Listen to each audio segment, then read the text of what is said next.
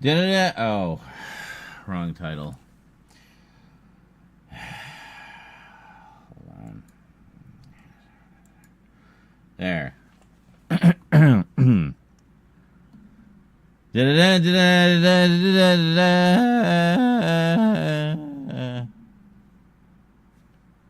Hi, how's it going, everybody? One day I'll surprise you, and I'll do humana. Do one of my big, long, elaborate, well-timed audiovisual extravaganza intros. Today is not one of those days. Clearly. Anyway. Hello. Second wave of weeds for the evening just kicked in. Oh, doesn't sound like I got very many left. What do we got? Really? I have 2 left? I have 2 left. What kind of lameosity is that? Well, we might as well take those.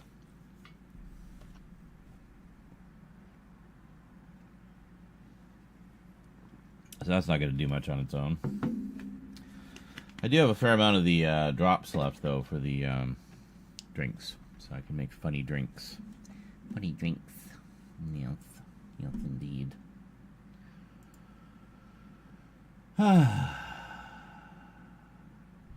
Excellent. Nobody's here. Perfect. What day is it? It's Tuesday night. All right. Tuesday night. Party time. Woo! Yeah. Let's see how our videos are doing. So we had 2 Doctor Who videos went up today. I had to do very hasty thumbnails for them because I realized I had forgotten to do thumbnails for them. Oops.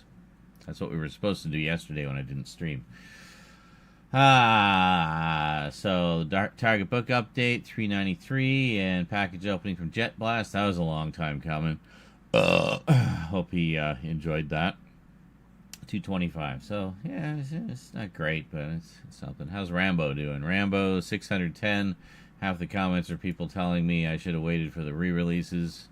It's like, well, we don't know when they're coming, so we'll get them when they come out. So yeah, actually, I mean, like, pretty nice comments, I gotta say. Very nice comments from everybody. People just seem to be happy that it's back, you know.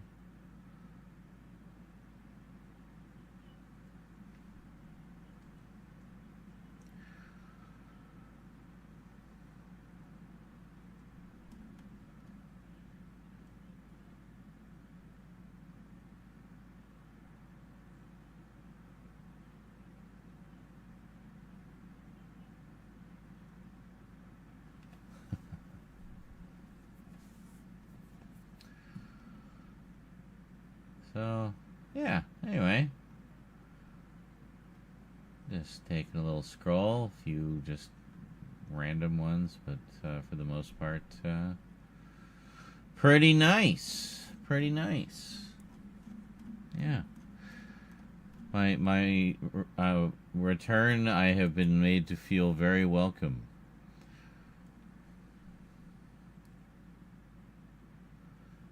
This fellow's interesting. Scottish YouTuber, Doctor Who fan, I gather, and he's been dropping some very blunt truth bombs into the comments. But well, like I said here, thanks for the info. I appreciate the truth. Yeah, even if it's not something pretty. All that matters is if it's true. Hey, how's it going, Television World guy? Oh, it's going. Just started. Haven't quite got to work yet, but we'll get there. What's this? Yes, I already did that. Yeah, so just taking a peek at the comments, see how the latest videos have been doing, and they seem to be doing pretty good. It's nothing like the numbers I used to get, but hey, I've been away for a while. It's going to take a while for the sheep to come back to the flock. They're out there wandering. Right now it's raining. I enjoy the rain as long as I'm not you know, out in it. Well, with an umbrella, sure, but, you know, I enjoy the rain from my window or from my patio. It can be quite relaxing. Unless it's so much rain that you get flooded, of course. That would be slightly less relaxing. But, yeah.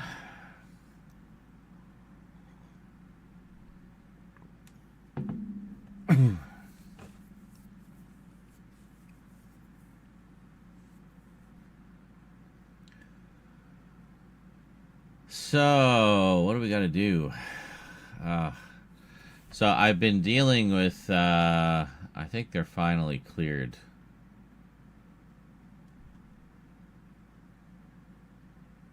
Yes, finally. God. So, yeah, I was talking about how the Skyrim videos, some cover artist went and claimed a bunch of them. And, I disputed the claim. They upheld the claim. I'm like, oh, no, you didn't. So I appealed it, giving much more detail, and it looks like they finally released it. In fact, I think they had to release it because the time limit was up. They had like 7 days, I think, for the appeal. Yeah, it was released. Dispute wasn't reviewed, so the claim has been released. Excellent. Good. The annoying thing is one of them was the one that went up, one of the ones that went up this weekend. I really hate, I mean, it doesn't matter, it was dropped into escrow anyway, and if it made any money, I get it now, because the claim's been released, so. But, it's just annoying that I even have to deal with that, because it's stupid. And I don't like it. But anyway. Yeah, so my concern is, as soon as I schedule the other ones, is that same stupid, broken system going to flag those ones too? And am I going to have to deal with all this shit all over again? I don't know. I guess there's only one way to find out, and that's to schedule those videos.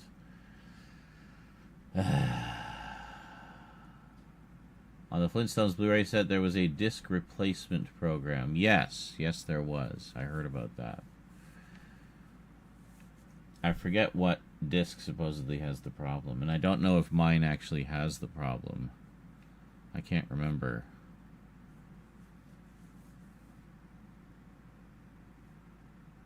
I thought did we check that? We were talking about that.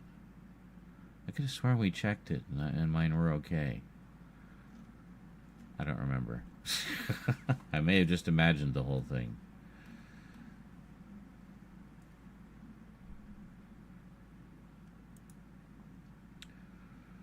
Well, let's screen here.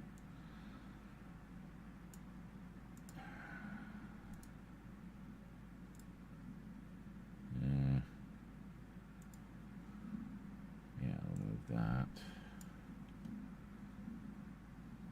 And anything else?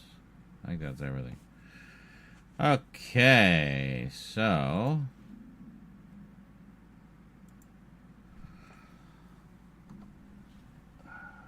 that's the wrong one. Let's try this one. There we go. Excellent. So, yeah, actually, I still have, well, I didn't have Vegas open, but it was the last project file was literally the thumbnail for the package opening video. I couldn't find me holding up the package anywhere, so I just grabbed a still from the video and put the titles over. I did the same thing with Jonkler's package last time, but that's okay. It was disc 1, which it had episode 17. Oh yeah, because I have that one ripped actually. Yeah, here it is.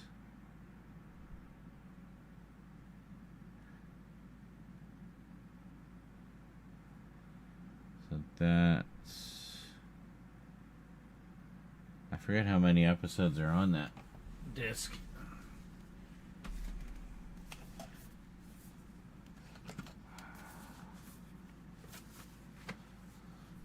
this is the one with the book. Yeah. 17. Okay, so it's the bank robbery one. Okay. It doesn't look like they're in order. I'm guessing this is the bank robbery one. I mean, that kind of looks like it.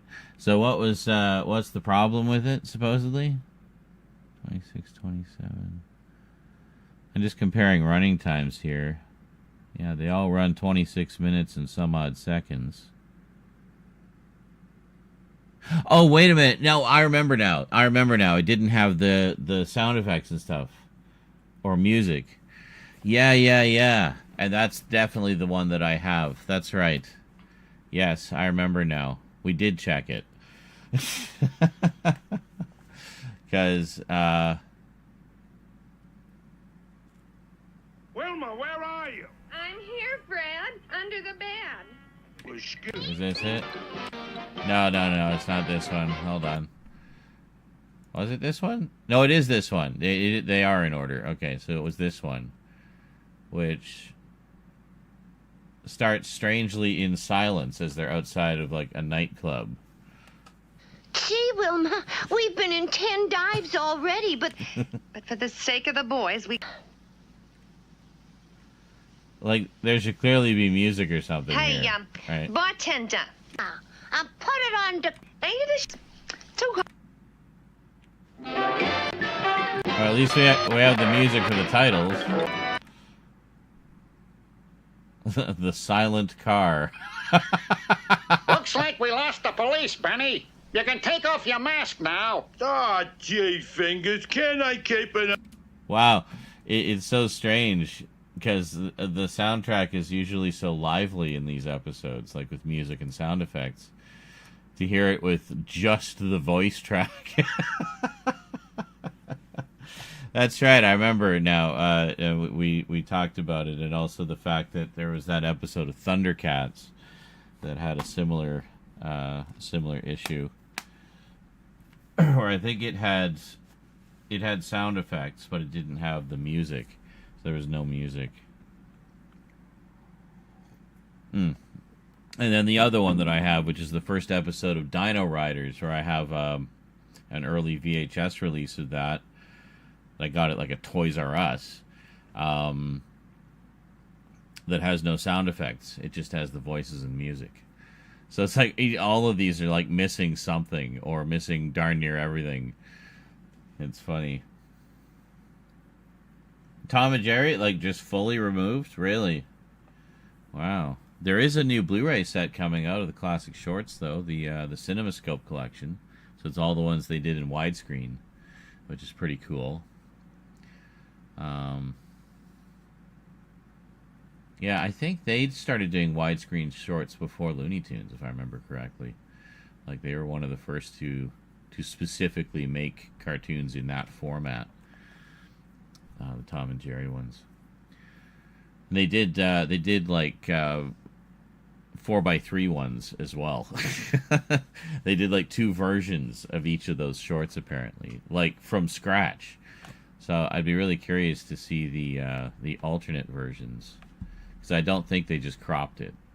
I think they actually did it like they.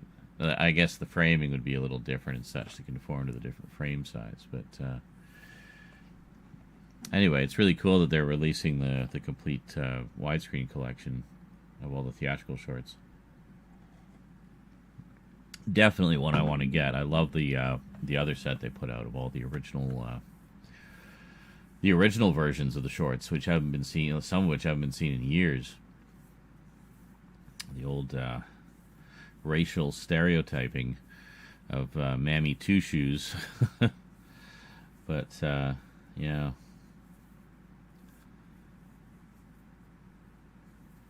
But I mean, it is what it is. It's a part of history, right? So it's like, well, do you want to just gloss it over, or do you want to acknowledge it? Just enjoy it for what it is, you know.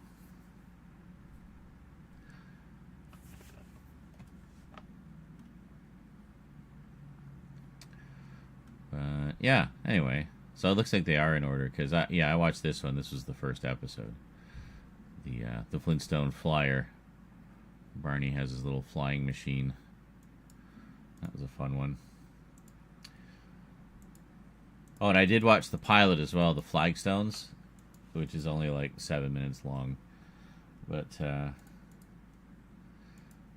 yeah, I might. Yeah, I don't know. I'm kind of like in two minds about it. Like, I think this is what I said last time too. Was the as much as I'm tempted to send away for the disc replacement, does that mean they're going to want me to send the other one back, like just like to swap, or are they just going to send me the disc replacement? Because if that's the case, I wouldn't want to do it, because I want to keep that disc as a curiosity, because it's got this interesting alternate version of the episode, right? So,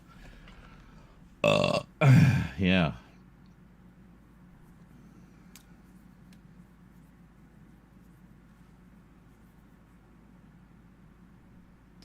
But anyway, Tom and Jerry's awesome. Well, here's hoping it's because they've got a whole slew of physical releases planned. Hey, I can dream, can't I? I can hope. Let's see here. Assorted updates. What do we got in here?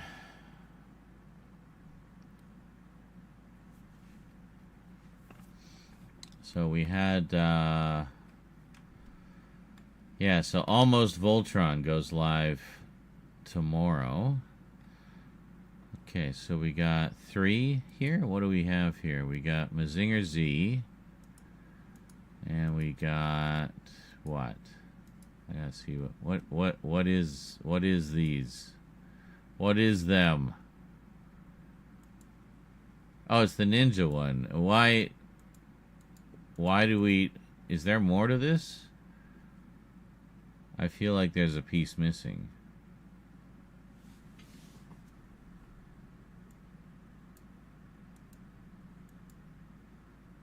Oh. It's this one. Hold on. Yeah. I see. I put these in the wrong order. Hold on.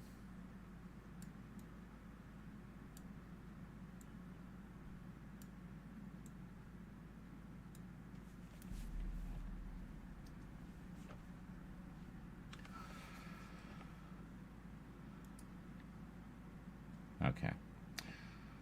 And so we just got Mazinger Z and yeah. So Mazinger Z, Ninja Movies, and some British comedies. Mostly British comedies. Well, one British comedy. No. 2 British comedies and a non-British comedy. Yes. That's right. That's right, laddie.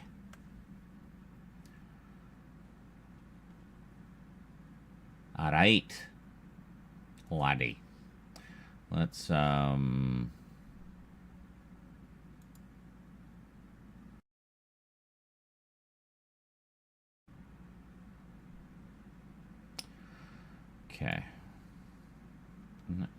No. Is this all outtakes?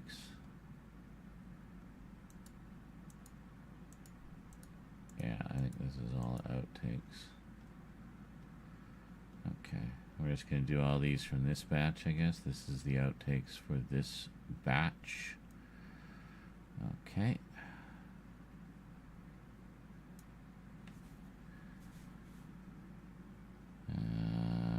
No, not yet. We want to do this first.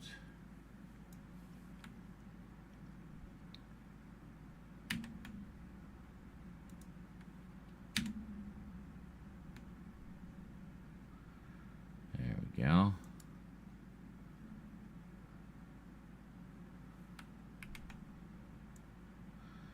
Heard a really good chiptune rendition of Kids in America today. It was very good. I posted it on my Blue Sky. And the composer thanked me for my compliment. You're welcome, composer dude. Oh, we got this one too. Shit. Right.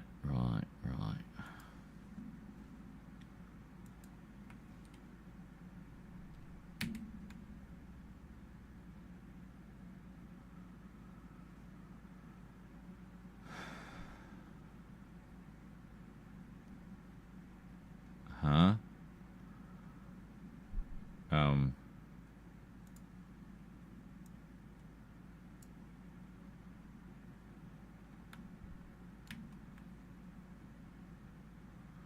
Let's try that again.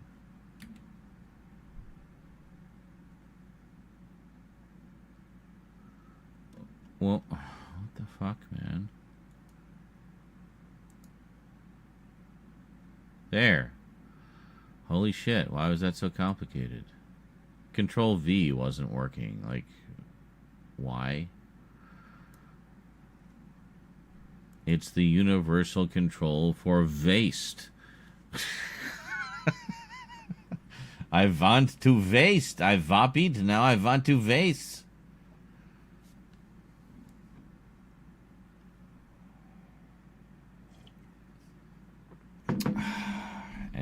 Anyway.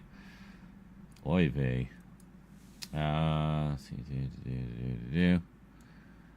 and there we go.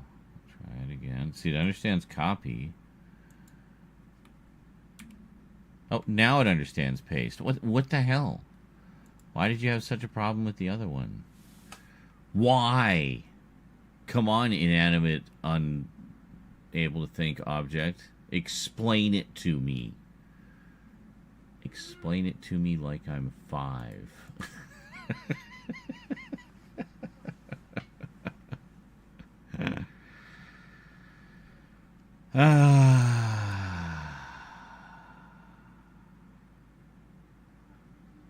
That's just too fucking funny, man. Okay, why do these all have audio on a different track? That's just strange to me. Strange. Hello. Hello, my strange spawn. Spawn. Spawn. Hell spawn. So that gives us 3. I feel like there are more. There's more. Let's go hunting. Let's go hunting through the footage. See what we find. February. All we did was the package from Jet Blast and some spooky lighting with Emily the same day. March we did Mom's collection box, and I swear, like, her productivity spirit inhabited me after that, and I've been going like gangbusters ever since. Actually, Mom's packages, we got, or Mom's collection, we still got to finish editing those. I've only edited the first one. So there's that. I just don't want to start posting them until we have some of the eBay listings up, right? So let's see what else we got here. Can we go just big, large icons? Addendum. Oh, that's audio tracks. Oh, right. Rose and I talking about Twin Peaks. Season 1. That's something we should probably edit, huh? Yeah. There's that, but there's other updates. What other updates do we have? Okay, against type we did. Hold on, let's do, no, sort by type, please. Just put all the videos together, thank you. Against type, short-lived sci-fi shows, Pee-wee's Playhouse, we've done all those. Robot Romance Trilogy, I might redo that because I've actually been watching Combattler V and have things to say about it now. So then we got Guy King. Or, no, we got Voltron, some thumbnail pics. Chuck Norris, that's a big one. That's going to be a complicated one that has a lot of elements. So we might want to at least get a start on that. Maybe chip away at it for a little bit. And I mean, we might be able to blow through it fairly quickly. You know, I mean, I don't need to do any digital zooms. I don't think we got insert shots for everything. We got our Chuck Norris quotes. I already selected a bunch of music for it. I mean, we might be ready to go on that. It's a complicated one, though. It's going to need its own project file. Okay, so Chuck Norris. Chuck Norris is its own thing. And then we got Rambo, we already did. Pulp Heroes, Ninjas and Samurai, Canadiana, Criterion. Okay, a quartet of 3 comedies. That's one of the ones that we have here. Dark Side of TV in Hollywood, we did. Combatler v. Addendum, we're going to do something else with. And a quartet of comedies. Oh, the rest of it, yeah. And Guy King update addendum. Okay. Is that it? Well, shit. We might be out of videos, guys. We might need to start doing filming again. We are almost out of videos. We've got like a shit ton of oh, here we are, updates. This is all the Doctor Who stuff. So just Doctor Who out the ass. We've still got a bunch of Doctor Who things, so that's fine. But I think we do need to film some more stuff. We don't have very much left. So what do we got? These 4? Are these 3 and the Chuck Norris video? Is that all we've got left? Well, shit. Let's just double check here. Alright, Doctor Who Panini comic strip collections. I need to do the overheads for that.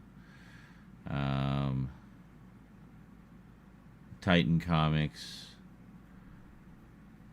Oh, yeah. I thought I did. Yeah, I knew I had done those. I couldn't remember, though. But I still need to do the overhead shots. I think I still had a fair amount to say about them. Yeah, I did. A good 10 minutes worth of commentary there. Umbrella unboxing. Yeah, we did all those already. Robert E. Howard. Doom Watch. Yeah, we got all like the Doom Watch and Quatermass and all that stuff to do. And with the recent Hammer announcement, we got to make an announcement about Quatermass as well. Yeah, Doctor Who. I'm just thinking, what do we want for next week's Timey-Wimey Tuesday? You know what? We could just do Blake 7. Just kind of surprise everybody. We'll just do Blake 7, and that'll be the one video next week. You know.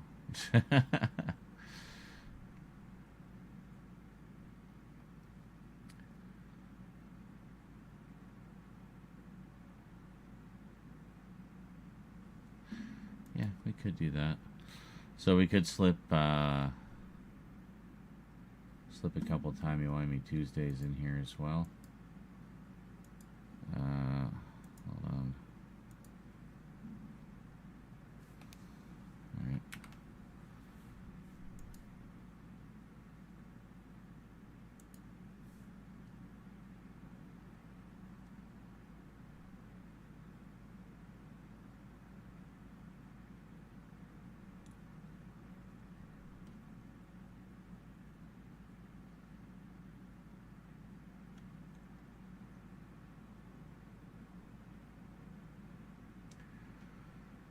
Greetings, Great Red Shark. So Chuck Norris has its own project file. Doctor Who. I thought I had like another Doctor Who one. Hold on.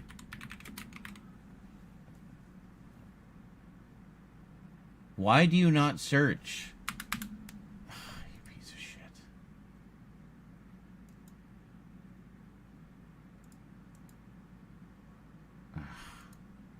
Like, why even have a search box then?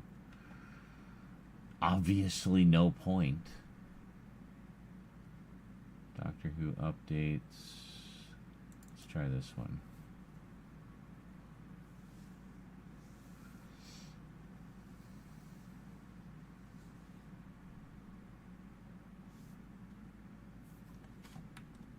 Oh, there they are.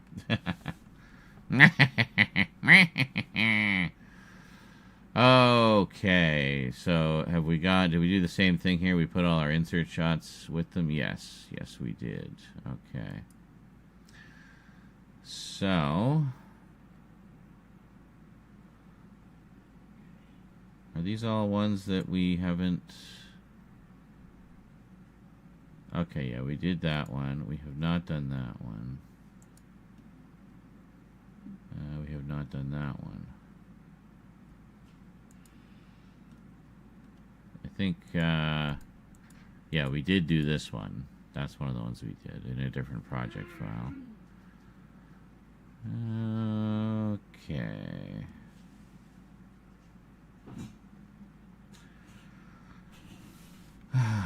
Well, let's see what we got. Let's get Blake 7 in there, I think.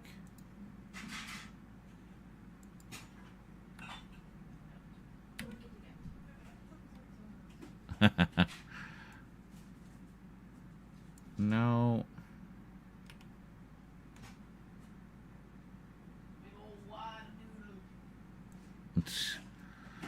Okay.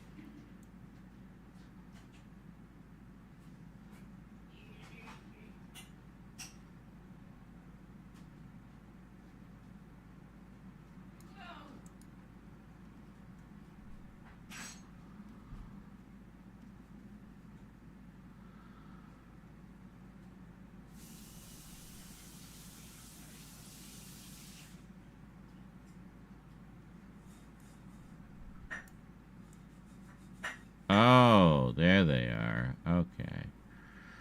I couldn't figure it out. I was like, where did they go? The outtakes, that is. I was trying to find them. Didn't know where they had gone. It was most discombobulating. Alright, so then if we pick a second one...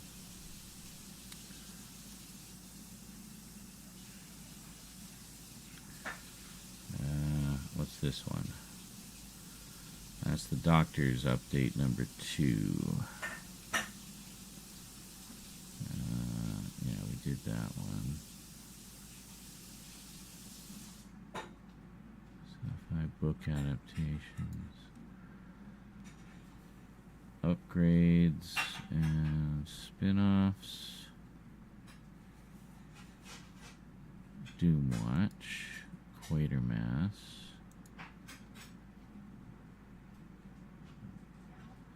British Mysteries. Target Books.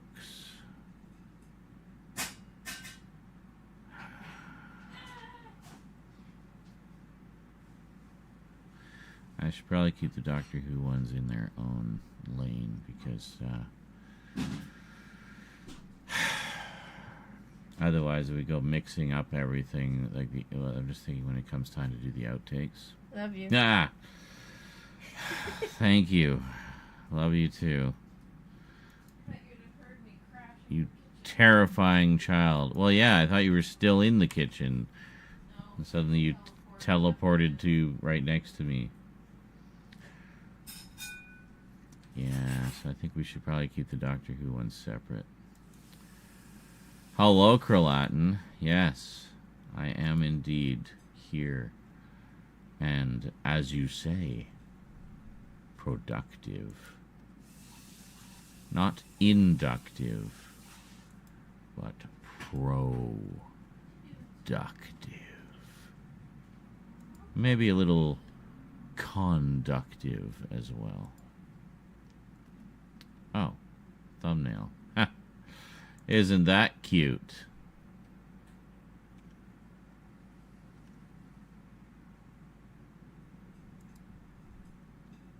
Oh, this is edited. This is actually edited. I thought it was... Yeah, never mind. Never mind what I thought it was. Is that the only one that's edited in this whole mess? Yeah, I guess it is, eh? And,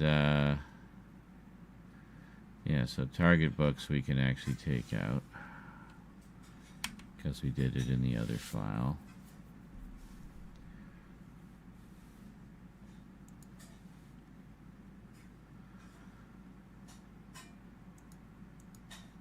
Fuck, what was the other file?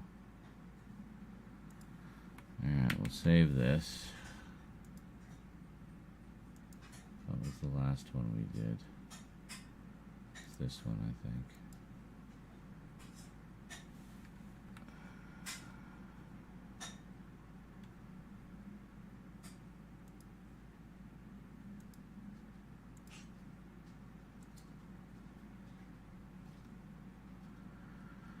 There is no Doctor Who here.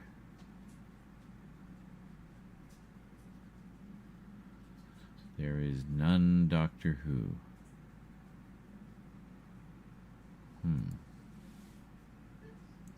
Where did I edit the last two? I swear we did those very recently. Is it this one? Ow!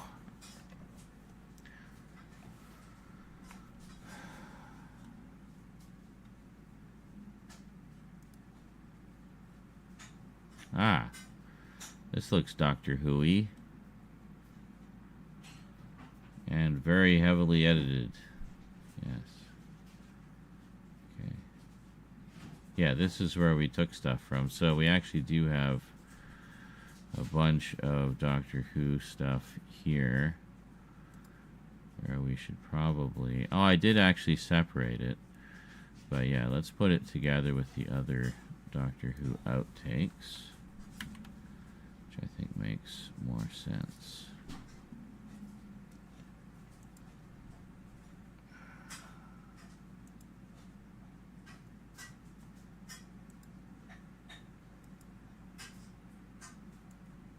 Oh, yes.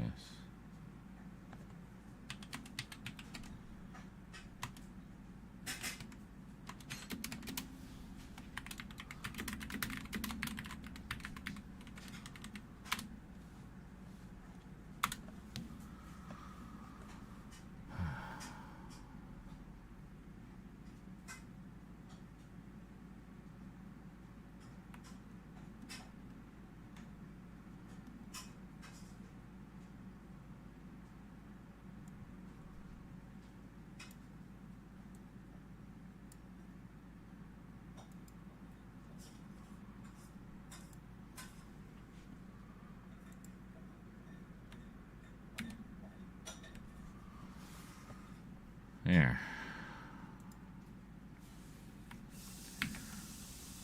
So, now we have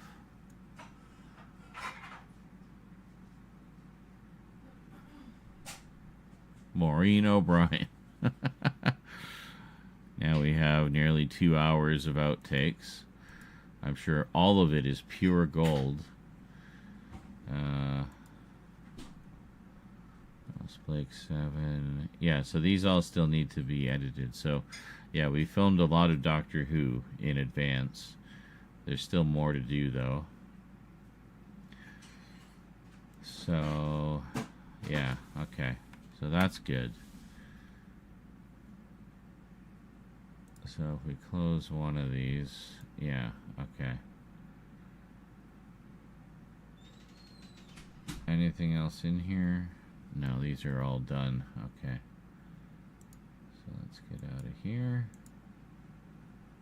And we'll load. Hold on, where is it? Last of the updates.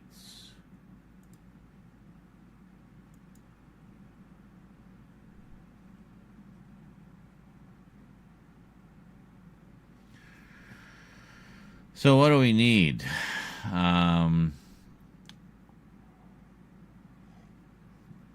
We have a video going up tomorrow. It's a good one too. Almost Voltron. We need one for Thursday. We've already got one scheduled on Friday. We have Skyrim for Saturday and Sunday. We don't have anything else. So ideally, you know, at the very least, have a Thursday. I'd say have a Thursday, have a Monday, have a Tuesday. So, boom, boom, boom. And it can just be Skyrim weekend, you know, if need be. So, that's one nice thing about having those is kind of can use them to take a little bit of a break or play a bit of catch up. So, yes. The end is nigh for now. Yes, kind of. But that's okay. There's more stuff to film. There's a lot more stuff to film. And when the money comes in, if unless we get, you know, oodles of money beforehand, want to get that boom arm for the camera so we can do the proper 90-degree straight down for the closer looks and really properly use that macro lens. Oh,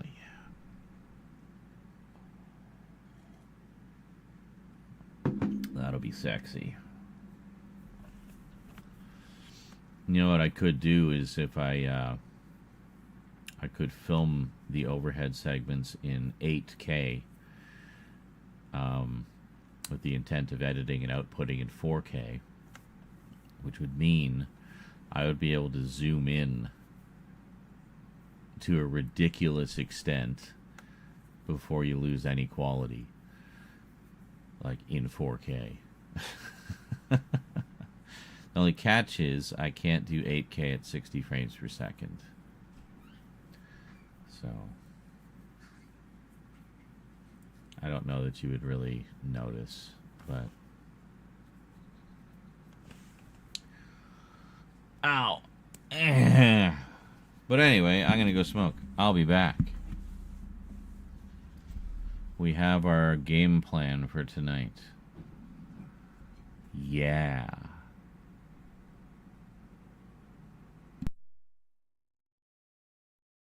And these all look really easy and simple to do, he said, famous last words.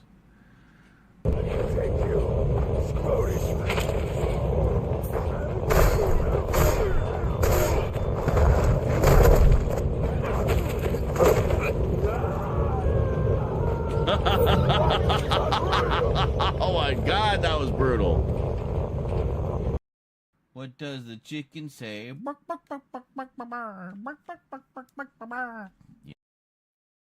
Stop. So eventually I just had to ban it entirely to make... And of course we can't take the car in. Can we? No, you can't fudge it. It just will not let you go in there. Man, this clip thing, never mind, it's random. You can fudge it. But it sure loves this clip. The clip thingy loves fudge, I guess. I thought, we'll try it. Clip thingy loves fudge. A tick of health here.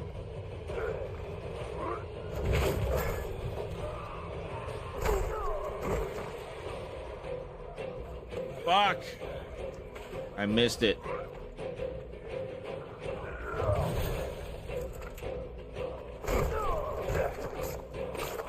There we go. Okay.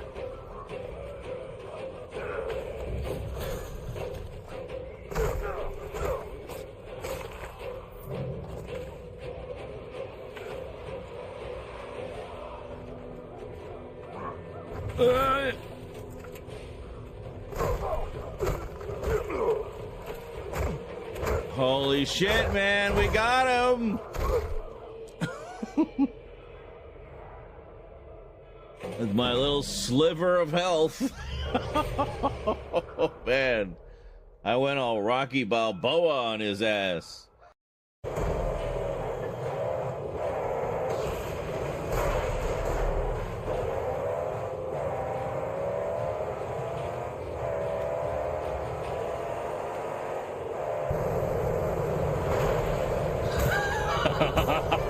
Yeah, baby.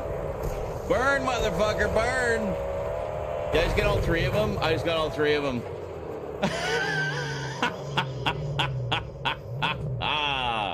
Woo! They thought they were being so clever, pulling up on either side of me. Yeah, let's box them in. All right. Whoa! Burn, baby, burn. I don't know. What? Well, just use it. Use it. Sorry. I just dropped it. Fuck. Just run. Just run. We should all have nitro.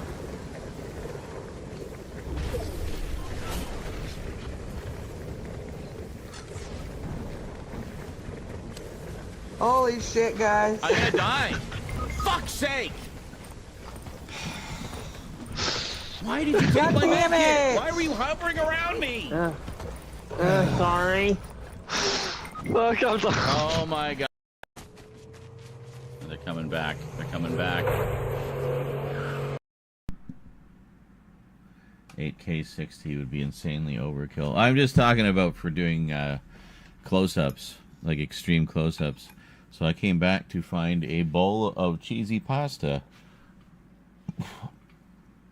on my desk. Very welcome indeed.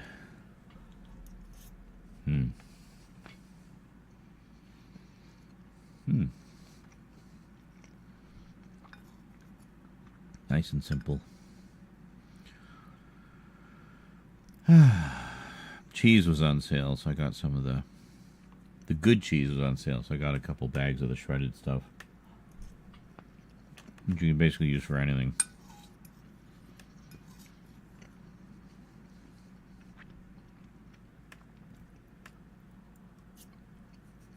It was literally like half price. When you see the good cheese for half price, you're damn well buying cheese. You're going to put something else back if you have to, but you're getting some cheese.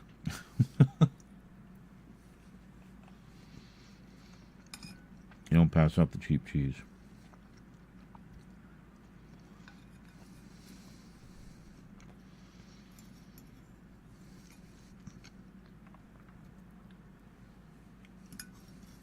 Very tasty. I don't know what she put in it, but it's nice. Oh, wait a minute. I know that flavor. Ketchup. It's ketchup, cheese, and butter.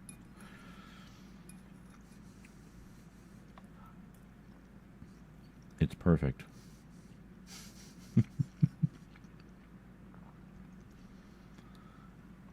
I'm like, what is this incredible seasoning? Oh, yeah, ketchup.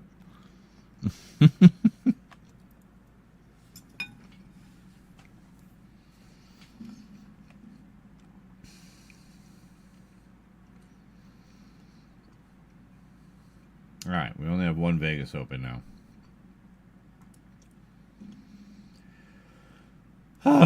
So a couple of things we need. We need our titles. So you have a big folder of titles. All the different Multimedia Chronicles variations over the years. Some of them so subtle you probably wouldn't even notice unless I showed you. And the intro. Yeah, in particular with how the landscape of social media has been changing, I've been having to constantly update the links at the end to reflect where I've moved on social media. It's like, nope, sorry, that's turned into a Nazi hate site, so I won't be frequenting that place anymore.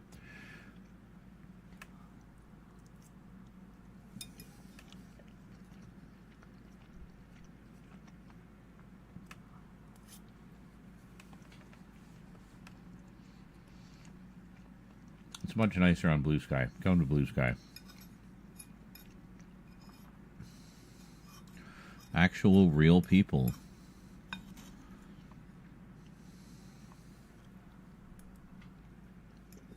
Not just rage bait bot farms.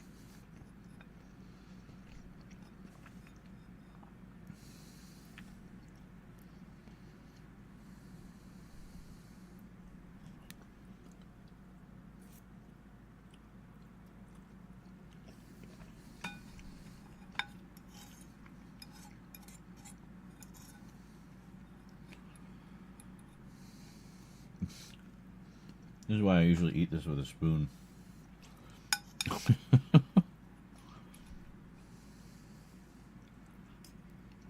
guess it depends if you're a scooper or a stabber. Rose likes to stab.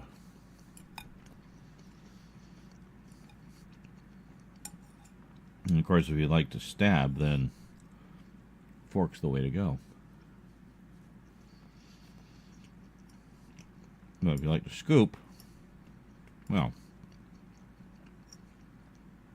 obviously spoon.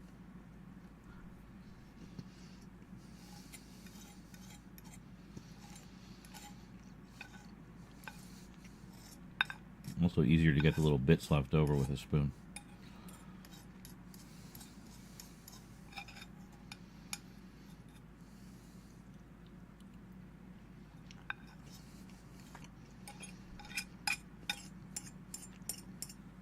The last thing Curlatin said was, Jesus, fuck! So, I'm just going to take that as his blanket response to everything I've been saying until he says something else.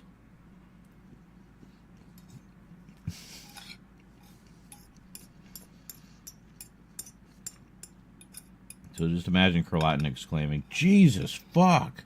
After everything I just said. For like the past 10 minutes.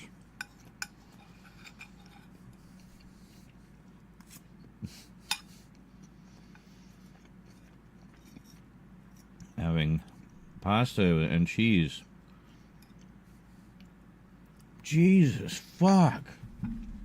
Cheese was on sale. It was like half price for the good stuff. Jesus, fuck. What is this delicious sauce? Oh, wait a minute. I know that flavor. Ketchup. Jesus, fuck.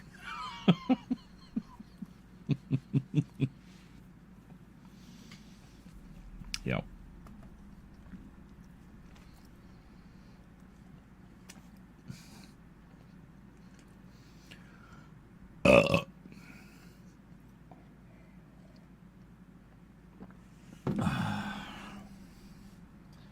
We bring that up. Can I make it longer?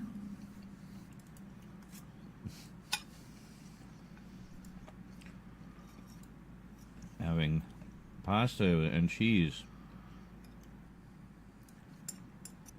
Hold on. Jesus, fuck. So, I'm just going to take that as his blanket response to everything I've been saying. Oh, that's perfect. Until he says something else.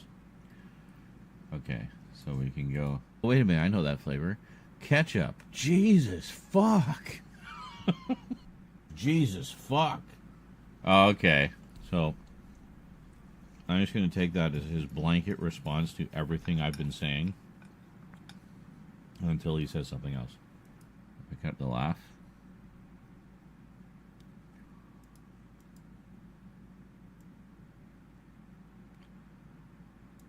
Oh, come on. Can you fucking play properly? Fuck.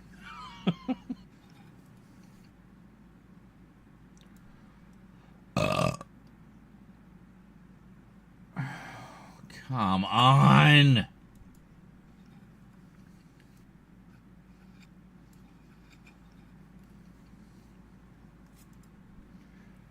What is this delicious sauce? Oh, wait a minute. I know that flavor.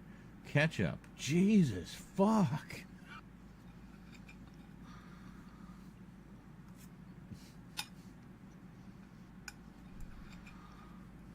There. Okay, so let's go back to the beginning.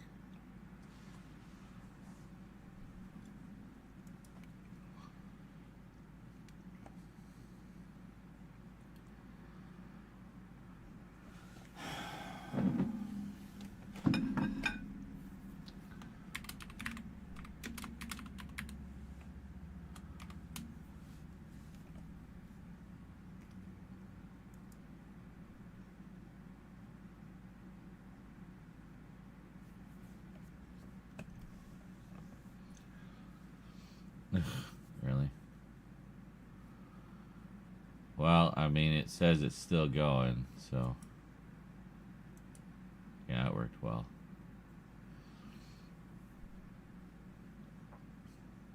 Okay, well, we'll check that out when it's done. Meanwhile, where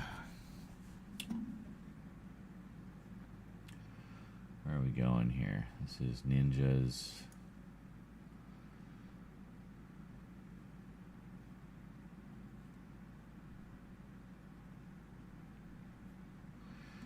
Zinger Z. Comedies. Ugh. Can we go here? Oh, okay. Greetings everyone and welcome to another blue. Greetings everyone and we're rising greetings everyone we're rising greetings everyone we're rising greetings everyone we're rising everyone we're rising everyone we're everyone we're rising greetings everyone rising greetings greetings everyone we're rising greetings everyone we're rising greetings everyone rising greetings everyone we're rising greetings everyone and welcome to another.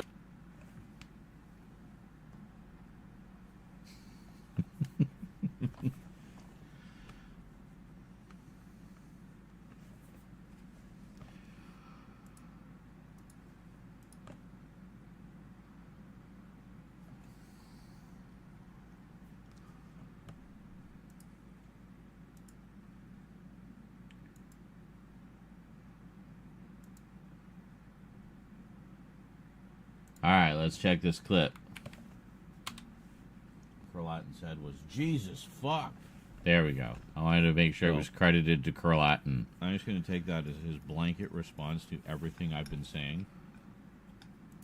Until he says something else.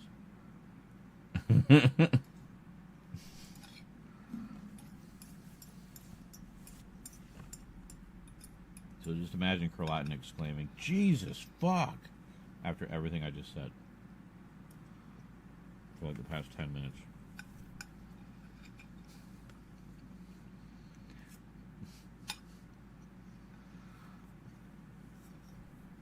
Having pasta and cheese. Jesus, fuck. Cheese was on sale. It was like half price for the good stuff. Jesus, fuck. What is this delicious sauce? Oh, wait a minute. I know that flavor.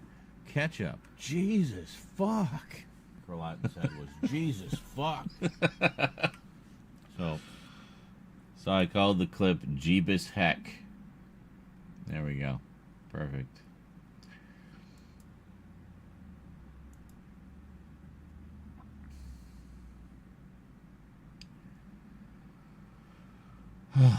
Okay. Good. I can relax for a little bit now. So I guess we'll do this one, since I've already placed the marker at the beginning.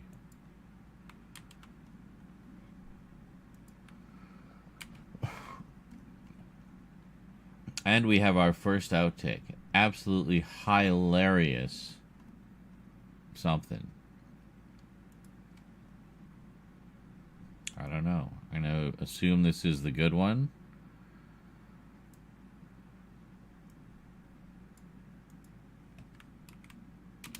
Greetings everyone and welcome to another Blu-ray update. Today I have a quartet of 3 comedy films. A quartet of 3? Is this like Hitchhiker's Guide to the Galaxy? A trilogy of 5? Kinda, in that, well, 2 of them are British and 1 of them is not British, so really there's no connection at all there, other than they're comedies. So let's check them out. A quartet of 3 comedies today on the Multimedia Chronicles. That was beautifully confusing.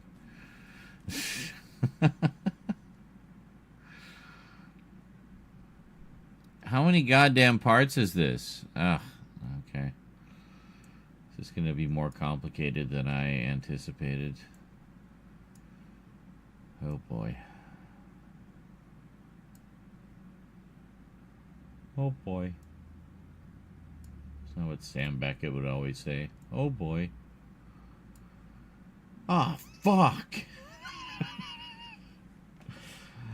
Good morning, Funk Monk. No, I'm not high. What do you mean? How's it going? How goes your journey into the world of John Rambo? You seem to be going like gangbusters there. Like, okay, I'm... It's like one day, like, oh, I've never seen those. Next day, Funk Monk is watching Rambo.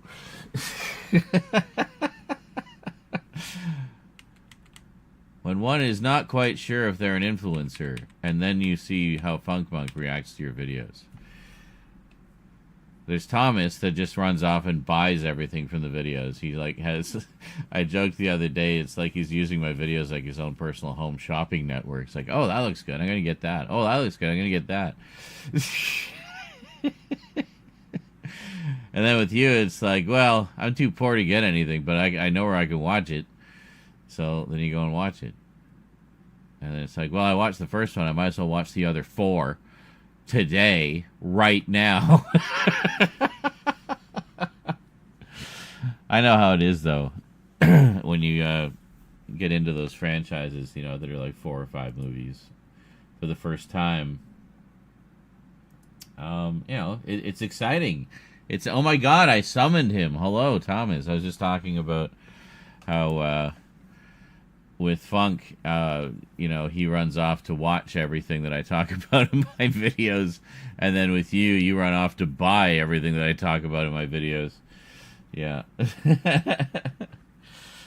But so I was saying, if there's any doubt that you're an influencer, well, just look no farther than Funk and Thomas. You're influencing all of their entertainment lately. But so what am I buying next? I don't know. I think at least, well, this one I'm working on, some comedy videos. At least 1 or 2 of them might not be available anymore. They were limited editions. So probably important I get this one out, actually, because of that. There's going to be a bunch like that, I know, especially when we get to the horror stuff, as I have a whole bunch of things that I pre-ordered and got back in the summer and fall that have since gone out of print and are just impossible to find anymore. So, yeah.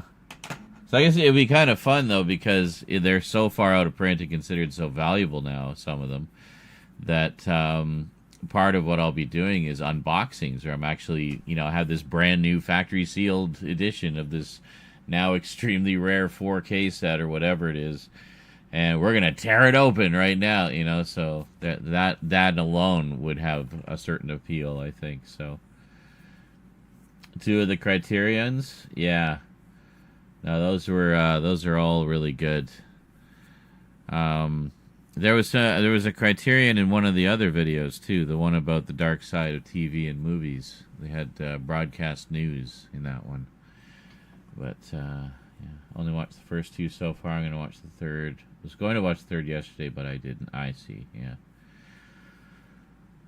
Yeah, I think the second one, if I'm remembering my 80s action movie history and chronology properly, I'm pretty sure it was the second one that sort of created the tropes. So you probably felt like you were watching action movie trope, the movie. Because so many of them came out of that one movie. That was like the Halloween of the action genre, you know, the one that changed everything. And, you know, so we got a lot of beefy one-man army type movies afterwards, many of which did not have the resources of the Rambo movies. A little on the low budget side, shall we say, but you know, they were fairly cheap to make, I guess. So, but yeah, the 3rd one goes into full blown like comic book ridiculousness. So they just kind of lean harder and harder into the action over the course of the trilogy, and less from the. I mean, the first one is like the brilliant sort of extreme story about a guy with like PTSD. You know, it's got like a lot of depth to it actually when you dive into the psychology of it, and then it's just like, I'm your worst nightmare. It's like, oh, okay, here we go. And then we just get into like, you know, each successive Rambo movie, he's just got bigger and bigger guns. I mean, one of them, he's literally got a rocket launcher. But then you get to the later ones where it's like old retired Rambo one of them, I think he's like living out on the bayou somewhere, and it's great because then you get almost like Jungle Man Rambo, where he's like back to basics, taking no shit from anybody, and you get some real grit. Like at least in the fourth one, I remember I really liked that one a lot. I have not seen the fifth one yet, but I hear that one's a lot of fun too. Actually, one viewer may have kind of given the game away a little bit. He said that the fifth one's kind of like Home Alone, but with Rambo. I'm like, oh my god, did they do a Rambo Home Alone? Are you serious? I'm so there for that.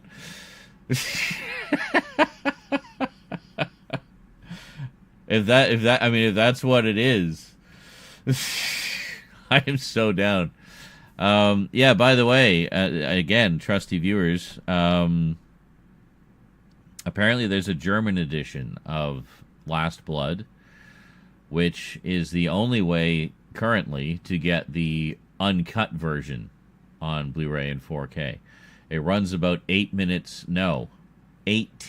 minutes longer, so it's pretty significant, and I'm guessing even more violent. So yeah, you want specifically the German one. You can tell it has English. It has the English audio and everything as well. So I checked, but yeah, you get the German one, and it has the uncut version. It's like 101 minutes, whereas I think the regular one is like 83. It's like really short, but yeah, something like that. So anyway, thank you to the viewer who pointed that out. I will definitely be hunting that one down.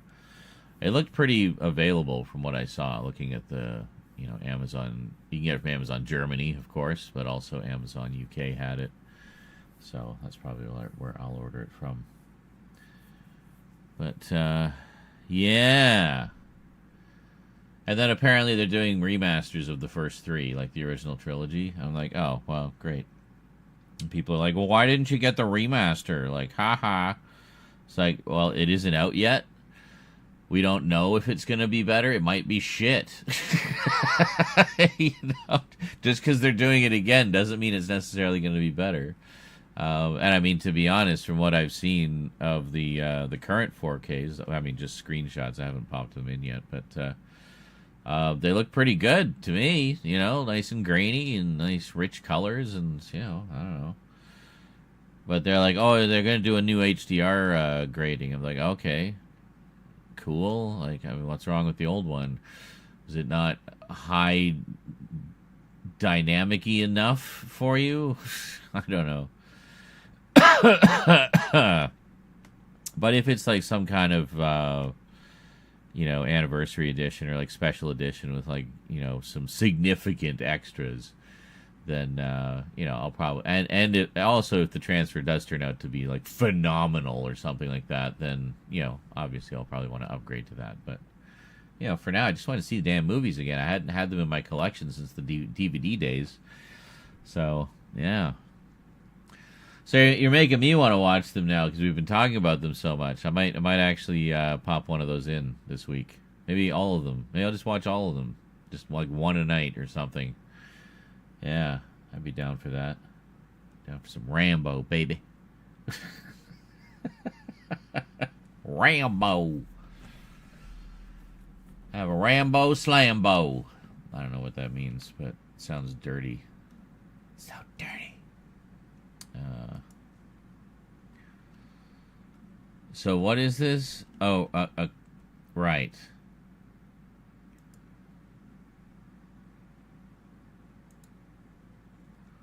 Okay, we need some swoopy letters here first. We got to figure out what the swoopy letters are going to be.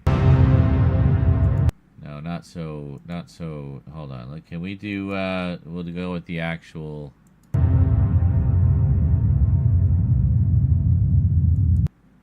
Oh wait, we started. Yeah, so it comes in like that, and then it goes out. So it takes itself in and out. You don't need to fade or anything. So, but I don't know. There's some other ones.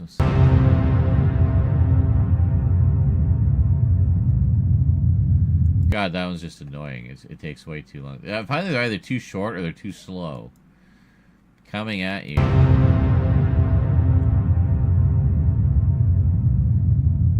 Oh, and it literally just... Okay. So you'd have to start that, like, way back.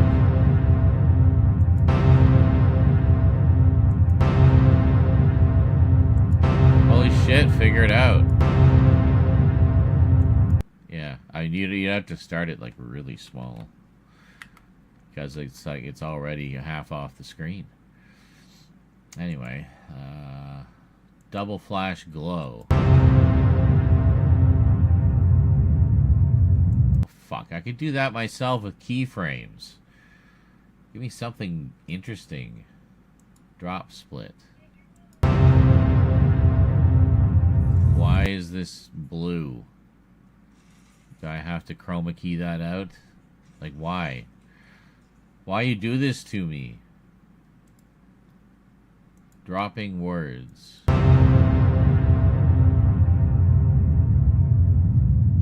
Again, that takes way too long. Earthquake.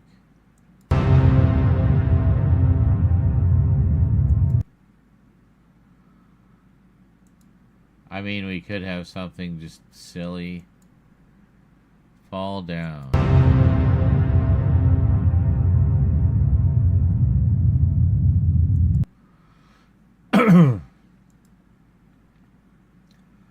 Float and pop. Okay, that's kind of neat.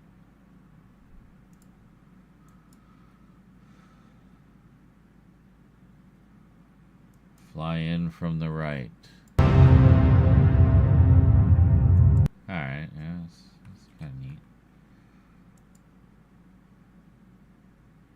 No. Here. No. Rough day. Oh, why is it yellow?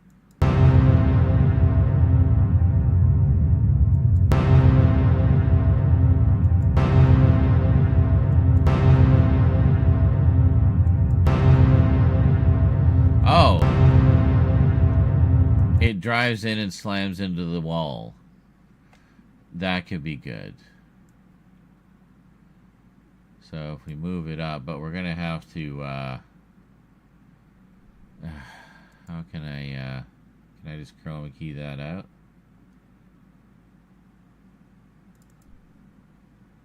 Why is it yellow? I don't understand.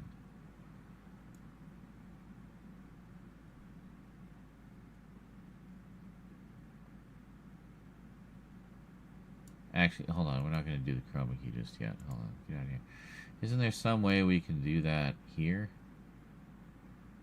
Text color. Rough day.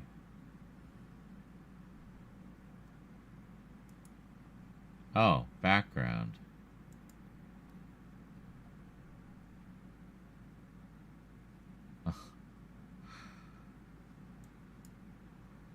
No.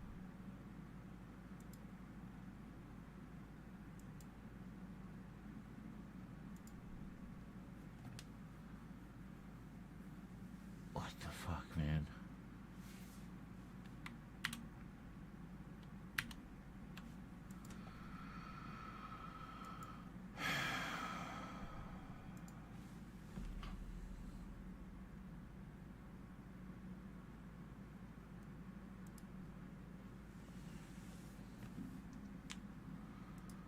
Okay.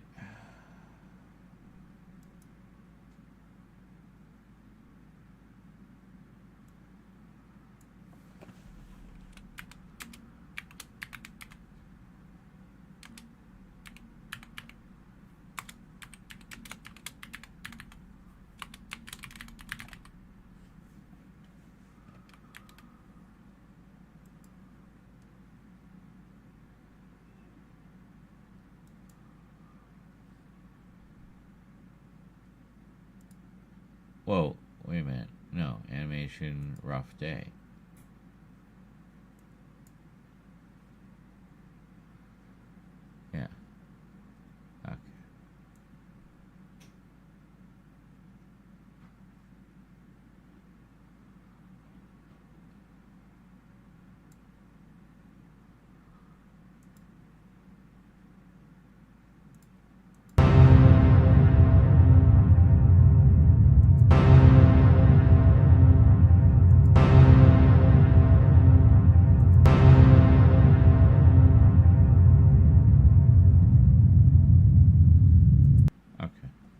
fine.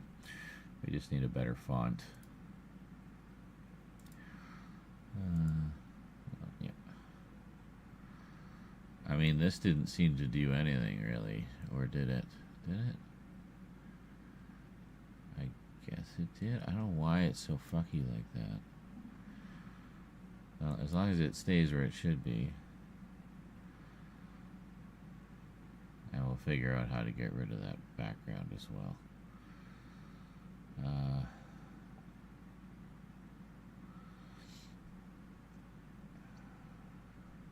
I looking for?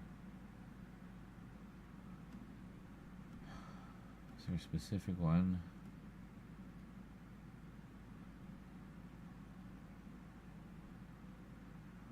I don't know. Let's just scroll through them and we'll see.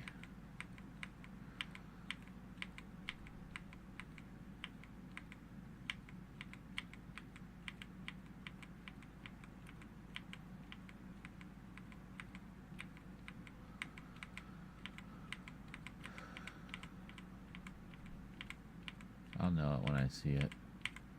I have a couple of fonts that are good for like sort of 70s comedy vibes. Makes me think of like 70s sitcoms and stuff like that. I mean, any number of these could probably fill in for that, but no, there's a couple in particular that I have that I feel really exude that. I got some pretty neat fonts, though, I have to say. Accumulated over a very long time. Come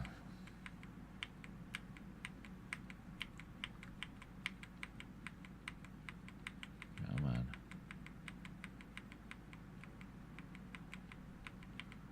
You can see a big emphasis on horror fonts because, you know, Halloween. Oh, Halloween's going to be amazing this year.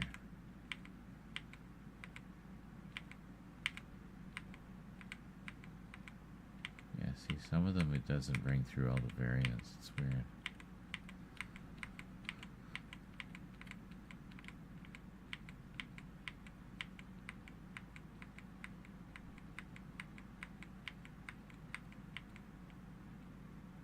Where are we? Okay. Nice digital readout one there.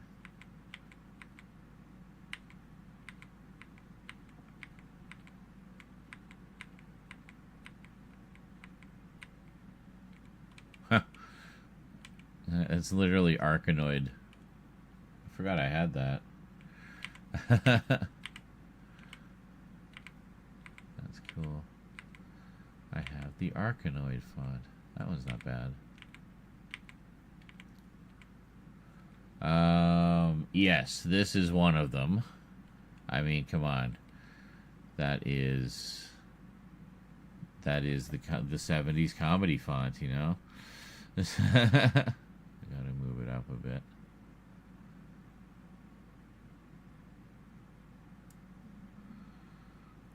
But what we really gotta do is actually, where's this supposed to be 75? That's what I thought. Okay, I see where it's going, kinda. So stupid. Oh. Ha! So we did that and it corrected the orientation to where the box was. It fixed itself. Alright, so now I can actually just input the correct numbers. And there we go.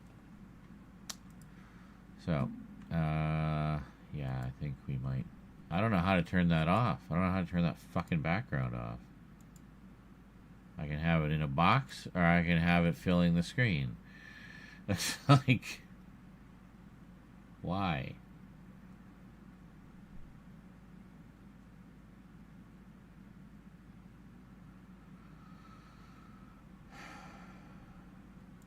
If I just zero this out...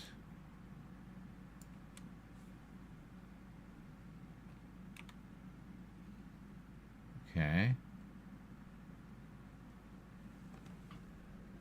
Oh, yeah. I think that killed it.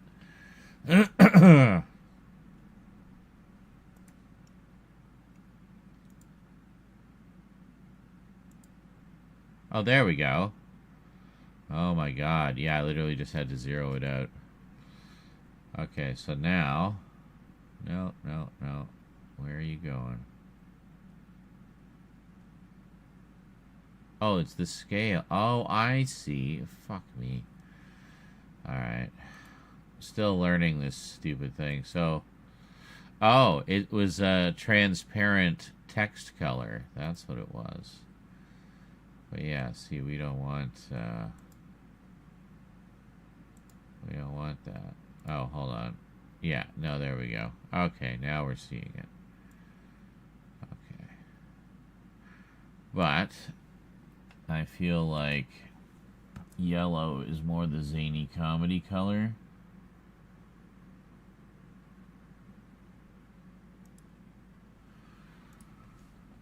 Okay.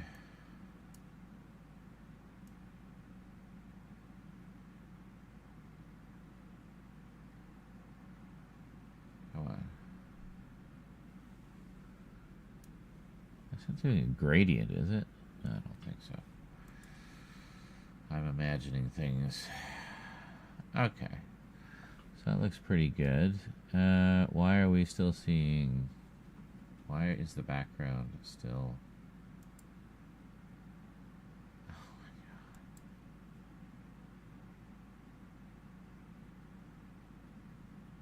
Well, here.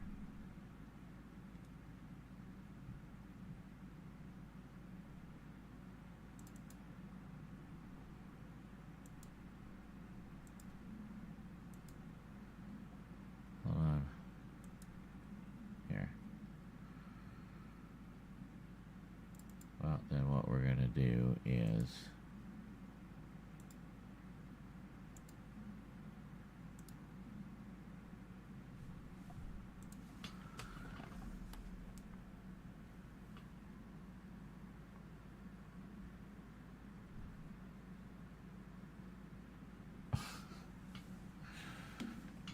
So, taking the black, kill our color.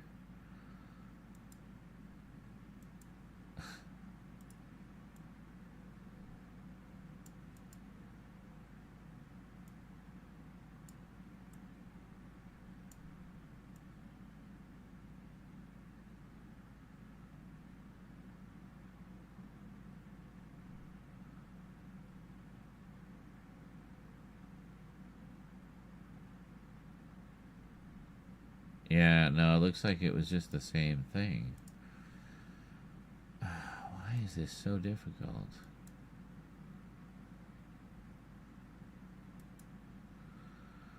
Well, maybe... Hold on. Yeah, hang on.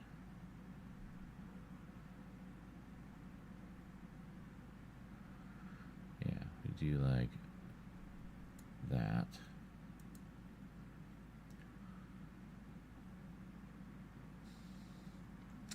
Okay, so now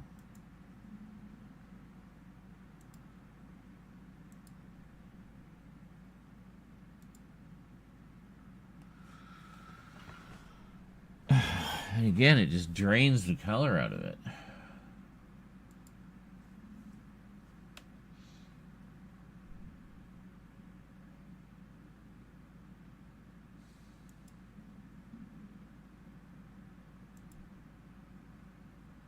I don't know how to just get rid of... Fuck's sake.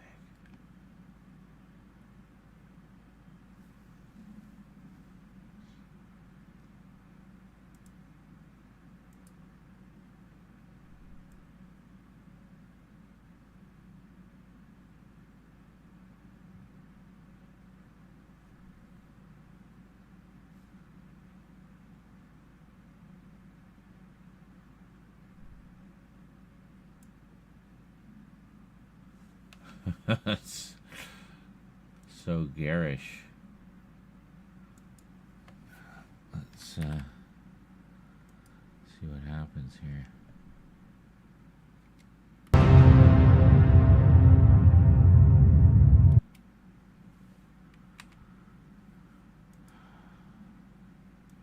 Hold on a second.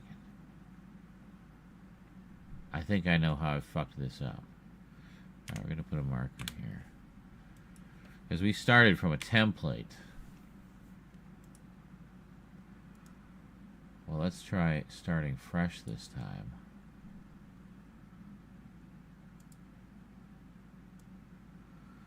It was hobo. Yeah, hobo. Oh, for fuck's sake.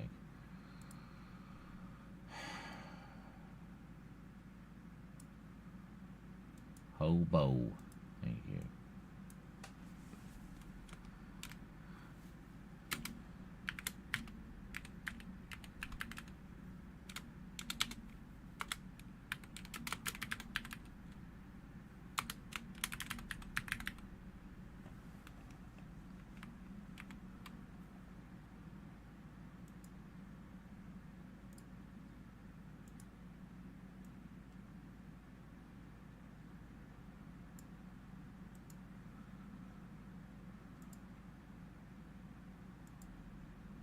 Yeah, 36 should be fine. Okay, now animation.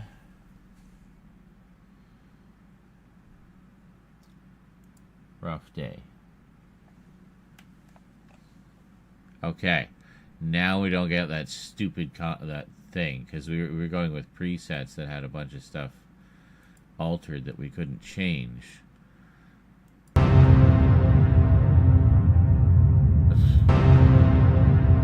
Alright, so we're having that problem with the fucking box. How did we fix that last time? Yeah, see, that's 0, 0, 0, 0, 0, 0. Yeah. There we go. Okay, so we put it back in the box. What's in the box? Alright. What? God damn it. Rough day, please.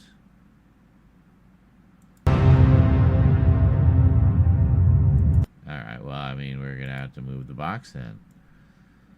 Since you're being weird.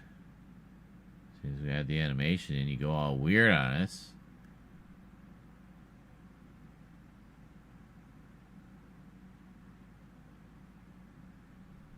That doesn't seem right, though. No, not like that. Okay.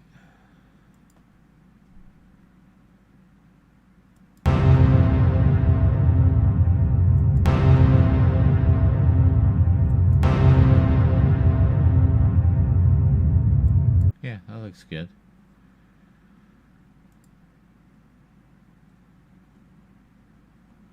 Okay, I guess that's good.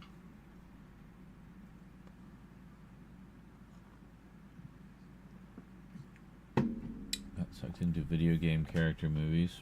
Ha! Don't worry, when I watch them, I'll give you my thoughts. Yeah, there's. I saw you were watching Mortal Kombat Legends. That originally was shown as a web series, and then they released it on video as a compiled together as a movie. They did a second one as well. Yeah, I remember it being pretty positively received by the fans at the time. I have the first one on Blu-ray. I don't have the second one.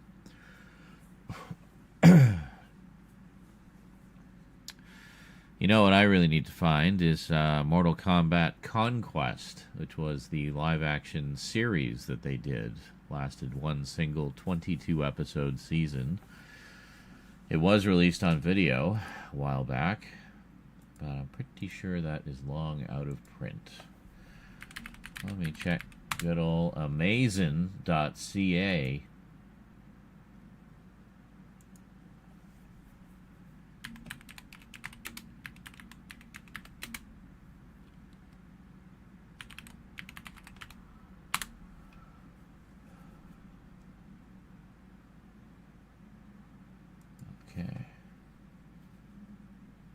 Okay, so there is a PAL version. Is it one disc, though? I don't think that's correct.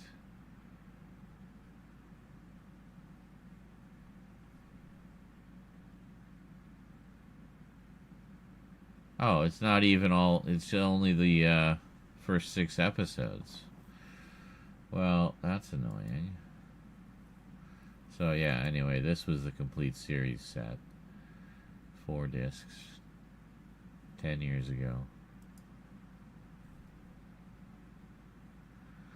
But yeah, I remember watching this a bit when it was on. I thought it was a lot of fun. But yeah, out of print. Out of print.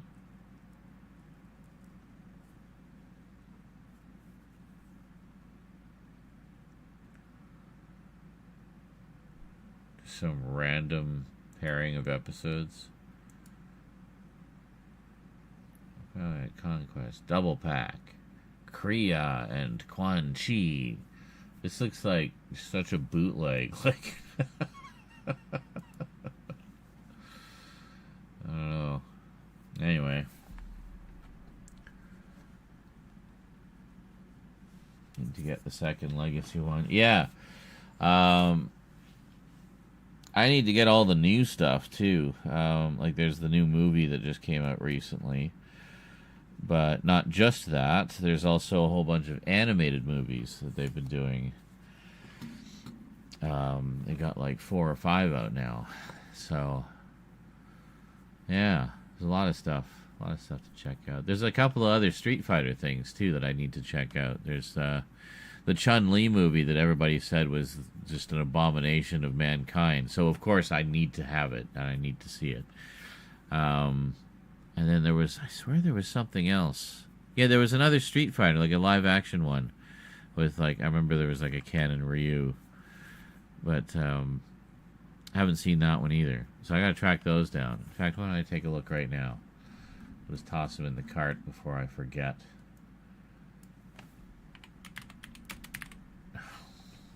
Back to the top. Chun-Li. Street Fighter, The Legend of Chun-Li. There it is.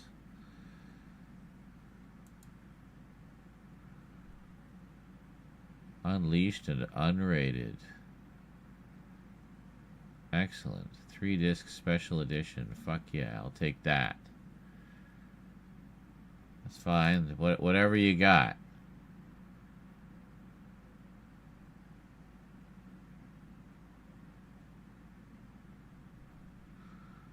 Oh, just the Blu-ray, yeah.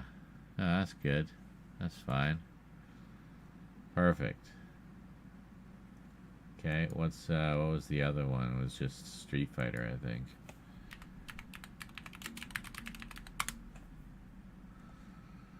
Still waiting for like a proper, yeah, I have this edition, the Extreme Edition. I also got the Steelbook. It's actually pretty cool just as an item.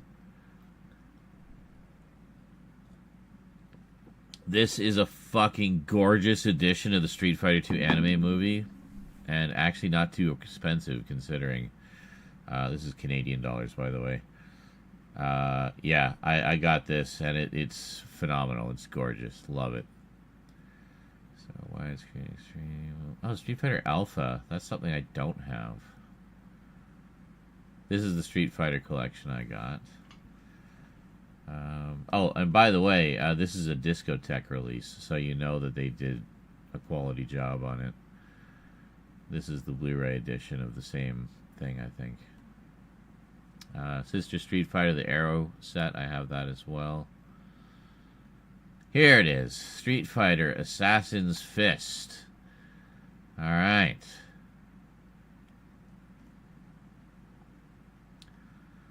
Live action movie. I mean, this looks actually pretty badass from the cover. You know? Like, I want to see it just based on that cover. Oh, come on. Nothing.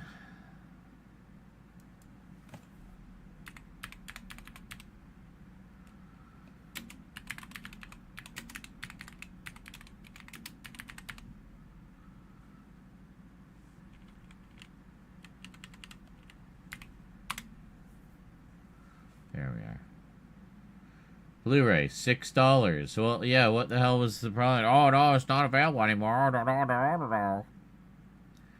Okay, well. Oh, this isn't like strictly the French version, is it? Oh my god, it is. God damn it. Look in. La Rue.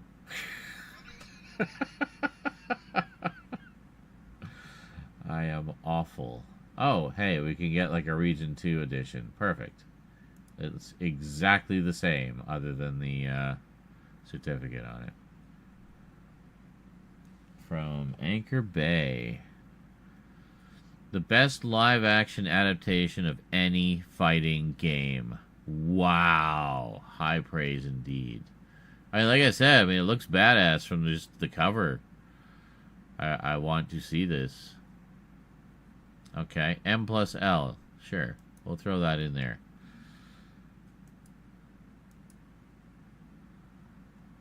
I don't think that there's another edition here.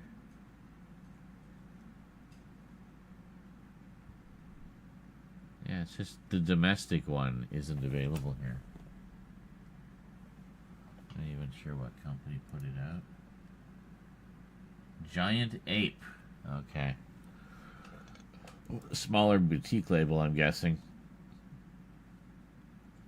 Oh, Blu-ray Steelbook. Nice.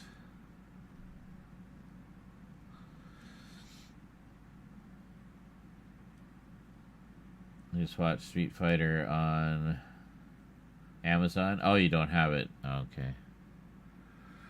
Well, if you do get it, yeah, there's basically two editions, and they're both meh in their own way, but they also both have things the other doesn't. I was able to get the Extreme Edition and the Steelbook Edition fairly cheap.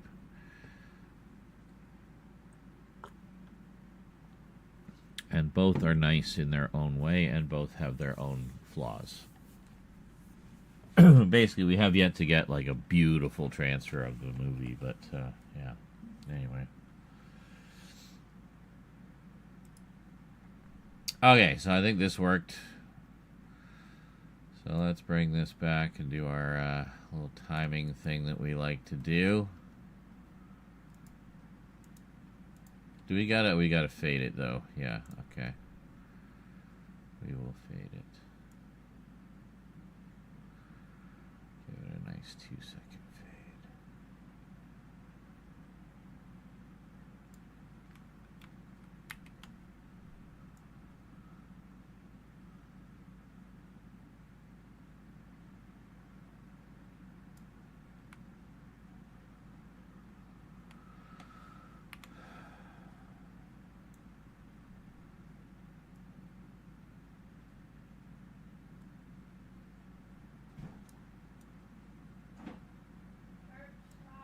What is he doing? Both of you. Is he on your fucking bookshelf again? Give me the spritzer. I think it's in the bathroom. Yeah, it's in the bathroom.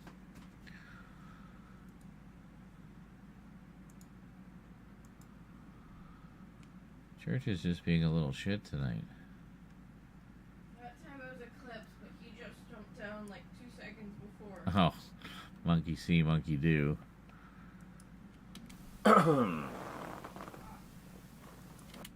Welcome back.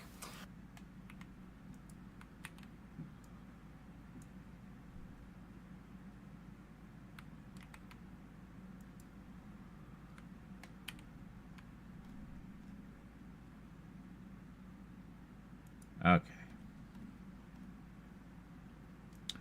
Right. Ooh.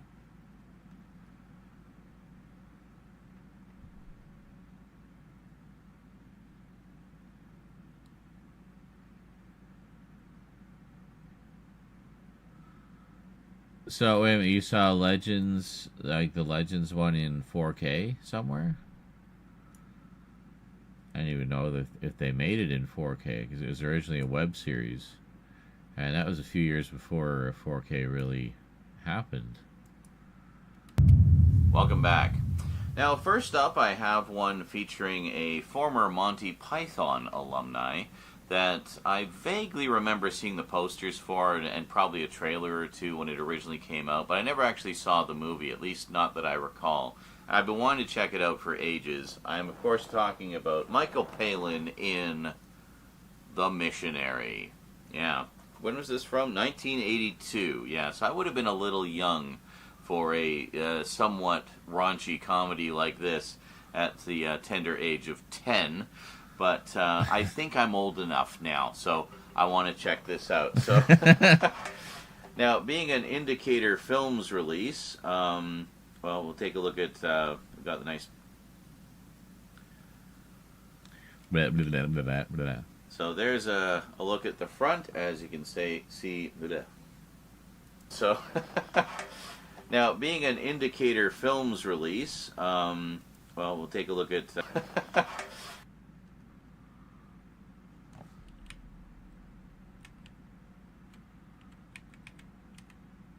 yeah, so... fucked that up. Fucked this up. So there's a look at the front.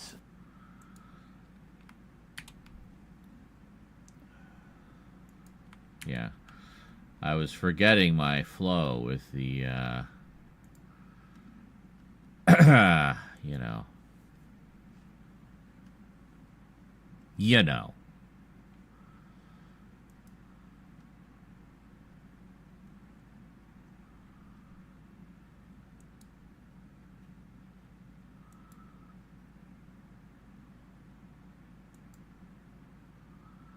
Why did I do these twice?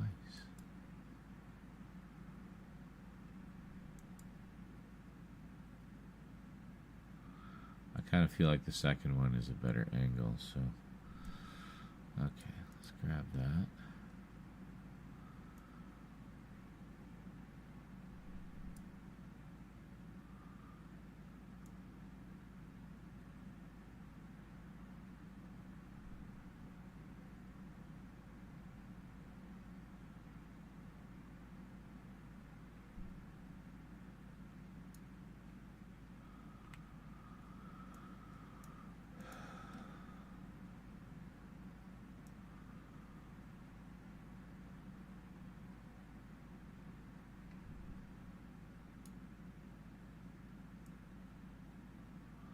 I think I wasn't sure if I was going to show my hand coming in and flipping them or not, so I was kind of trying to make that a little theatrical as well. But, yeah, in the end, decided not to bother with that. We just kind of go with the, sort of the static shots. It's all that's needed.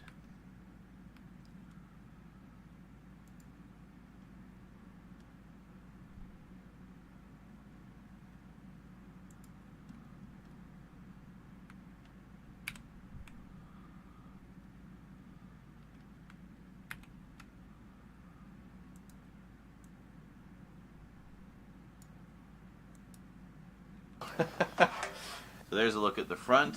Very nice addition from...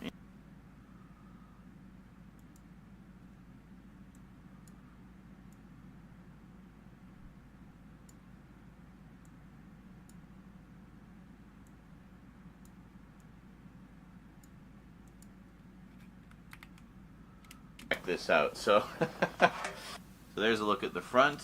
Very nice addition from Indicator Films. This was one of the things I picked up in their recent sale that you may have seen one of my other updates where I talked about some other items I picked up in the sale.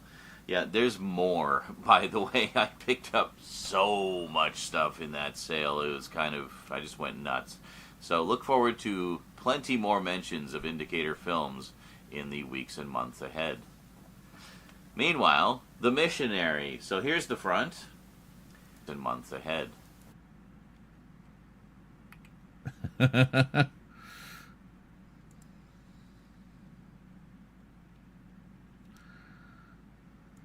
Yeah, there's more, by the way.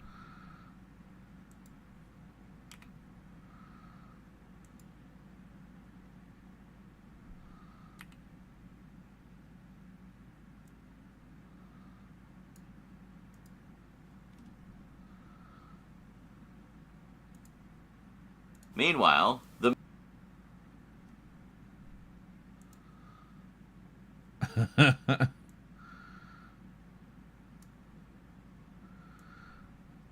I did some comedy in the middle of this comedy update. See? See what I did there? Yeah. Now, so I want to check this out. So so there's a look at the front. Very nice addition from Indicator Films. This was one of the things I picked up in their recent sale that you may have seen one of my other updates where I talked about some other items I picked up in the sale. Yeah, there's more. By the way, I picked up so much stuff in that sale. It was kind of, I just went nuts. So look forward to plenty more mentions of Indicator Films in the weeks and months ahead. Meanwhile, The Missionary. So here's the front. And as is usually the case with Indicator, yeah, no description whatsoever.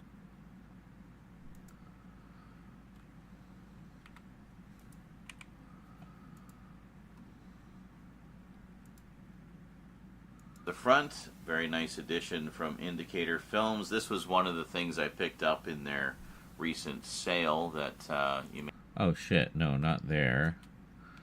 Not that one. Dummy! Over here. Somewhere in here.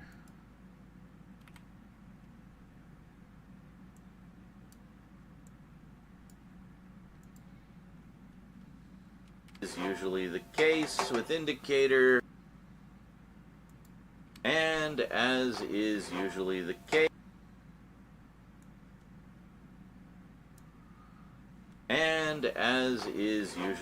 case, with Indicator, yeah, no description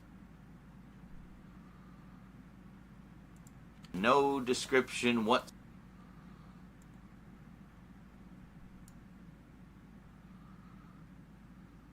No description whatsoever of what it's about on the back. However, their website has a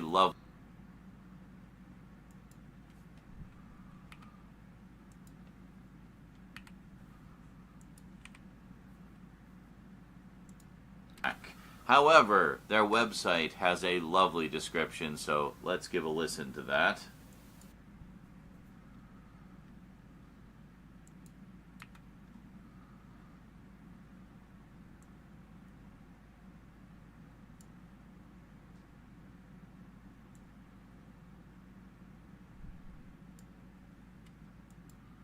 And there you go. So, I mean, that sounds...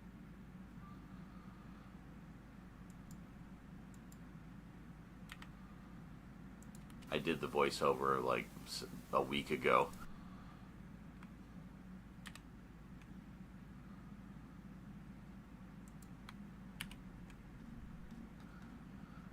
We will get the voiceover in just a moment. So we'll undoubtedly have to trim and such with that as well. Okay. Voiceover. When is this from? April.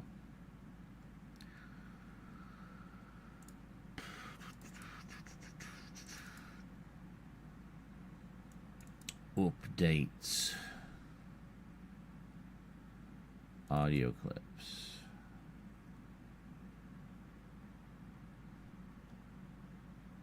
Yeah.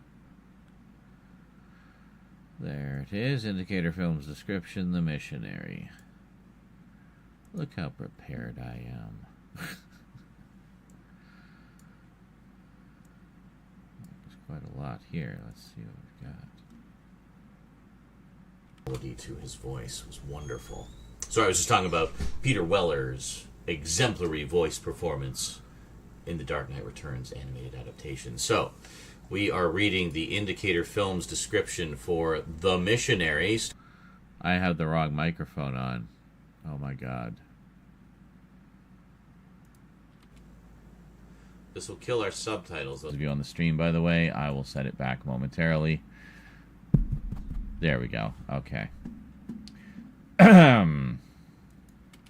The Missionary, 1982. Monty Python alumnus Michael Palin. Timid Reverend Charles Fortescue returns to London in 19... Yep. The stream, by the way, I will set it back momentarily. For sake, hold on. I don't think it was even the right microphone anyway. Because of course it wasn't. A while later, let's try a second take of that without Rosie crashing around in the kitchen. Fuck's sake, hold on. I don't think it was even the right microphone anyway. That's hilarious.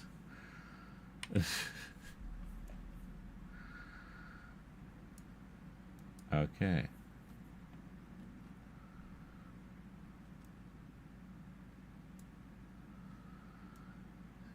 0, but we should probably take the edge off of it.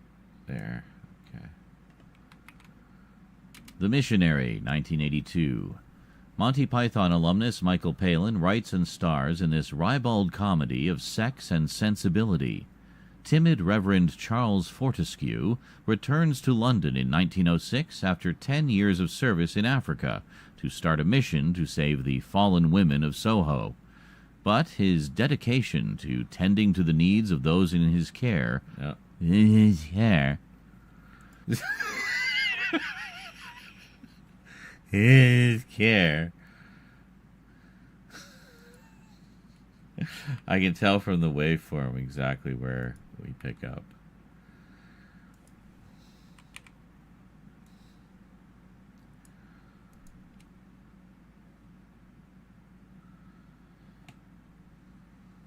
Of Soho, but his dedication to tending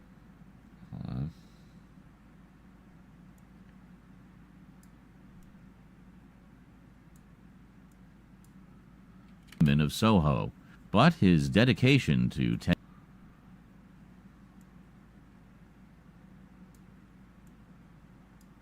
of Soho, but his dedication to tending to the needs of those in his care soon meets with the disapproval of the church and his patron. Directed by Richard Long Crane, Richard III, and Bellman and True, The Missionary is a charming and beautifully detailed comedy which boasts a superb supporting cast that includes Maggie Smith, Trevor Howard, Denholm Elliott, Michael Hordern, Graham Crowden, and Neil Innes. Damn, basically did it in one. Alright, that's pretty good. That's pretty impressive. Only one little flub in the middle, right there. But otherwise did it in one. That's awesome. Way to go, past me.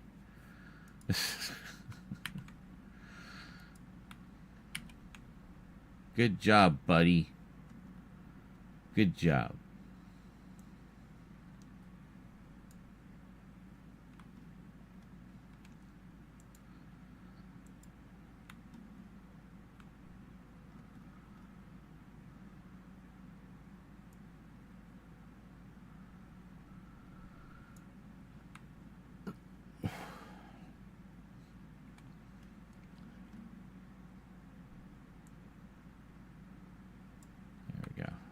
Just to make sure it's perfectly aligned with the video track above. Excellent. Okay.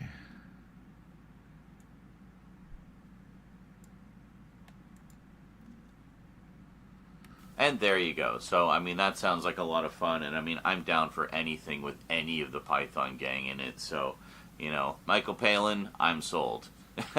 So... let's give a look-see at the special features. Being indicator, again, it's quite extensive, so let's take a look here.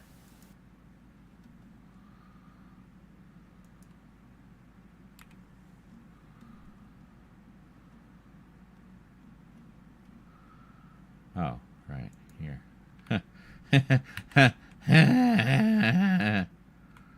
I'm fine.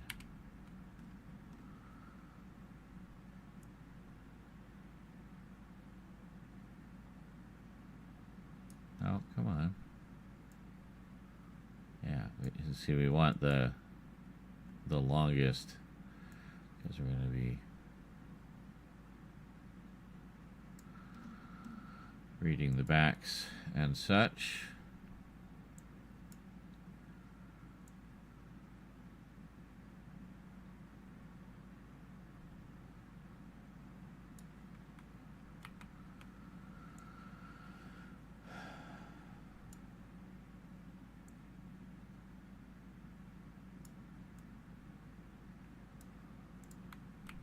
Look here.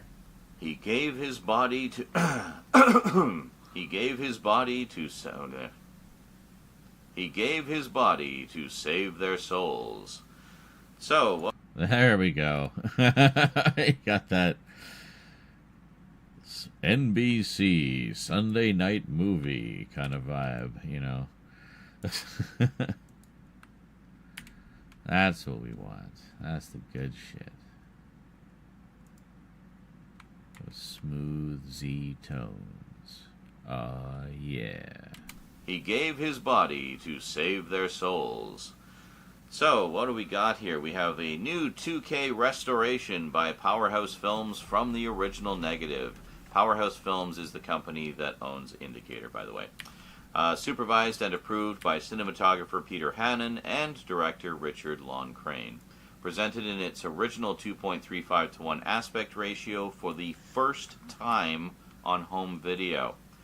Contains the original mono audio, audio commentary with writer and actor Michael Palin from 2002, audio commentary with director Richard Lon Crane, audio commentary with director Richard Lon Crane and film historian Sam Dunn from 2009, audio commentary with director Richard Lon Crane, Audio. I don't know. Audio commentary with director. It's going pretty good though. I'm getting a lot of done in ones here.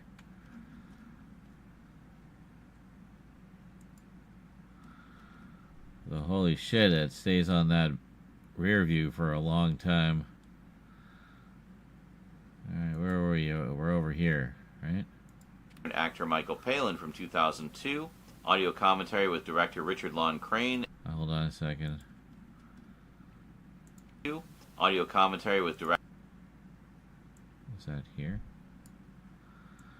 Oh, we'll just trim both ends a little bit. Audio commentary with director 2002. Audio commentary with director Richard Lon Crane and film historian Sam Dunn from 2019. Compulsively entertaining from 2018. Oh, fuck's sake, where did it go? Compulsively entertaining from 2000. Compulsively entertaining. And I lost my place. That's great. Compulsively entertaining.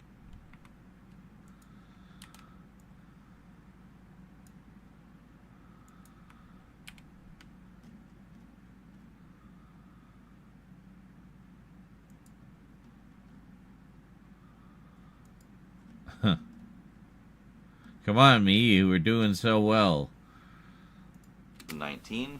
Compulsively entertaining from 2019, 38 minutes. Palin and Maggie Smith reflect on the making of The Missionary. Oh yeah, I forgot Maggie Smith is in this too. Yeah, that's awesome. I can't say that because I think I say that in the reading of the description. Missionary. Oh yeah, I forgot Maggie Smith is in this too. Yeah, Missionary. Oh yeah.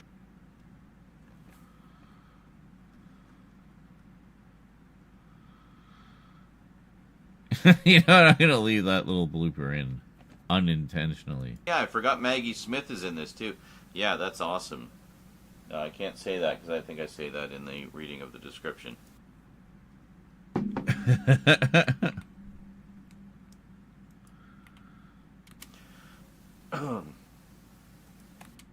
Palin and Maggie Smith reflect on the making of the mission. Palin and Maggie Smith reflect on the making of The Missionary. Holy shit. Palin and Maggie Smith reflect on the making of The Missionary. A Good Caller from 2000. Okay. Oh my god. That's hilarious.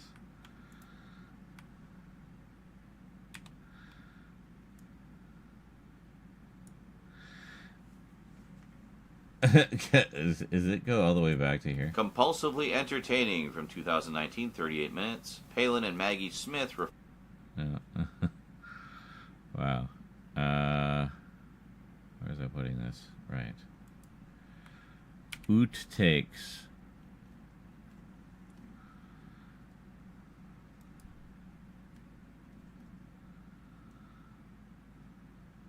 I don't know. Does it even matter? The only reason I'd be leaving this in intentionally is like, oh, I don't think I mentioned that I forgot that Maggie Smith was in it. And it's like, okay. So? Compulsively entertaining from 2019, 38 minutes. Okay.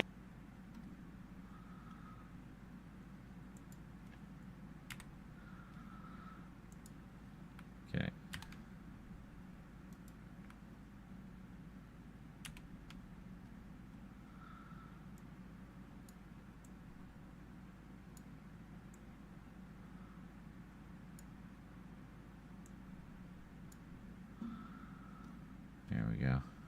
So just cut that bit out entirely. It's unnecessary. I mean, I get why I wanted to leave it in, but... 8 minutes.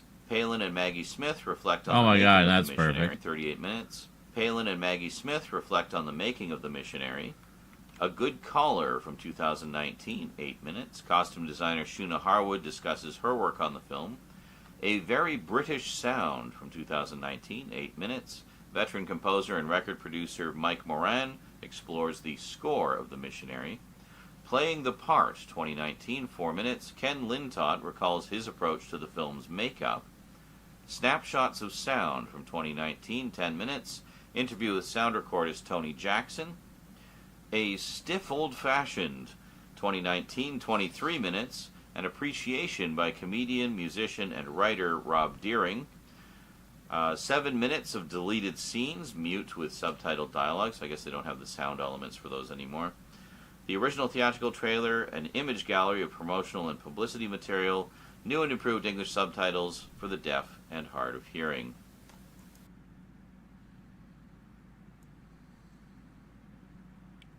Just enough.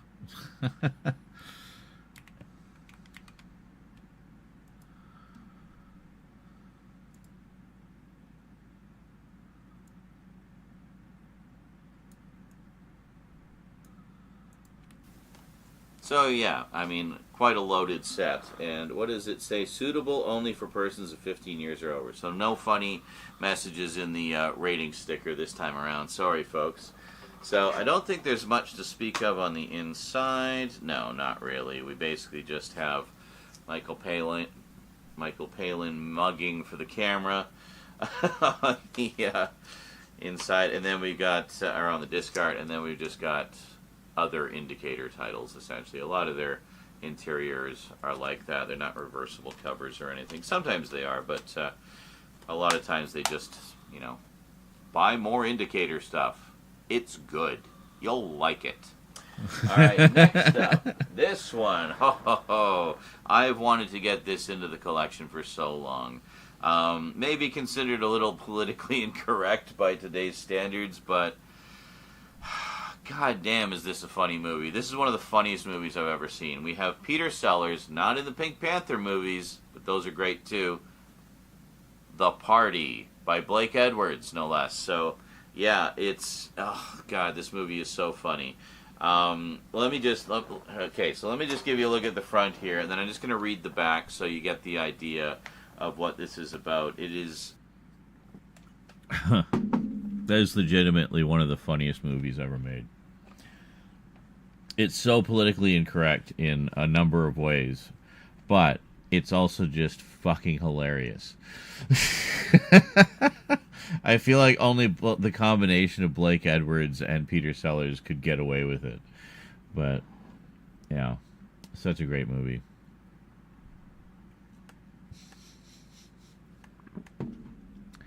I'm assuming nobody's watching the stream because everyone wants to avoid spoilers for the upcoming update videos. Oh, okay. I suppose that's valid. Does that mean you're going to come back and watch the stream after the videos go up? You go try to find the behind the scenes? Well, I don't know.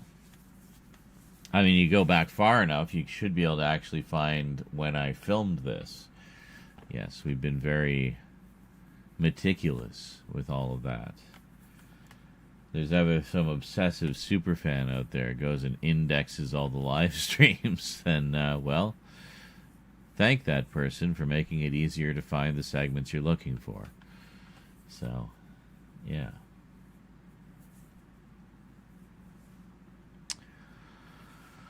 Okay, so we made it out of the missionary and now into the party. Excellent. See, now look at that. For a movie that I have never seen, like how much running time did we get out of it? From the beginning, we talked about one movie, and it's a movie I haven't even seen yet. We went for like 6 minutes on that. Man. I can bullshit with the best of them. Yep. But, I mean, I honestly said that. Like, I haven't seen it. But, to be fair, there was a lot of stuff to cover. Even just going through the contents. Because, you know, Indicator doesn't mess around. They give you more than your money's worth, really. I mean, their sets tend to be quite affordable. But, they really go all out with them. It is a great label. And greetings, Andy Kishore. Welcome. Good evening. Or morning. I'm watching LOL. I need to know what I'm buying next. I know. Yeah, if you like, I don't know how to describe it. Sort of like the zany comedies of like the 60s and 70s. The Party is one of the all-time greats.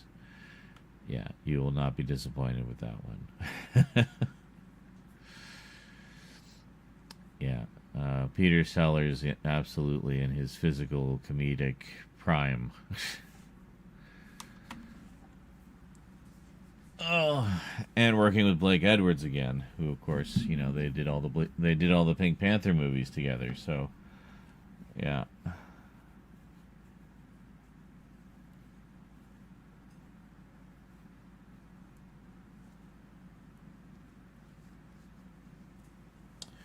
Yeah, the Pink Panther movies are ones I'd really love to have on Blu-ray. Shout Factory put out a collection that had all of the movies, even the one that was done by the other studios, so it's not usually in the collections. But no, this had all of them. And for the first time ever, I think. And all new transfers and everything. And they put it out as part of their Shout Select line. I had a chance to get it once for about $60, but I didn't. And, well, yeah. Yeah, it's a different kind of zany than Future Cops.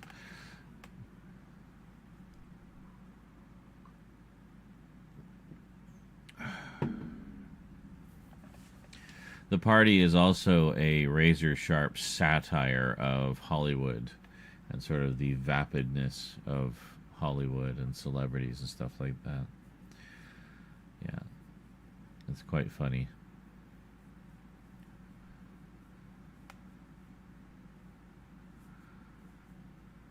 And there's an elephant in it.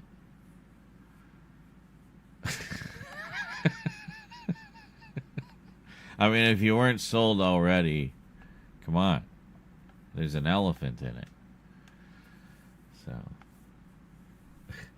the Future Cops? Yeah, I definitely need to watch that. I got to get far enough ahead on the videos that I can actually have time to watch movies. And not just be spending all my days editing and filming. But, yeah,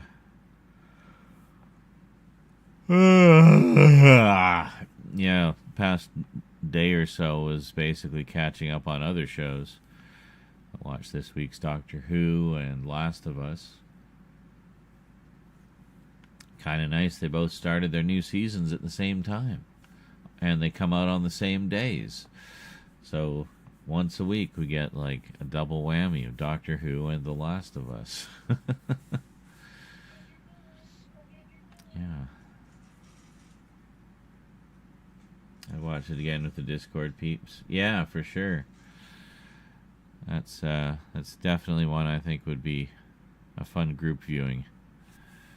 We'll have a Street Fighter night. We'll watch Future Cops, then watch the Van Damme movie, and then finally watch the anime movie. And there you go. That's our Street Fighter trilogy night.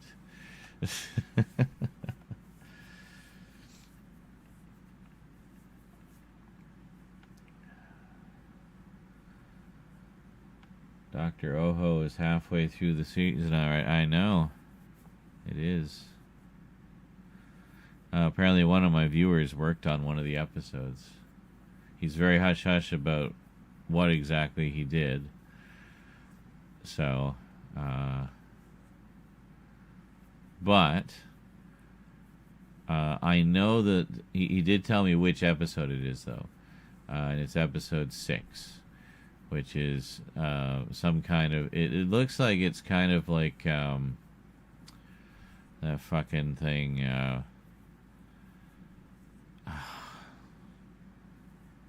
Superstar... What the hell is that show called?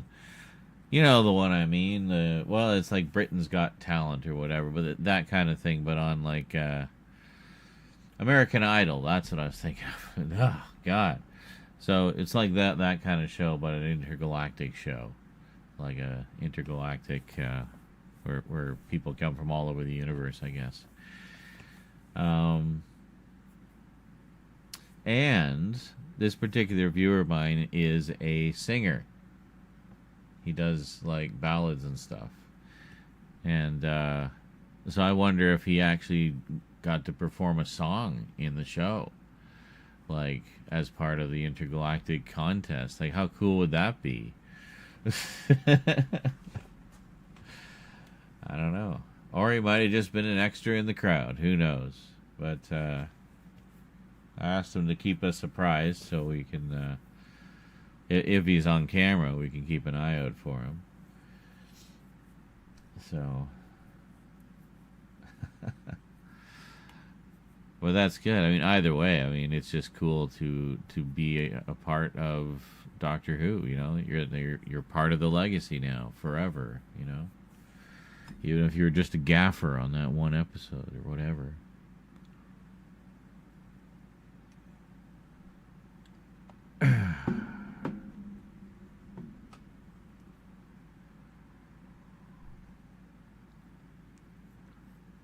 Yeah, the longer seasons, definitely. I mean, I remember when one season was 26 episodes. I mean, it's 26 half-hour episodes, so it's the equivalent of 13 hours, right? So, yeah, like it's always been that length.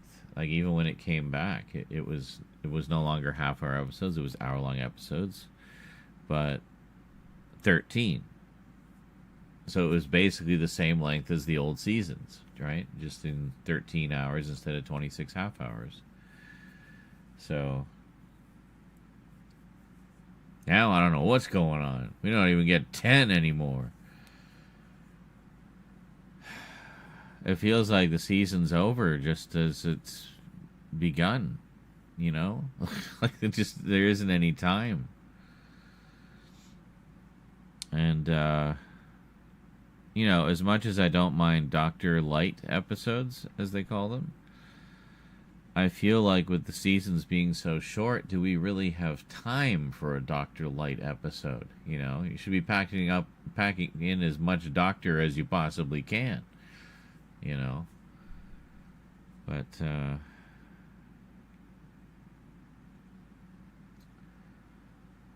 yeah, 13 episodes. Because with 13 episodes, you got enough time to, you can do like some, you know, call them experimental episodes or whatever, and try something a little different or whatever, because you have that breathing space. And you can do your season-long arc, you know. That was the thing also. I mean, those, like, even talking about the new series, those first few series, like series 1 through 6, with their season-long story arcs. You know, there'd be some like mystery that would go throughout the season, and then it'd be resolved in a big, massive finale. And they would do that every season, and or series at the time. And that was great. So it's like you'd have this big payoff at the end of every series. And sometimes you'd have arcs that would go throughout a Doctor's run. So you get the little payoffs along the way, but then the big payoff in their final story. So it all kind of, you know, it's cool. But we don't get that as much anymore. I feel like, well, I guess they started shortening the seasons during Capaldi's run, and then Jodie just seemed to get like really short seasons, and then ended on a mini series, which was only 5 episodes.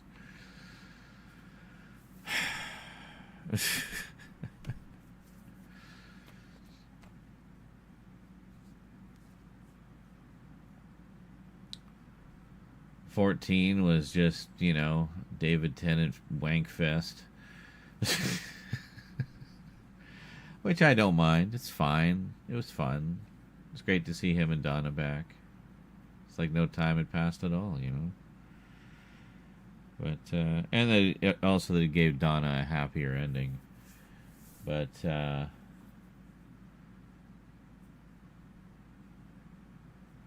yeah, but already, I mean, we're into season 2 of the 15th Doctor. And I feel like we're still just getting to know him, because we've spent so little time with him. You know, I really like him. I just want to see more of him, you know? So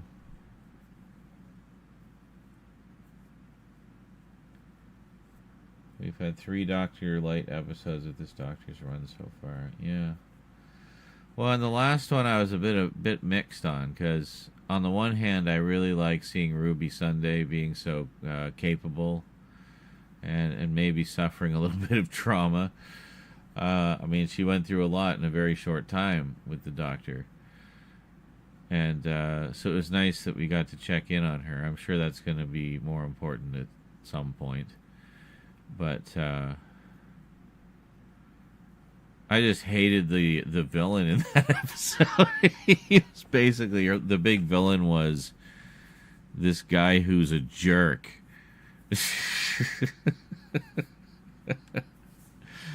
And like, I thought he was giving off like creeper vibes right from the get-go anyway. So it's just like, Ruby, what the fuck? Why are you so into this guy? Definitely some screaming at the screen moments. But, oh, don't you get on the anti-tears brigade, too. So, he's a little more in touch with his emotions than other doctors. Is that so bad? I don't mind. It just shows that this doctor has a heart. You know? Because, I mean, we had, I don't know... We had some very, like, affection and emotion-resistant doctors for a very long time. That started to loosen up with 13, with Jodie's run, because she was a little more playful and, you know, whatnot. And a little more, I don't know, family-oriented, if you will. And then she became David Mark III, or whatever number he is now. And then David became Shooty. And it was beautiful. I don't know where I was going with that.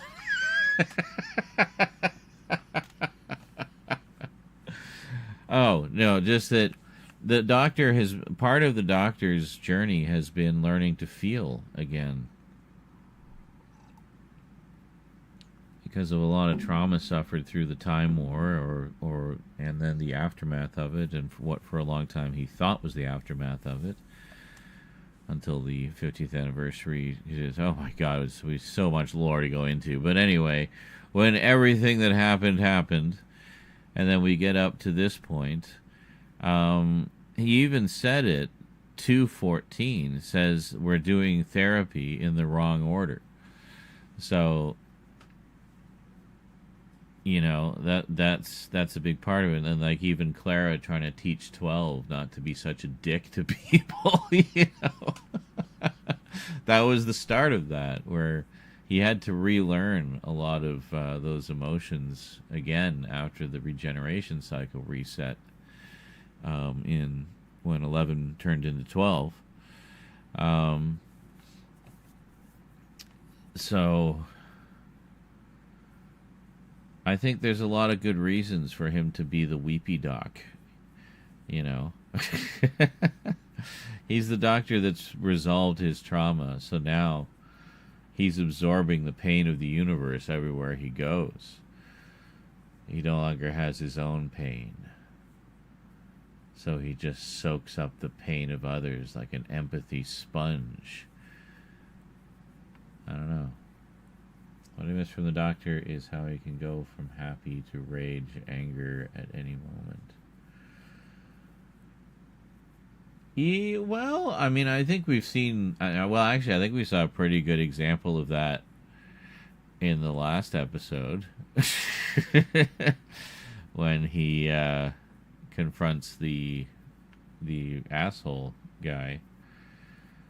And he goes pretty, you know, pretty hard on that guy.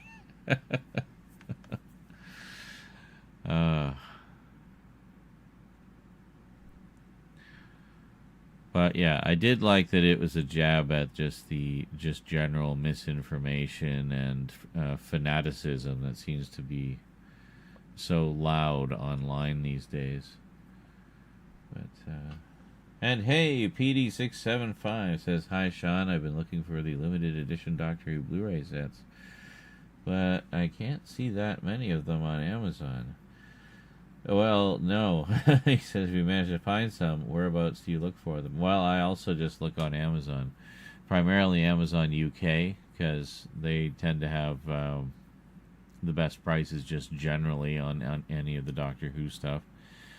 But you can check the other Amazons as well, like your .com, and if you're, you know, in Canada, you can go to .ca or what have you. And then beyond that, basically just eBay. So I haven't really started the hunt yet because I don't have the funds for it at the moment, and I got some other things I need to do first, like some pre-orders and whatnot that I don't want to miss out on. So got to budget a little bit, but I do have season 7 on the way though. That's the most recent one. You should still be able to get that one pretty easily. And season 15, I think, is still pretty available. Season 24 is pretty available because nobody wants it. I will say this, though. Love or hate the stories, that set is worth it for the extras alone. They have got so many hours of studio footage on there. Like, it's crazy. Probably about 6 or 7 hours worth of studio footage, if not more. It's pretty crazy. And they have alternate cuts of all of them too, so you might like the longer cuts. I don't know. Just saying. But well, yeah, that was the last time I checked though. And then there's a few others that you can get from third-party sellers, but on aftermarket prices. So I can't help but feel a little guilty if I've inadvertently sent others on this quest. I did not mean to make everyone's Doctor Who collecting lives more difficult. I was only talking about what I was doing and why. I'm sorry that I presented such a goddamn compelling argument that now everybody else is doing the same thing. Man. You did not see the twist. Oh, like when we find out what he's really all about. Yeah, I didn't see that either. I just thought he was an idiot. and a bit of a creeper. But what he actually was so much worse and so much ickier.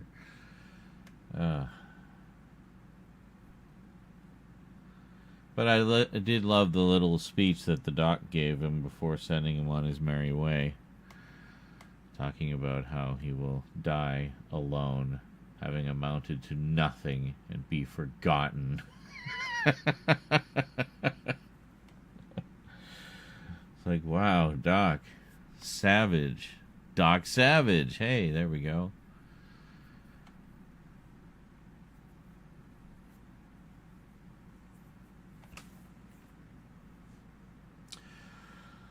All right, we got through the missionary. So, next, we talk about the party. And then next, we talk about the other ones. You'll find out about when we get there. I'm going to take a short break. I'll be back. Enjoy some hilarious clips. And I bet they will be hilarious. Oh, yeah. Been trying to put new ones in the mix, too. We'll see if it picks up on any of them. If it ever loads. There we go. Kurt, stop. Stop. It's enough. It's enough. You've been doing that all Just me day. chasing the cats. Just stop, okay? Please. Angry I'm old begging. man hisses at cat.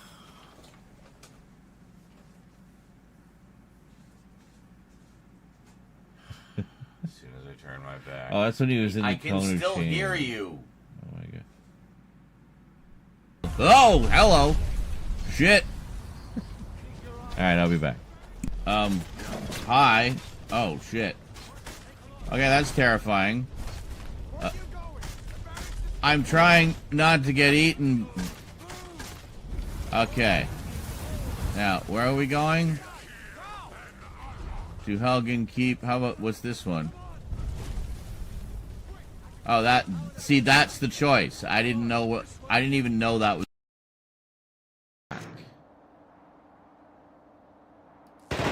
You're gonna get us killed. Time's up, Blake. God damn it. Oh, for fuck's sake.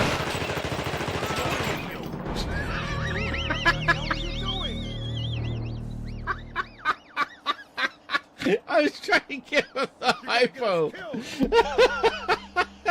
I just, like, shot him in the balls. And for some reason, he took offense at that. You must be infected. We're off to a rockin' start here, folks. We haven't even bumped into the thing yet, ever. Not Get even away from once. me.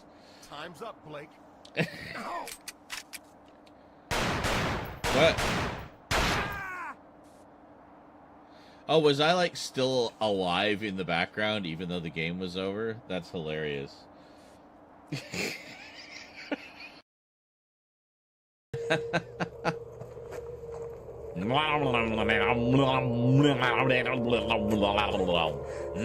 tastes like maggots, baby.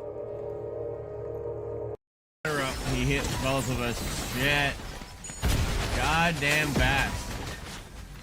Trying to hit this guy. Yep. Yep. Punch the shit out of him. Yeah, fuck you. Yeah. Fuck you. What? Where? Huh? Yeah, those are good people. I want them to. You're not getting away. You're not getting away. I'm going to jail. You got this. The other one does the chain, by the way. Nice.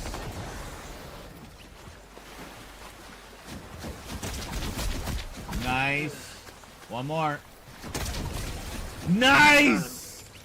Fuck yeah, dude! You took out that whole squad! Kicks ass. You took out that whole squad by yourself. So far that the textures can't even draw. Well, Watching the train slowly losing animation.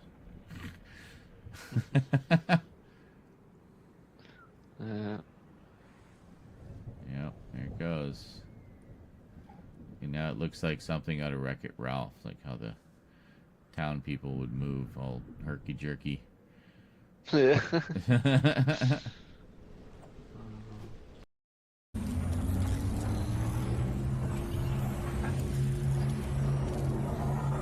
And I can drop down and grab some of that guy's loot.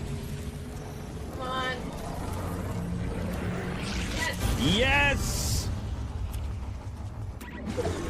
Proud daddy moment, folks.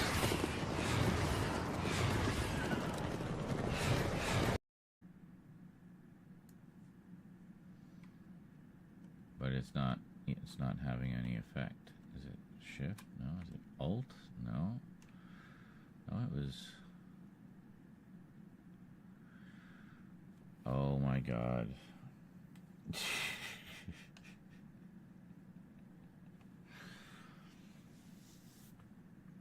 because the keyboard in front of me is for the other computer.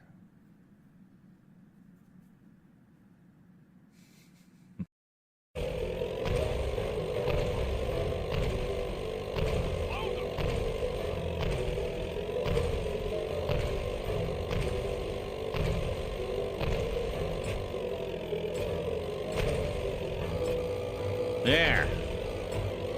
Maybe? I don't know if that was the right one. Yeah, it was this one. There we go. We got it. There we go. Okay. Now head out here, and it's probably cinematic. Yes. Well, crap. Bit of a suntan from it. It's 2,800 lumens, by the way.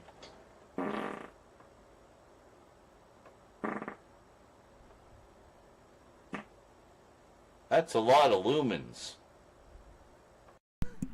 I don't know what's up with the audio syncing out. Sorry to interrupt your cries of anguish there, Max. Maybe we'll check in with you later there, buddy. Make sure you're okay.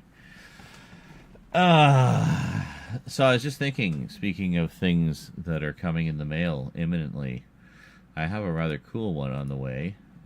One for the graphic novel collection. Something that I've been wanting for a very, very long time. Let me just pull up the the old descriptione here.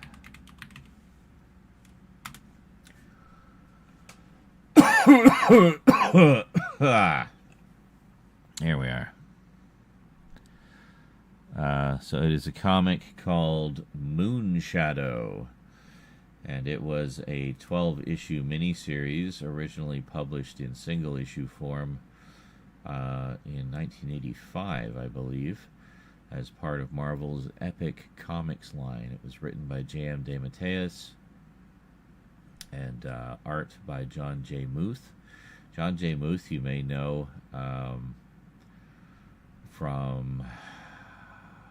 He's done a lot of like covers and stuff. But this one, he actually painted the entire thing. It's actually apparently the world's first fully painted graphic novel, like comic miniseries thing. But it's just beautiful. But it's described as a fairy tale for grown-ups, and it's like, well, hey, I'm a grown-up now. I'm old enough to read this. So. It's one I've been wanting to check out for ages. I only got a few random issues of it back in the day. And I've been wanting to get a collected edition of some kind. And they just put out this one, the definitive edition, expanded definitive edition. It's only $40. It's dirt cheap. And just to give you an idea how much material is in here. Well, first off, it's 528 pages. So not insubstantial. So a new painted cover by John J. Muth, an expanded bonus section featuring concept art, early notes from the creative team, and script pages from writer J.M. DeMatteis. This influential timeless fairy tale for adults also includes the Farewell Moonshadow illustrated novella, with gorgeous watercolor artwork by John J. Muth and contributions from Kent Williams, Kevin Nolan, and others. So, yeah, known as America's first fully painted graphic novel, the poetic, philosophical, and Kirby and Eisner Award nominated Moonshadow receives a new softcover treatment. A romantic, unreliable narrator leads us through his interplanetary coming-of-age story.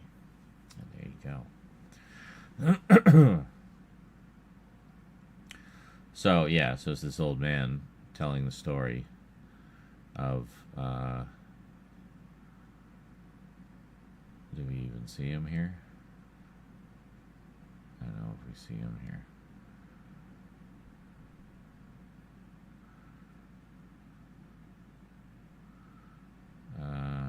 No, we don't see him yet. But anyway, it's like him as a young boy. Yeah, okay, great. Yeah, so him as a boy and going through his... Oh, this is the original Epic Comics cover. Look at that. Yeah, I know, thank you. Look at that.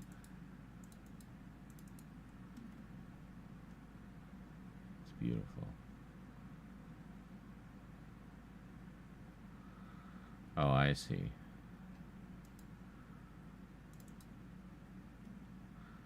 Okay, otherwise it does like panels. That's interesting. Okay, this does go a little farther. God, look at this. It's amazing. It reminds me a little bit of like the sort of cosmic art style. Reminds me a little bit of the storyline Voyager from the Doctor Who comic strip. That was a story that featured the Sixth Doctor and Frobisher, the Penguin.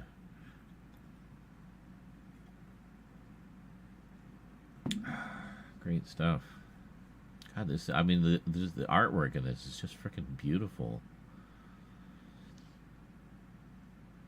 That's really impressive. I'm surprised this preview's so long. And there's this guy, this like cigar chomping fuzzy guy. It's kind of like if Chewbacca, it's like the love child of Chewbacca and Bender. It's probably the best way to describe him. I forget what his name is. Ira, that's what it was. Yeah, Ira. That's great.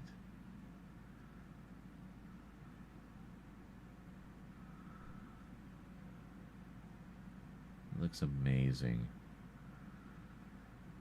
So anyway, this just came out. The pre-order has been shipped. Book 2. Oh, and I love that they're including the original Epic covers. That was something I was wondering about. So I was thinking this is arriving this week, possibly even tomorrow. So I thought I might do an unboxing and then talk about it a little bit, do some nice close-ups. And that can be a lead-in for a series that I'd like to do about my Epic Comics collection. And there are a couple issues of Moonshadow in there. In fact, I think I have this one. I recognize this cover.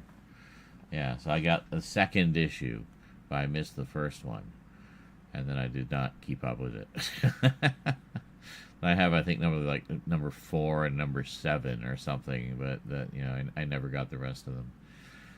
DC Comics reprinted them as single issues as well, which I think is these covers here from the DC Comics reprints. And this is the original Epic Comics version from 1985, as you can see there. But yeah, so it's neat that they include both of those. So I have a mix. I have some of the original Epic Comics ones, and then I have 1 or 2 of the DC Comics reprints. But really, I just wanted a nice collected edition, and it looks like this one really is definitive because it has both versions of the covers. The artwork looks just beautiful, like just very nicely reproduced. I remember the original comic was actually on glossy paper, which was quite rare back then in the 80s. It was considered a premium title.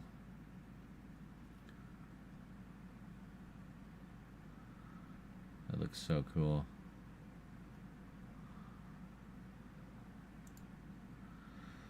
Anyway, that's Moon Shadow. So I thought, yeah, that would kind of allow me to get a start on some of the graphic novels.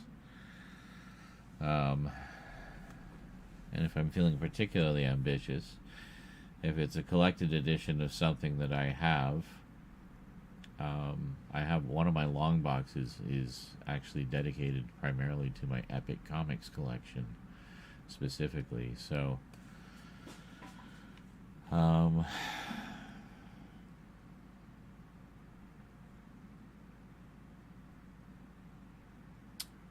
yeah, so I could just find which long box that is and pull that, and then when I'm talking about one of the collected editions, I could pull out my originals as well and show those.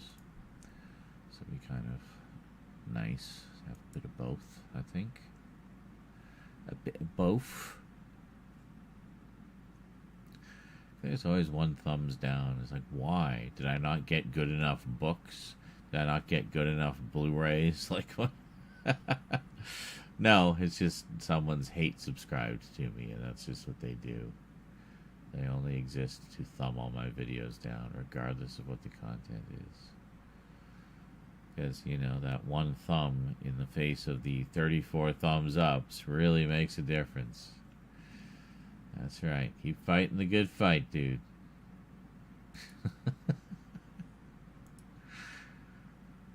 Oh, boy.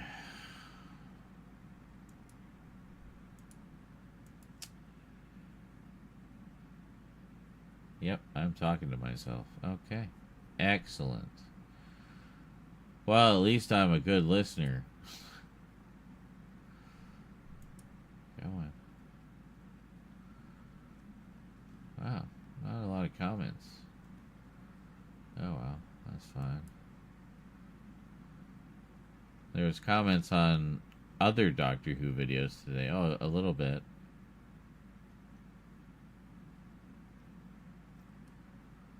Yeah, other video. Ah, David, yeah. Yeah, looks like Wendy was just getting caught up on things. She pointed out an error, actually, that I did not catch and nobody else mentioned. She said, please make this right. It said Blu-ray update in the titles, not DVD update. That's a good point. All I can say is, oops. I said a mistake that is too late to fix now, so just so used to saying Blu-ray instead of DVD these days.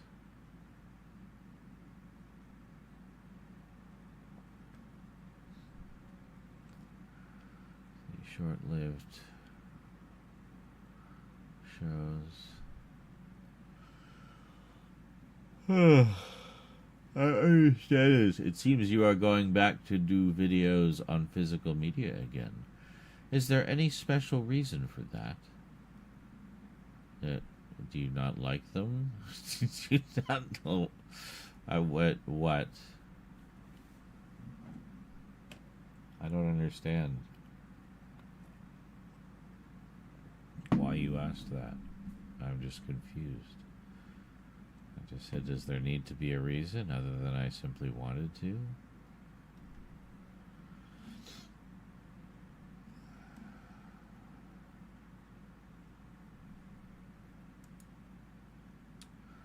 Not everything's a big conspiracy, folks. Sometimes it's very simple.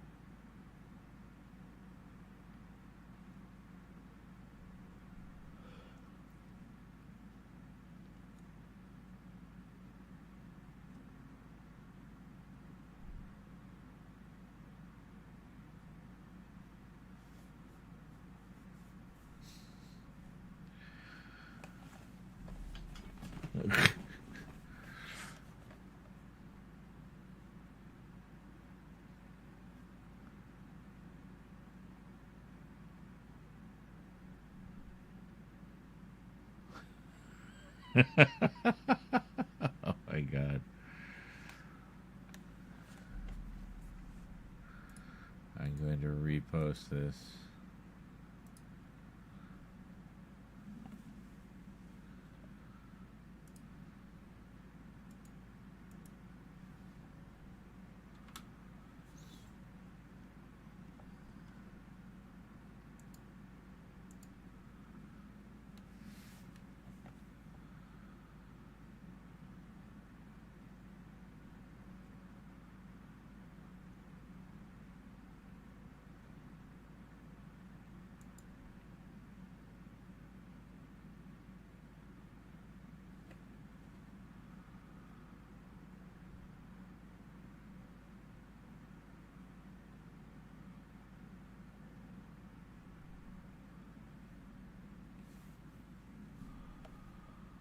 Okay.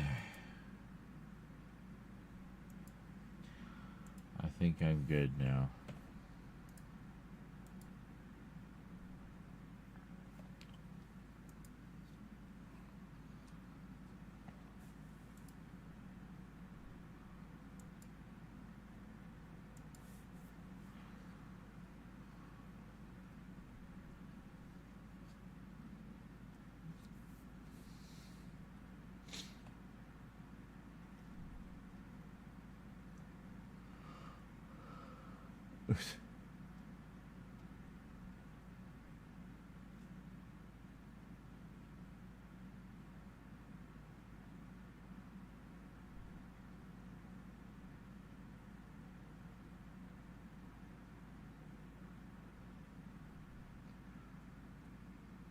That's cool.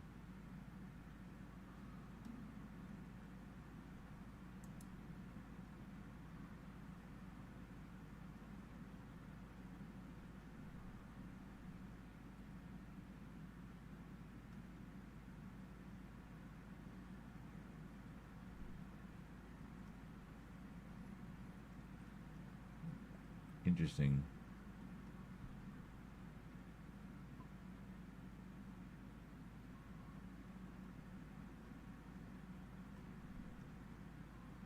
So these are all films that they found, episodes of shows and stuff that were thought to be lost.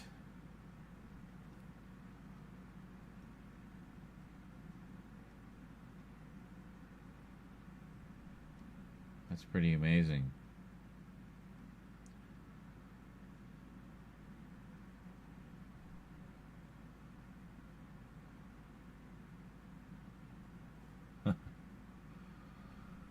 Holy F! What is going on? Says Kralatin, completely baffled, befuddled, and bemused.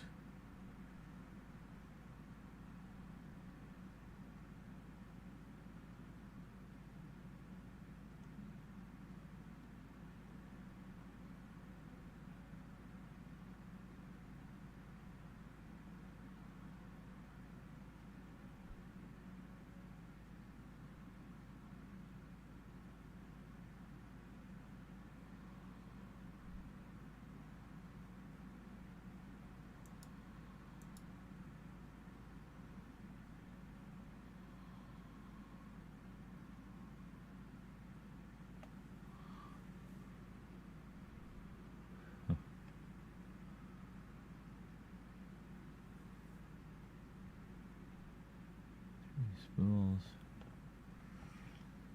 Wonder, these might be 16 millimeter. I can't believe they would be 35. That's interesting.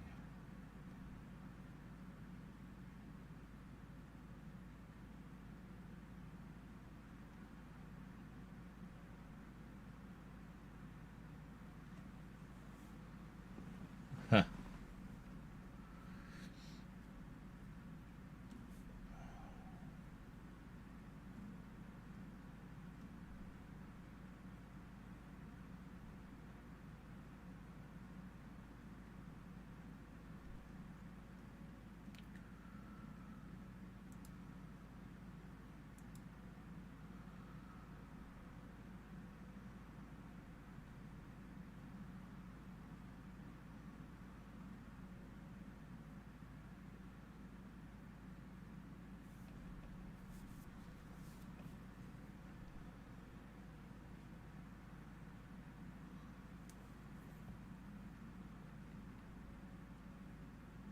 Ah, here we are. And return to the following items to the BBC archive for preservation purposes. So 3 episodes of the Basil Brush Show, Black and White Minstrel, Dad's Army. Some of these I recognize. Hey, an episode of Z-Cars. Oh, some insert rushes from an episode of Z-Cars. A couple episodes of The Third Man. A couple episodes of Steptoe and Son. Wow. So this is all stuff that was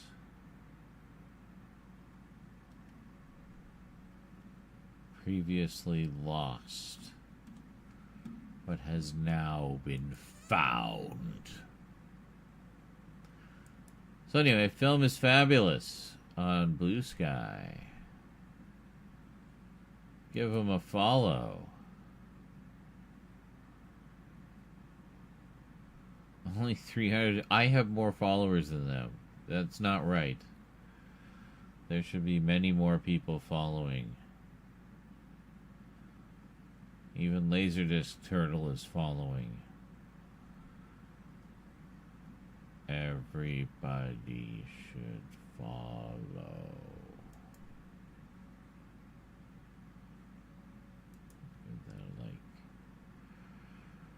I like what they do. They do good work.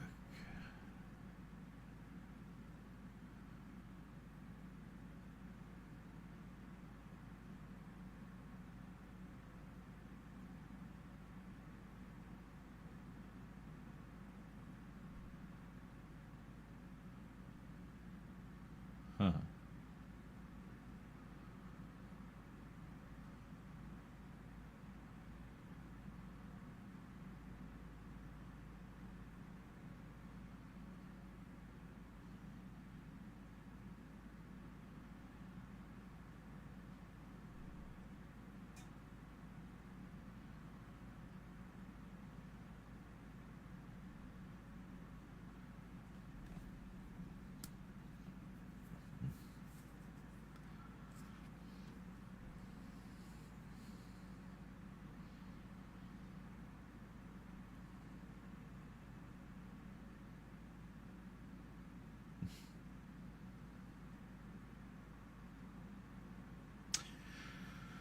Yes. Anyway, where were we? Right, here. Hang on, we need to ready our insert shots. Do. Insert shots. Why is this one here? We used the other one.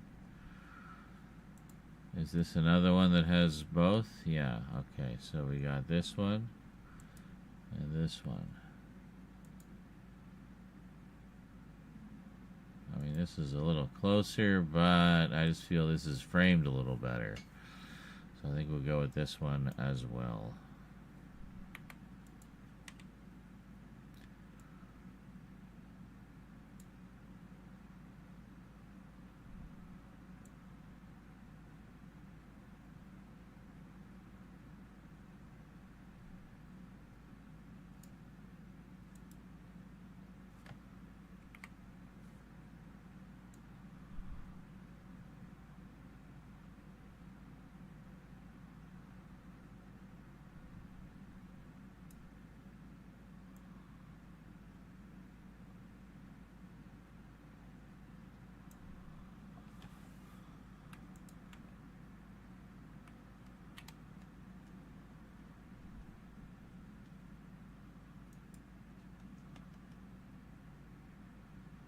Election for so long.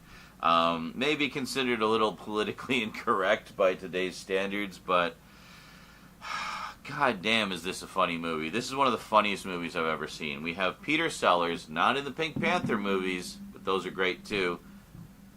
The Party by Blake Edwards, no less. So yeah, it's, oh god, this movie is so funny.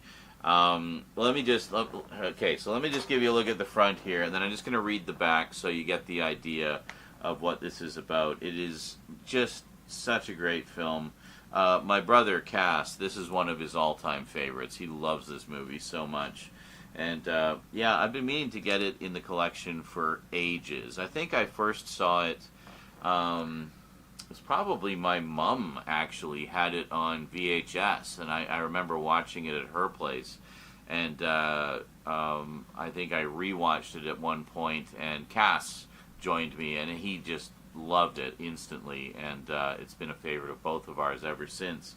It's one of those ones where you have a favorite movie with someone else, and you just endlessly quote it to each other. Yeah, that's Cass and I with The Party. All I'm gonna say is birdie num nums. If you know, you know. Another one would be if you know, you know.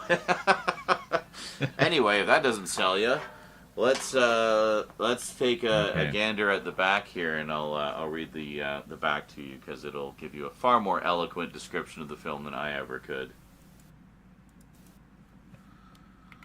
Okay, so then that's where we bring the back in. Bring the back in. I don't know what that was. Oh, right. We have them right here.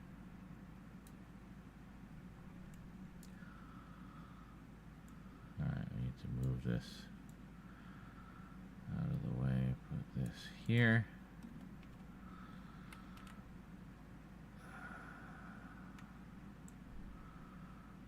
Perfect.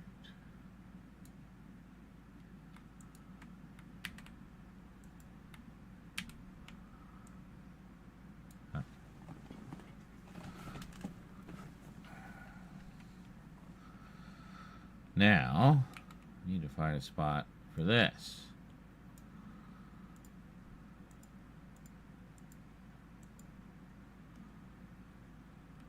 Of what this is about. It is just let me just give you a look at the front here, and then I'm just going to read the back so you get the idea of what this is about. It is just back so you get the idea. I'm going to read the back so you get the idea here, and then I'm just going to read the back so you get the idea of what this front here, and then I'm just going to read the back so you get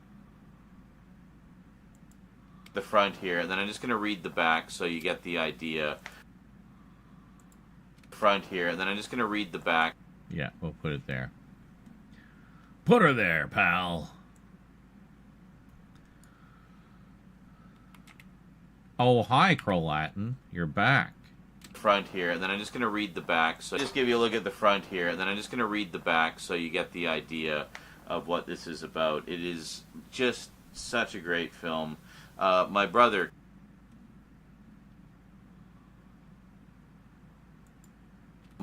Cass, this. Yeah.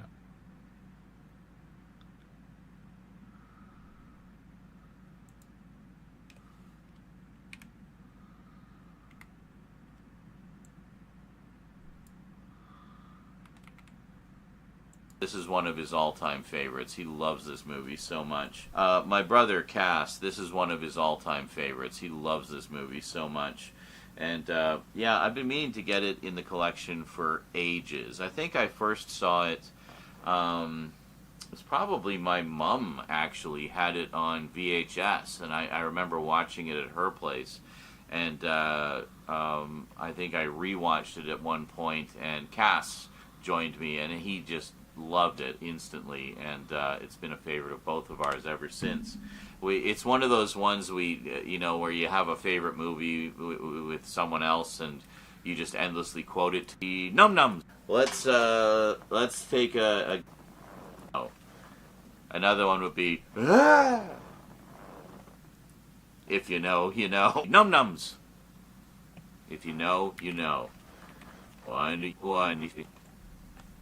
Man money num num man money num num man money num num man money num num man money num num num num man birdie num num num num man money num num mums man money num num man num num man num man money num nums man mum num money num num man money num num man num mums man money num nums man money num money dirty num num man nums man money num birdie num num mums man money num nums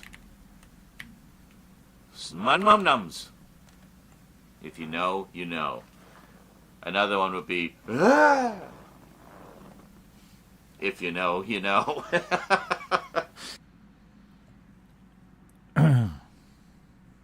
Man man num num man man num num man man num num man man num num num num man man birdie num num num num man man num num mums man num num man num num man num man man num nums, man man nan man num num, man man num num man.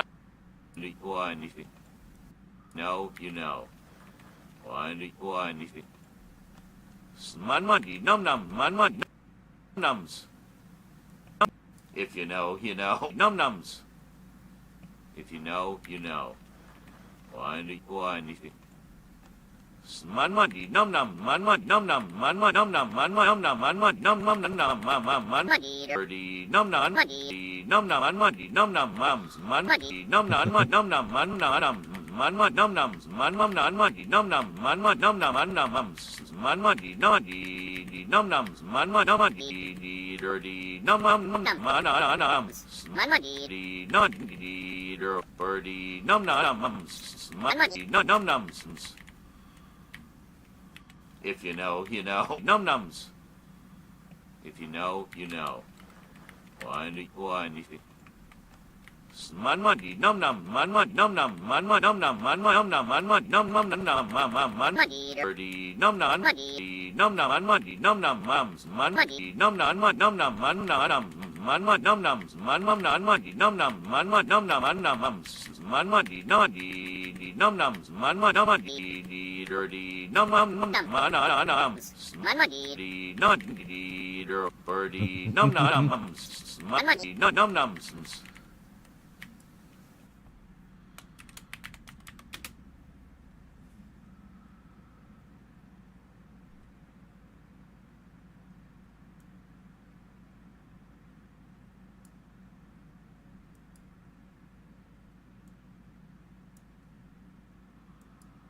Sure. I think it was good where it was.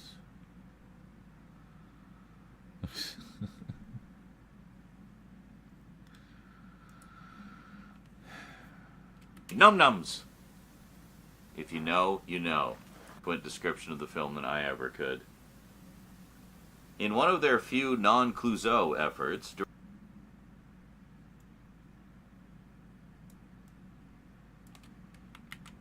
description of the film than I ever could. In one of their few non-Clouseau efforts, director Blake Edwards, Victor Victoria, and star Peter Sellers, What's New Pussycat, preserved the spirit of the French bumbler in the person of Harundi V. Bakshi, an accident-prone Indian actor. Brought to Hollywood to play the title role in Son of Gunga Din, Bakshi destroys the film's most elaborate set with his bungling and is banned from the set by the film's producer. But because of an error by the producer's secretary, Bakshi's name is added to the guest list of his next party, an A-list affair. Shortly after arriving, Bakshi begins accidentally dismantling the producer's carefully staged event, destroying a flower bed, knocking a servant through a bay window, and triggering the lawn sprinklers, soaking the pretentious guests. Sellers is typically brilliant in a film abounding in side-splitting sight gags with a strip. Sellers is typically brilliant. Oh, the sight strip.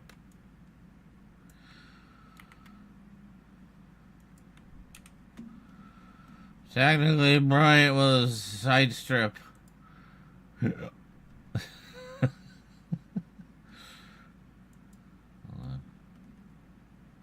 Guests. Sellers is typically brilliant in a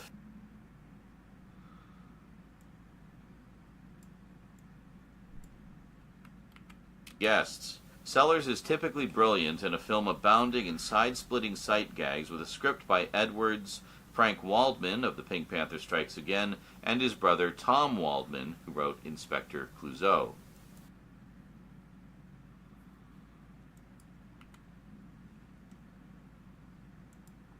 Yeah, for Pink Panther fans,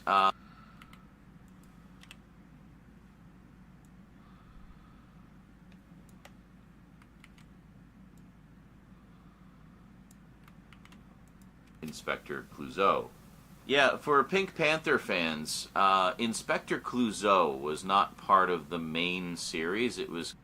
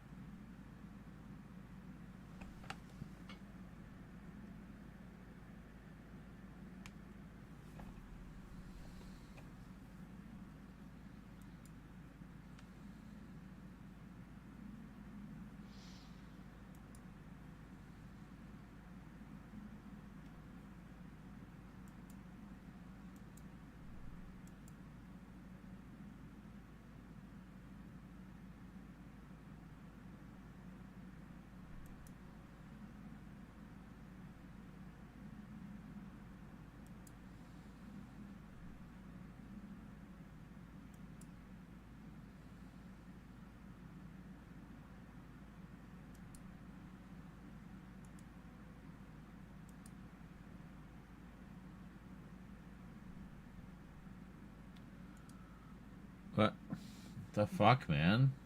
Oh, because it was on my one physical drive. It's the last thing I saved to, I guess.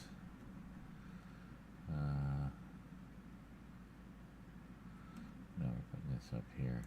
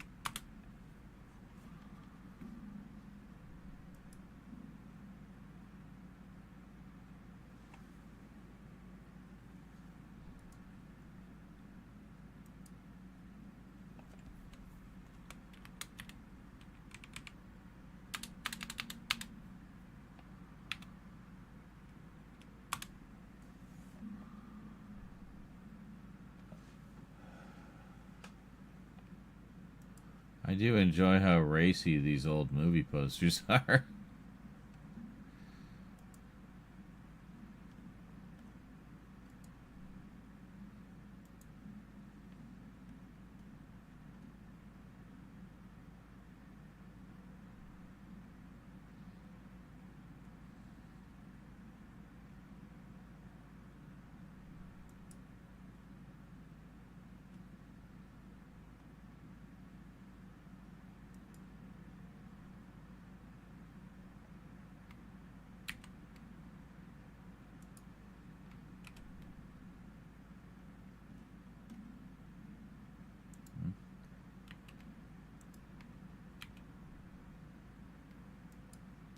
What the fuck? Why are you not...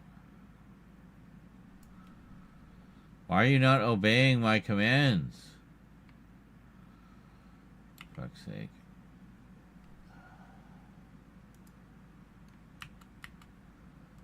Why is it not... It's not doing anything. It's not obeying me.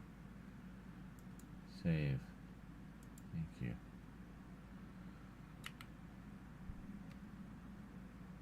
What just happened? I think it's crashing slowly.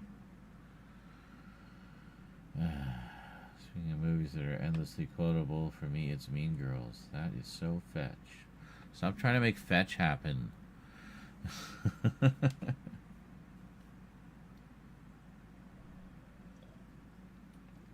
God, you're almost too gay to function.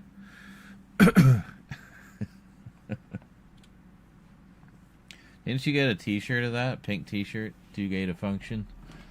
Yeah, I think I remember that. It was perfect.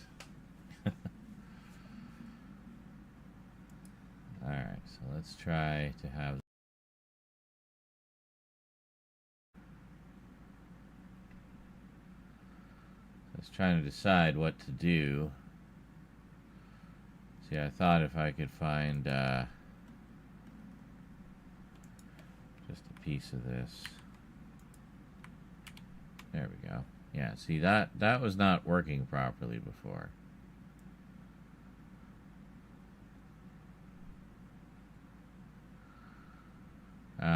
There's nowhere that I just have the empty... Yeah. No empty here. Never mind.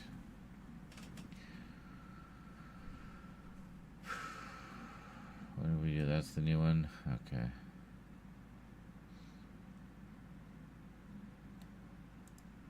Society, higher echelons of the Hollywood elite, and you know, the parties they would go to. It's got kind of love.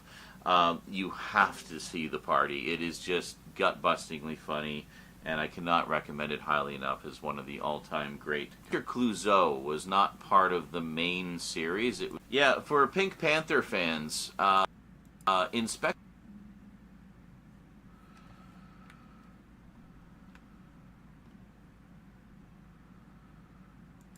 Inspector Clouseau was not. Okay.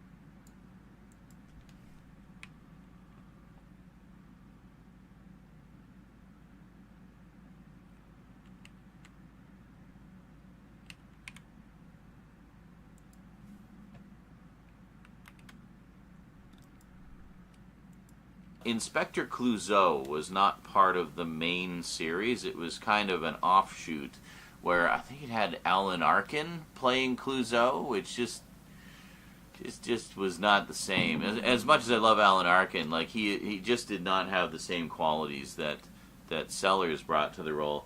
But yeah, I mean, if you are a Peter Sellers fan, if you love the Pink Panther movies or Doctor Strangelove, you have to see The Party. It is just gut-bustingly funny, and I cannot recommend it highly enough as one of the all-time great comedies, especially one of the all-time great comedies that also lampoons Hollywood and sort of the pretentiousness of the higher society, higher echelons of the Hollywood elite, and the parties they would go to. It's got kind of almost a Network 54 kind of thing going on, but long before Network 54. Actually, it doesn't really have a Network 54 thing going on at all. What am I talking about? Just rambling. So where do we... It's starting to kick in, so we're going to try to finish this one up before... I mean, if you're at all... So, yeah, and I mean, if you're at all concerned about spoilers... Oh, they just told...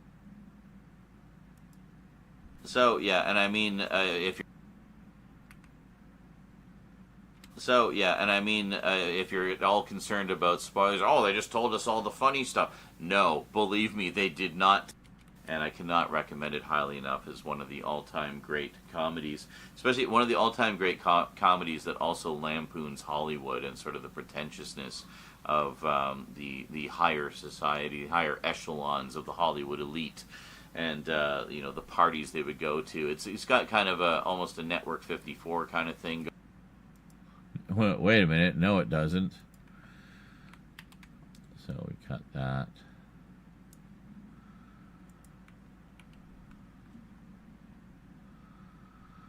So I'm fighting against my edibles here, I gather. Of the higher society, higher echelons of the Hollywood elite. So, yeah, and I mean, if you're at all concerned about... Yeah, see.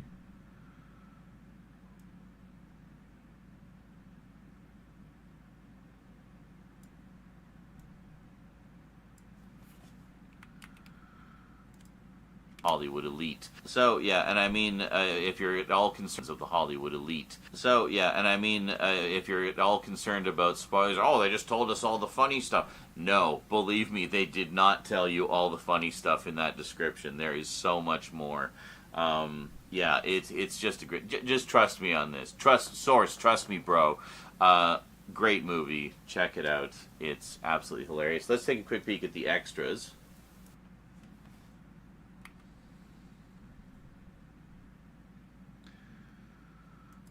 Still, Lisa one.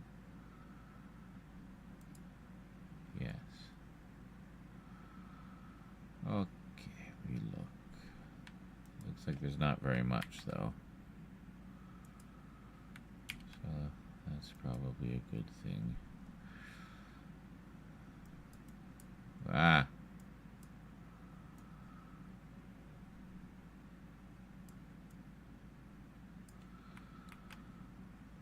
Look at the extras.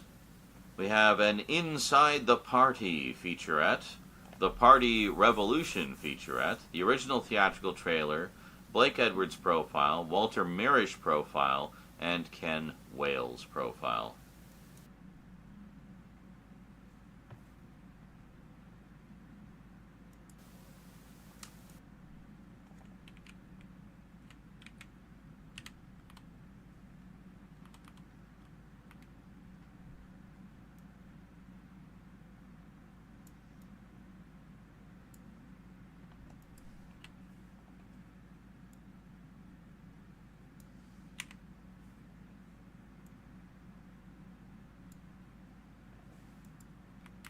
And Ken Wales profile.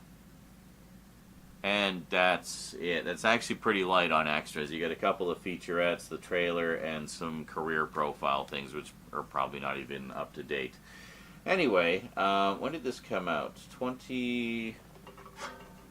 That can't be right. 2014? My God. I've waited that long to get The Party on Blu-ray. Anyway, take a quick peek inside. Pretty basic Kino Lorber packaging, although we have a. Is this the 2014 catalog? I think it is. Yeah, this is the catalog from 2014. How cool is that? This one reason I like getting older releases is because you get these little snapshots of what releases were going at the time, and it's always funny. Like you'll go through one of these old. Catalogs. Oh wow, I just bought a bunch of these. Not all of them, but quite a few. That's great. Wow. Oh, and a bunch of their horror ones. Look at that.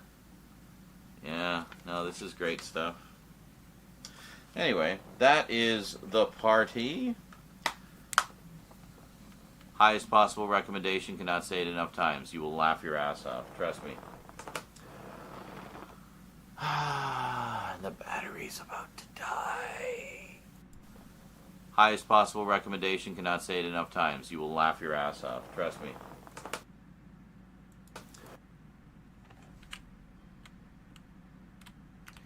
So, here's what happened was we filmed that on April 13th. We didn't get back to it until, I guess, the following day.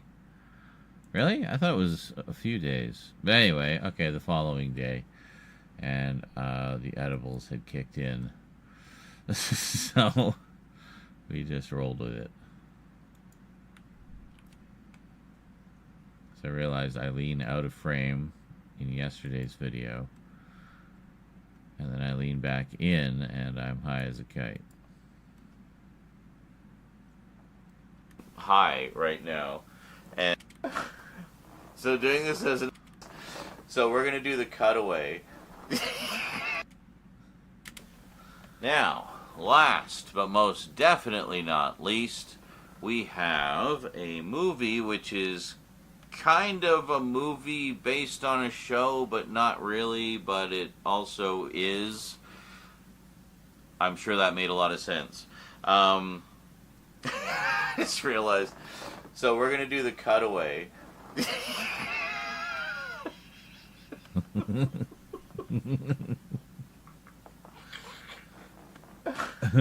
So doing this as an addendum to the one we filmed yesterday, right? Got the movie I'm on Pink high Ray right now, and I was not when I did that part.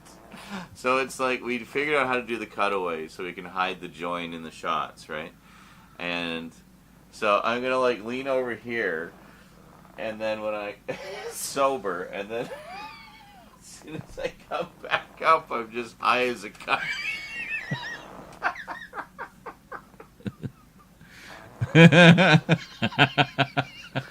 They'll never notice.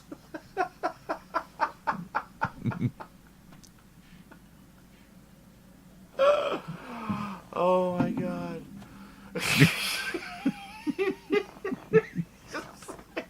It's like a cartoon effect. Like, lean off screen, come back in. You're just like, hey, how's it going? Oh my god. Why did I have to kick in right now? I literally just took a little because I was on edge. And, wow. I clearly mixed my drinks a little too strong, I think. Holy shit. Alright, well obviously that's not critical to the video, but be a funny moment for the outtakes for sure. So bring it in.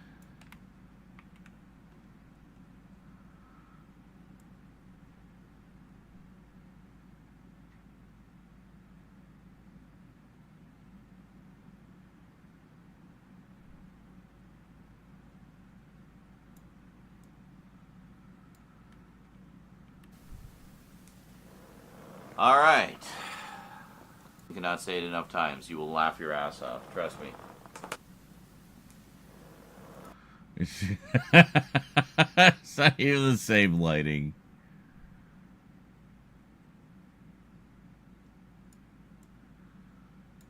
I could have sworn we did this like 100 times. Maybe no, maybe we didn't. I don't know. But it is. But it isn't. All right. Enough times. You will laugh your ass off. Trust me.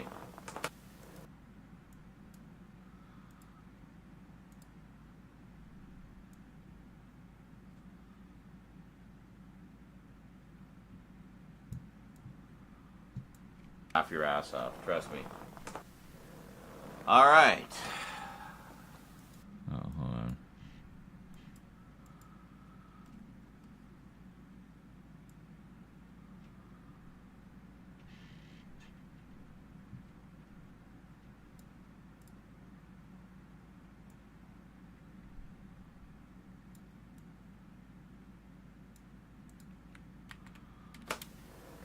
All right.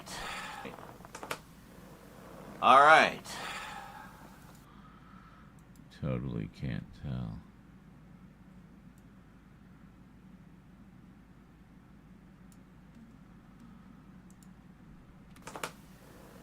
All right.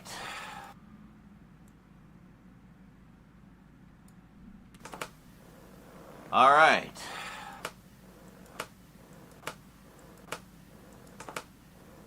All right. All right.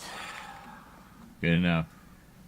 Last, but most certainly not least, we have a... I haven't actually watched this yet, but this is a movie, a British comedy, based on a very popular TV show, which I absolutely love, except it's not actually based on that show.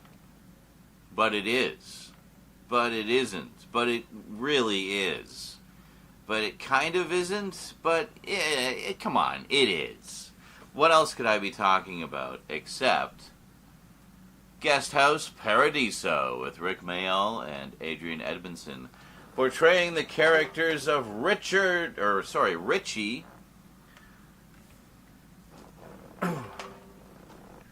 portraying the character.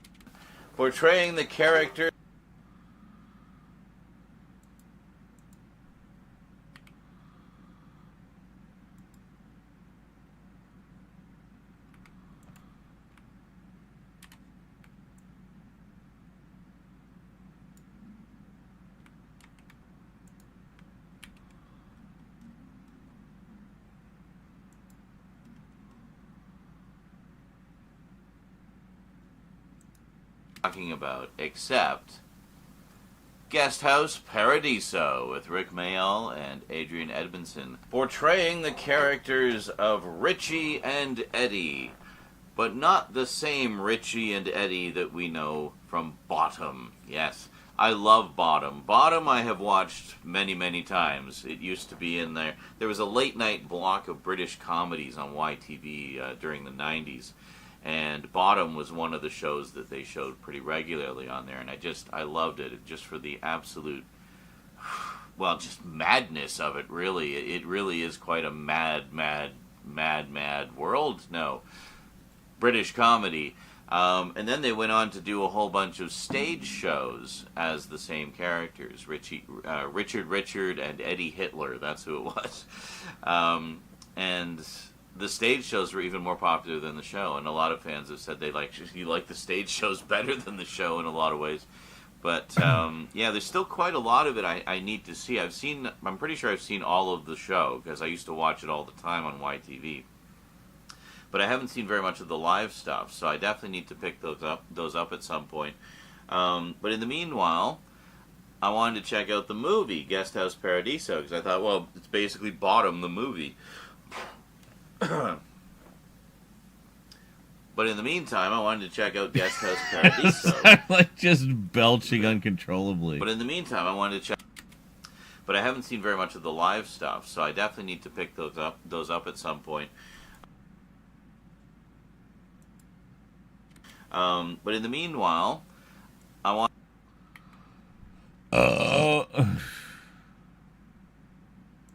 But in the meantime, I wanted to check out Guest House Paradiso.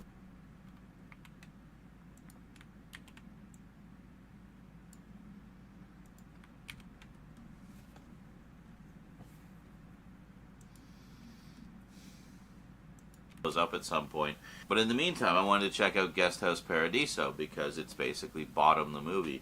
It's kind of like, imagine Bottom mixed with Faulty Towers. That's basically what this is. They run a hotel and, madcap, zany insanity ensues as only Rick Mayall and Adrian Edmondson can bring you. So let's flip it around here and, oh, look. Good old Indicator, not putting any kind of description whatsoever of the film on there. Well, you know what? Normally I would go to the website and read the description off the website, but I'm not going to bother this time because I think I gave a perfectly good description just in the previous bit there. Yeah, that's right. Take that, Indicator. I still love you, don't worry. But let's take a look at the special features. Okay. So that's where we cut to the back. So again, we got to find a place to slot in the front. Okay.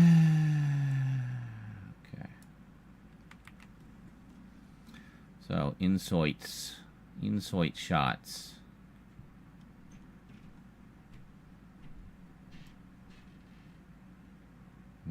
No, hold on. What do we got? We got these ones. Okay.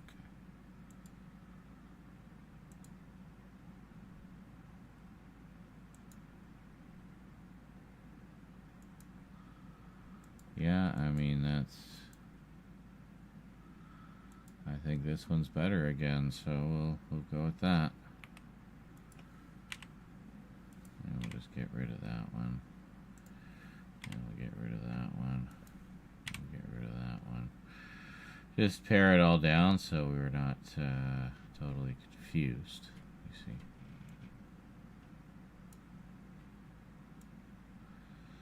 So bring this up. Alright, so.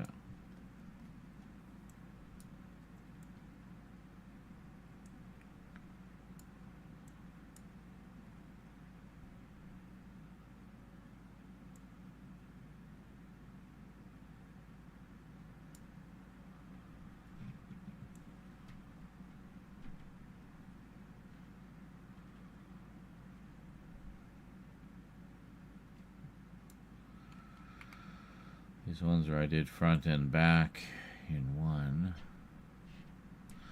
See, others I would just do separate clips to begin with.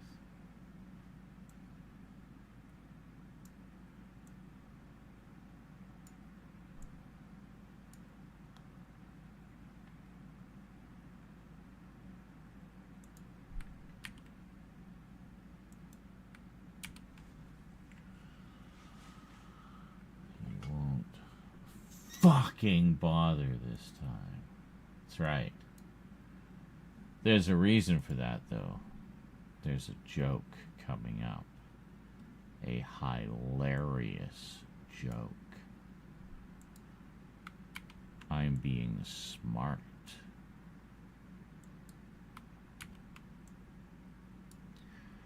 Okay, let's see how many times I fuck this up. Indicator limited edition special features. Yeah, it's actually the limited edition version, which I didn't even realize. It's quite nice. Indicator limited edition special features. 4K restoration from the original Interpositive. Original 5.1 surround sound and stereo audio tracks. The Making of Guesthouse Paradiso, 1999, 38 minutes. Archival documentary featuring interviews with actor, co-writer, and director Adrian Edmondson, actor and co-writer Rick Mayall, producer Phil McIntyre, and actors Fenella Fielding, Helena Maheu, and Simon Pegg. Actors Fenella Fielding. Yeah, and by the way, Simon Pegg's first movie. Yeah, he plays. I think he plays Helena Maheu and Simon Pegg. Yeah, actually. Fuck. Hold on. I guess we kept that in. That was considered a perfect take. Yeah, and by the way, Simon Pegg's first movie. Yeah. Oh, hold on. Oh, I see what I was doing.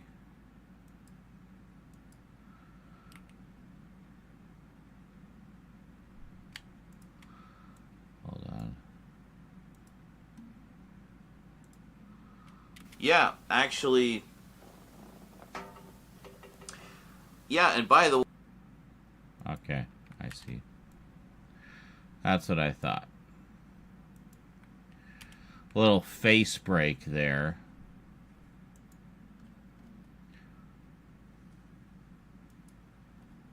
Yeah, and by the way, Simon Pegg's first movie.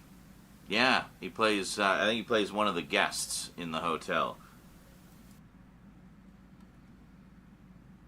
Cool. I'm getting hungry.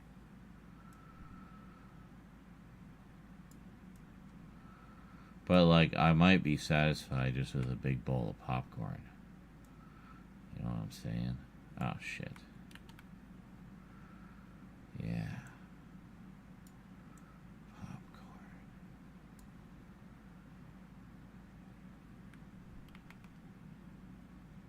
Yeah, so that's pretty cool. Then we have Paradiso Pegg. Oh, well, there you go. Something about Simon Pegg, 2023, 12 minutes. An interview with the celebrated actor, writer, and comedian. An interview. Yeah. Interview with celebrated actor, writer, and comedian Simon Pegg. Actor, writer, and comedian. Celebrated actor, writer, and comedian. It's an interview with the celebrated actor, writer, and comedian. It's an interview with the celebrated actor, writer, and comedian. Interview with the celebrated actor, writer, and an interview with the celebrated actor, writer, and comedian. An interview with the celebrated actor, writer, and comedian. All the Right Noises, 2024. Interview with celebrated actor, writer, and comedian Simon Pegg, in which he looks back at his time making the film.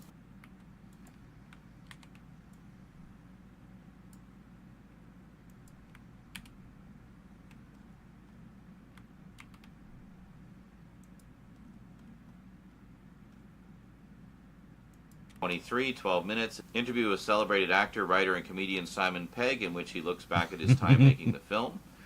All the Right Noises, 2023, 12 minutes. Interview with celebrated actor, writer, and comedian Simon.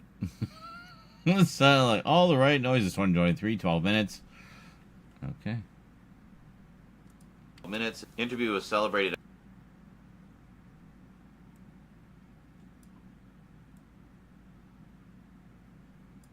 minutes. An interview with celebrated actor, writer, and minutes. An interview with celebrated actor.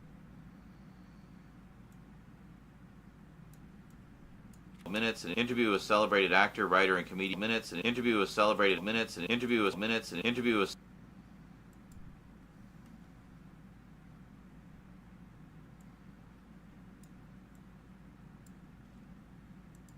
12 minutes. An interview with celebrated actor, writer, and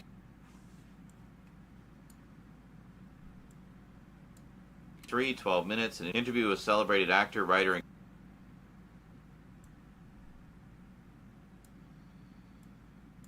12 minutes. An interview with celebrated actor, writer, and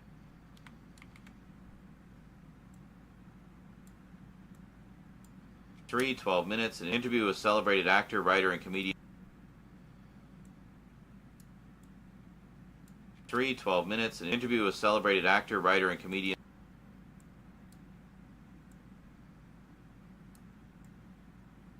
12 minutes. An interview with celebrated actor, writer, and comedian Simon Pegg, in which he looks back at his time making the film. All the Right Noises, 2024, 16 minutes. Prolific film and television composer Colin Towns talks about his score. Finely Tuned Madness, 2024, 8 minutes. Veteran editor Sean Barton discusses his working methods. Well, hello there, One Ron and friends. How's it going, everybody? Everybody.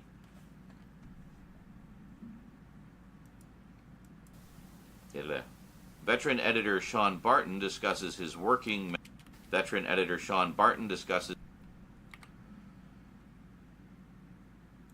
Veteran editor Sean Barton dis.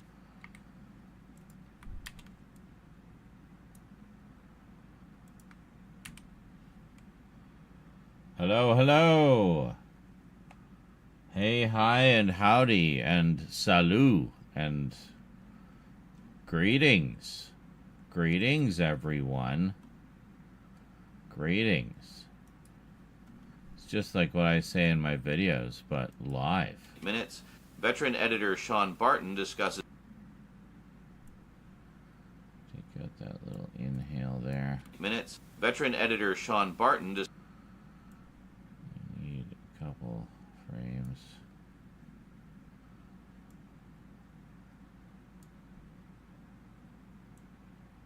Minutes. Veteran editor Sean Barton Perfect. discusses his working method. Fuck's sake. I am doing some video editing. Oh, great. I finally get that join right, and it's flubbed take. Because of course Veteran editor Sean Barton discusses. That's okay. It was... The issue was at the end of the one that leads into this. It wasn't with this one. Whoops. There we go. Just a simple Blu-ray update video, but boy, needs a lot of edits. Finely Tuned Madness, 2024, 8 minutes. Veteran editor Sean Barton discusses his working. Okay, I can just give that a little bit more breathing space. Minutes. Veteran editor Sean Barton, 24, 8 minutes. Veteran editor Sean Barton discusses his working methods and the art of cutting comedy. Squalid Precision from 2024, 19 minutes. Production designer Tom Brown explores the guest house. Outtakes from 1999, 9 minutes.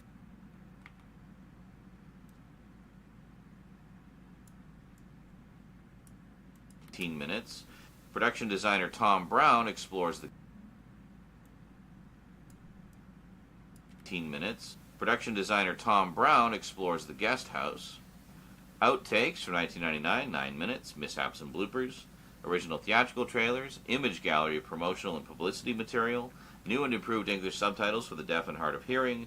Limited edition exclusive 40-page booklet with a new essay by John Robertson, an archival on-set report, an archival interview with Adrian Edmondson and Rick Mayall, an overview of contemporary critical responses, and film credits. It's the UK premiere on Blu-ray, and a limited edition of 6,000 copies in the UK.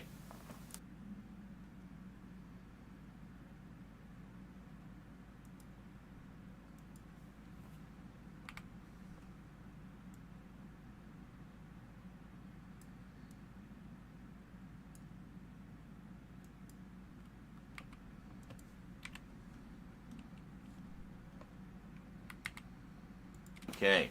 So yeah, I guess I should have mentioned I got lucky and actually got the limited edition version of Guest House Paradiso. How cool is that? Which means, well, a couple things. First off, there's our. I'm not going to zoom in on all of this, but I'll just give you a quick, sort of half-assed closer look. Yes. So we do have reversible artwork.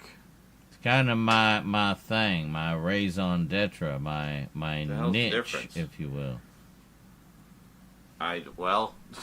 Slightly. Oh, I see. It doesn't have the indicator branding on it, and it's actually slightly different font on the credits there.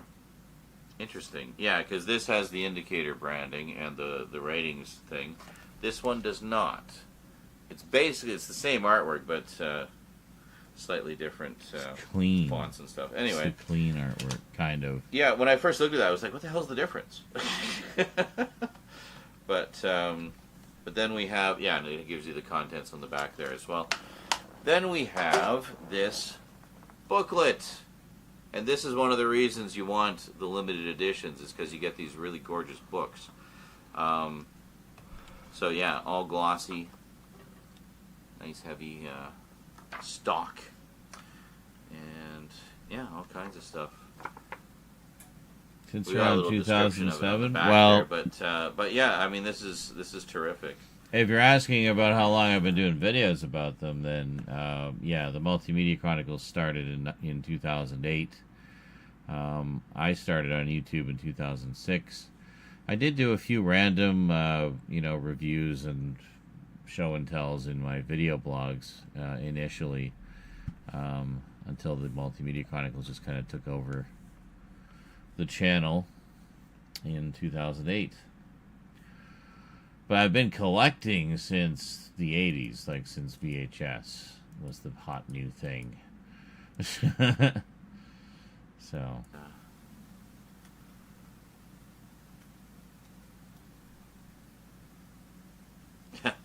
Yes, Hotel du Crap. Excellent. So, yeah, I mean, this just this sounds like an absolute terrific.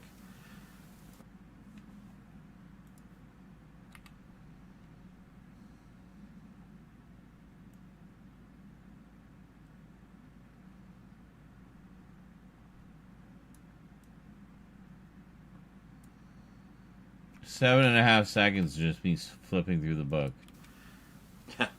Yes, Hotel du Crap. Yes, Hotel actually pretty du seamless. Crap. Yeah, I mean, this is terrific.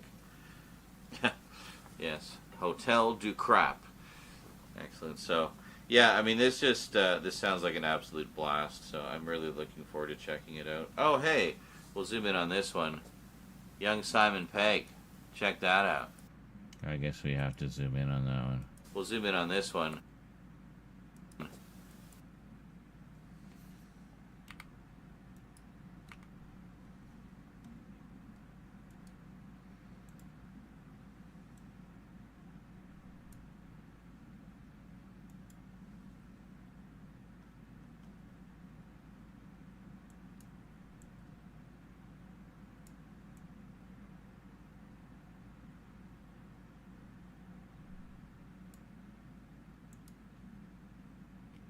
Young Simon Pegg. Check that out. Yeah.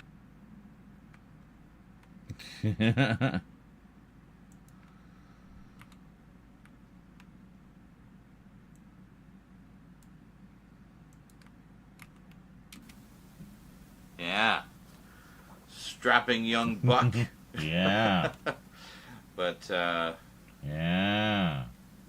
Yeah, I mean this is just fantastic. I love. You just are an how- OG, I mean, just Ron. everything they do, they give the deluxe. You were treatment, there You know. at That's the the beginning boutique labels, man, doing it right. when it But all you gotta be started. quick to grab these special editions because ones like this, especially, just fly out the door. But I mean, limited to 6,000. That's pretty good, pretty good. So yeah, so there you go, Guest House Paradiso, and I actually do have one more. Hold on, do we find a place for the front cover? I don't know if we did. And see, I'm pretty sure I've seen all of the shows as the same characters. Richie, based on a very popular TV show, which I absolutely love, except it's not actually based on that show. But, yes, I love Bottom, but it is. But it isn't. But it really is. But it kind of isn't, but come on, it is. What else could I be talking about except Guest House Paradiso with Rick Mayall and Adrian Edmondson portraying the characters of Richie and Eddie.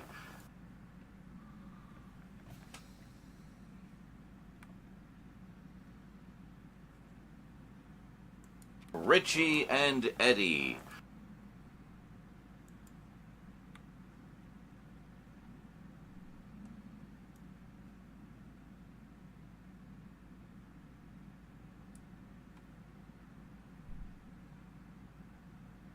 Huh?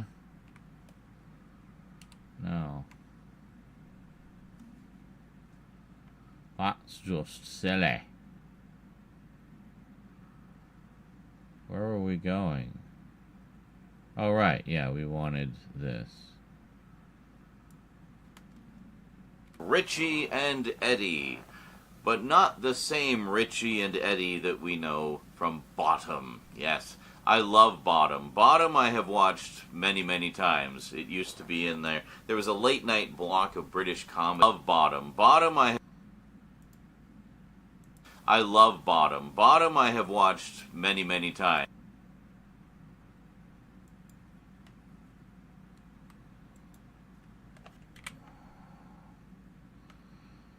So, the show calling itself Bottom, it was literally calling itself Arse. Ass. Richie and Eddie.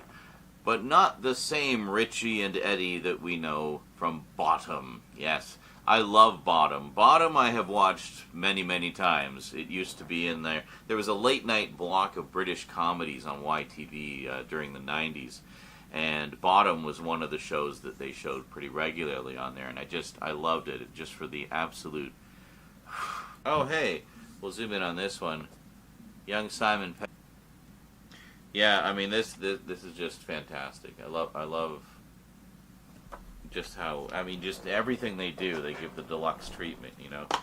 That's the boutique labels, man, doing it Bottom, right. yes, But indeed. you gotta be quick to grab these special editions, because ones like this Gotta especially be just quick. fly out the door. But, I mean, limited Yes, to ours. 6,000, that's pretty good. Pretty good. So, Since it's British. so yeah, so there you go, Guest House Paradiso. And, oh, I actually do have one more, which is also the last one.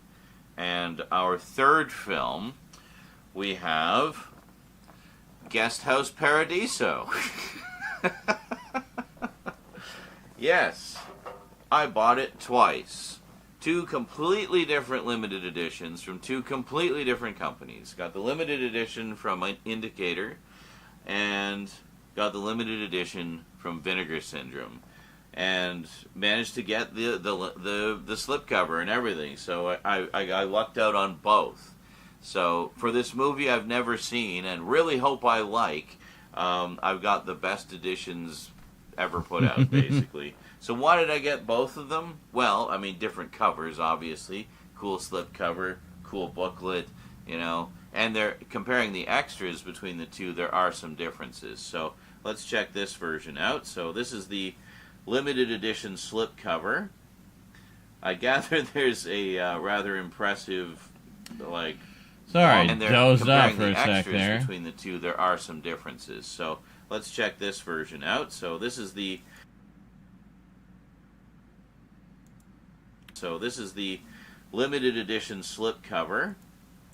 I gather there's a... this is the limited edition...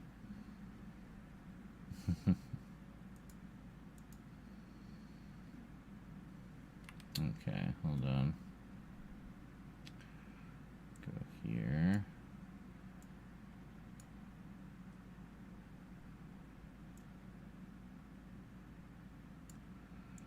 Bring all these back.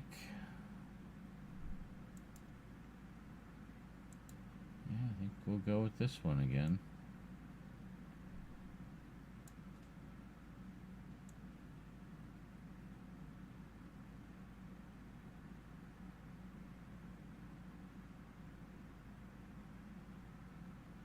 Wow, it take forever to get to the back. Holy shit, man.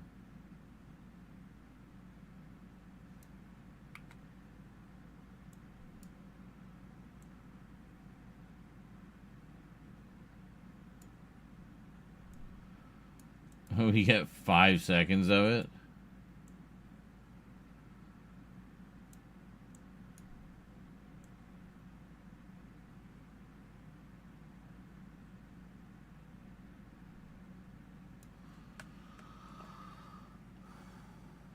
Very green, yes. Yes, it is.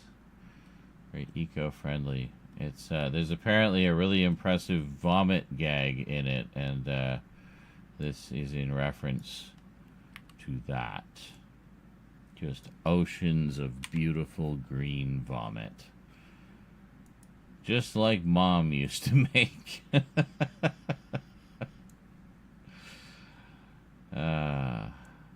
So, yeah, I had to have the pukey slipcover. You know. Oh, Jesus!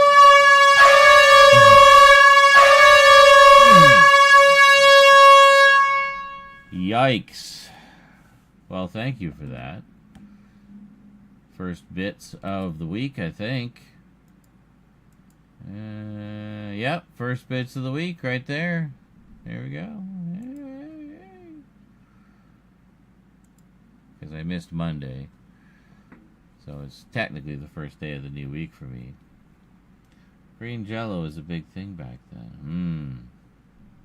Just making sure I stay awake, yeah. No doot. This is the limited edition slipcover. I gather there's a rather impressive, like, vomit scene in this, because that...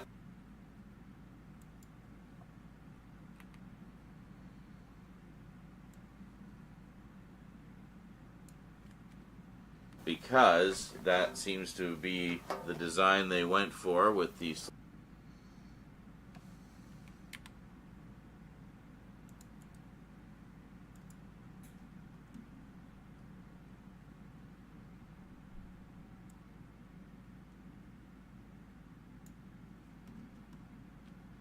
This is the limited edition slipcover.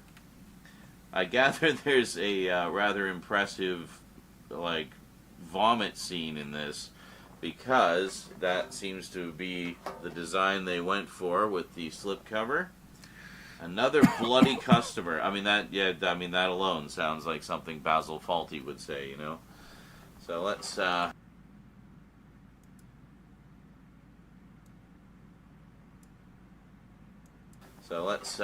pop it out of the slipcover here, and oh, look at that. That looks familiar. Okay, I need to make some manner of food. I suspect it will be a huge bowl of popcorn.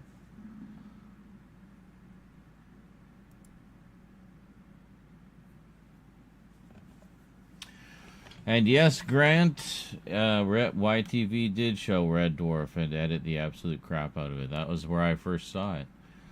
There was no other options at the time, so yeah. I don't know if Bottom was ever popular in the US. I know it did enjoy some popularity here in Canada, but we just generally love British comedy here, so.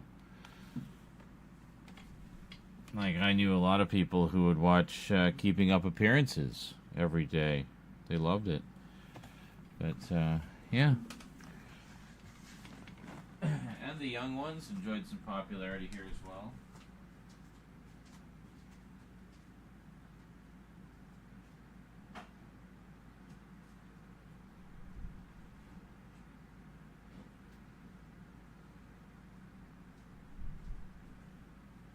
Need some light.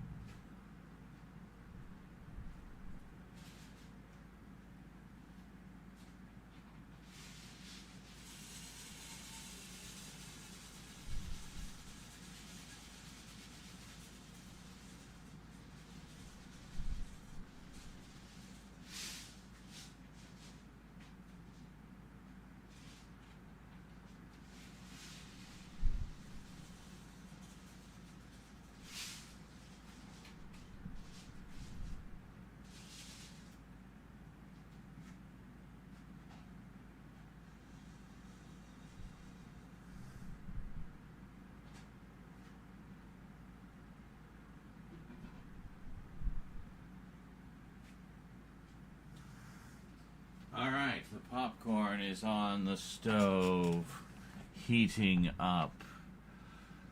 Yes. YTV you speak of is Canadian. That is correct, yes. Yeah, Canadian specialty channel started in the early 90s, I guess. Late 80s? No, late 80s. Anyway, I'll be back. Enjoy some clips. I'll leave the speaker on so you can, or the mic, so you can hear the popcorn.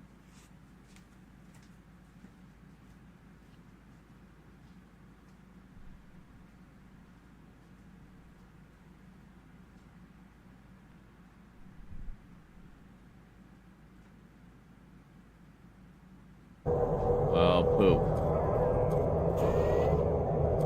We'll go in the extra bloody room first. Yeah.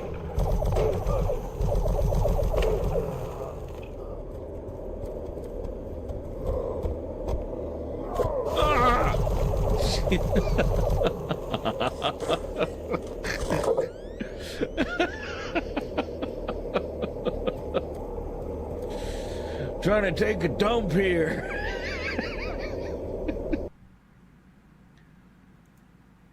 God, it's just nothing. Like, is that it? Do I just have to do everything myself? Like, seriously. Anybody can do clips. Anybody. Just clip the little... You just click the little clapper board, and you can make a clip. Anytime. I'm sure we'll be fine. I don't believe anyone would shoot us.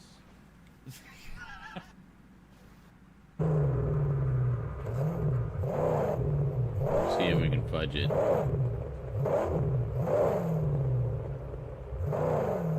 So I can get the car in there, I might be able to boost into it. Alright. Here we go.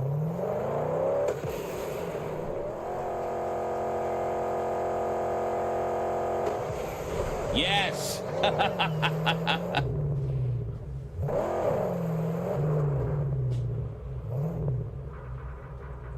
We fudged it. Oh, hello. Shit. Hi. Oh, shit. Okay, that's terrifying. I'm trying not to get eaten. Okay. Now, where are we going? To Helgen Keep. How about, what's this one? Oh, that, see, that's the choice. I didn't even know that was whittled down to something that the Game Boy can handle.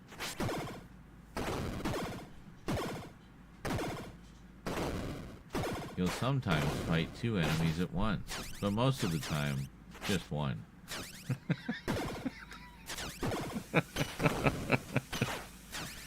Any more than two characters on screen at the same time, and the Game Boy might explode.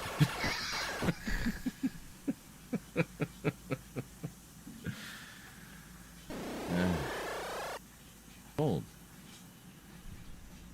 What did he die of, or from, or as a result of? On the plus side, hot deals on Pope mobiles. That's an odd place to go. Just how high are you right now? 88.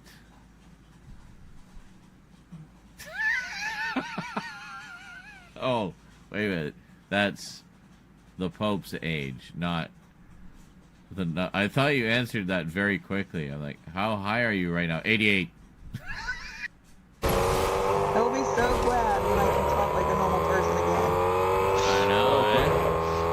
I don't remember the last time I had a cold. I do.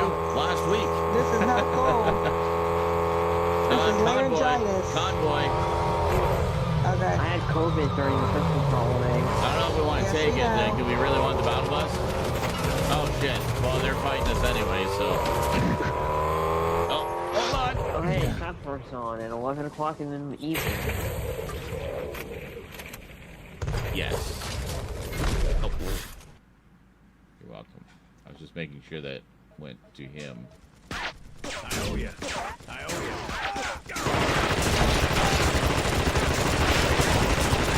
Oh my god!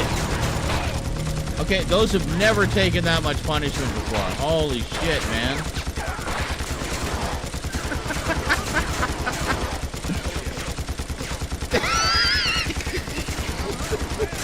I owe ya.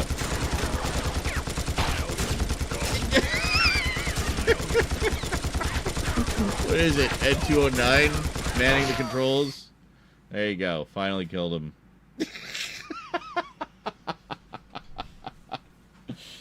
Oh my god. Okay.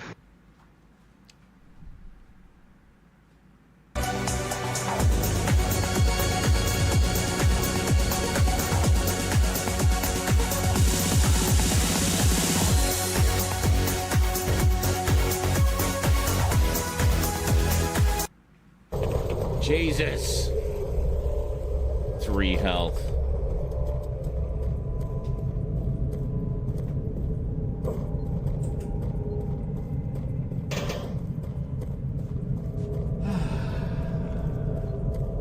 Popcorn has been achieved. Isn't there a health like right around here somewhere?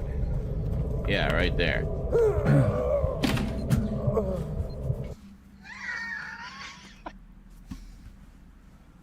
Popcorn. Oh yeah, baby. Woo! We're gonna have a popcorn break. Good time to chat. Good time to drop big, fat, meaty, juicy donuts.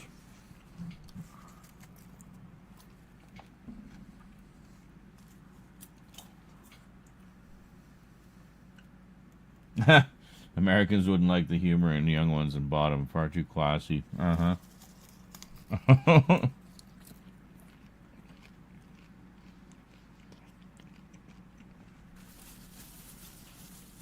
Yeah, it's very prim and proper highbrow humor in those ones.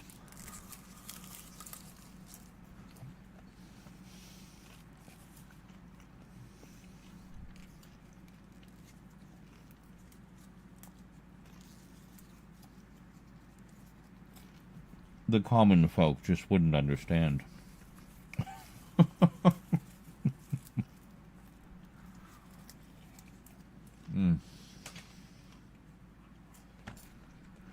This turned out so good. Little Orville Redenbacher.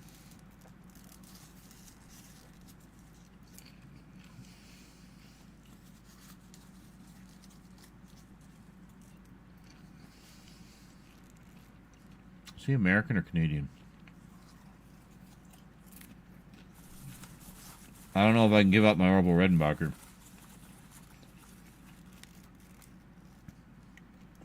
I'll just have to pay the popcorn tariff, I guess.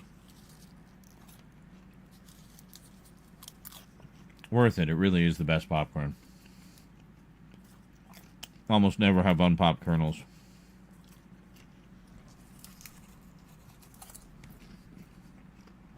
And then they pop really well, too. Light, fluffy, crispy, flavorful.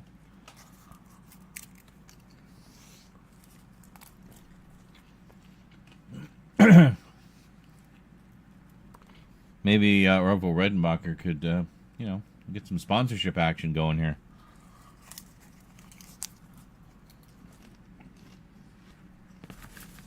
I will sing the praises of your popcorn.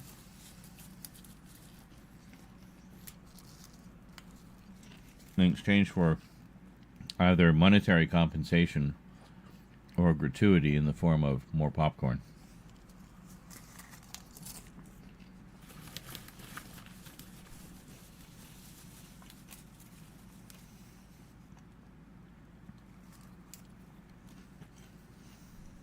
I don't know if they do a lot of the like flavored stuff.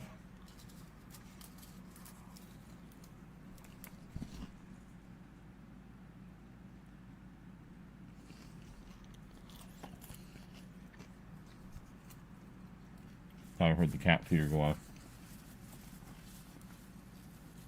Don't mind me, I'm just shoveling popcorn into my face.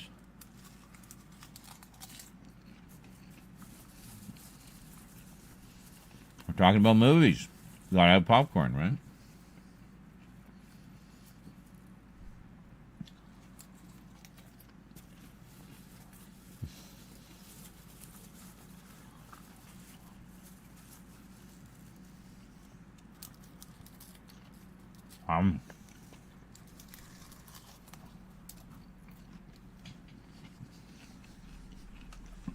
I knew it. I felt one do a little boulder roll down my leg.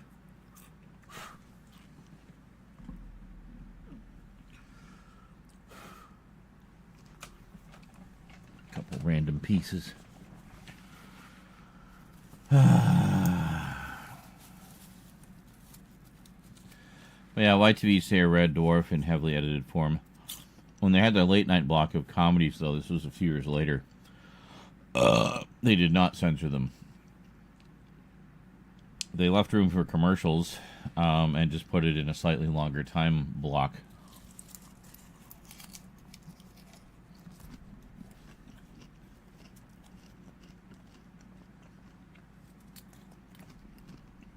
This was back when stations would still sign off for the night.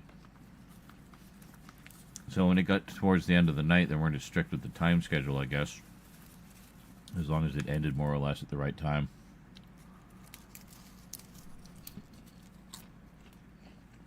So instead of having a half-hour block with commercials, British shows tend to run a little longer because they don't have commercial breaks there. They'd put it in a 35-minute slot instead of a 30-minute slot, so they could put in a couple commercial breaks.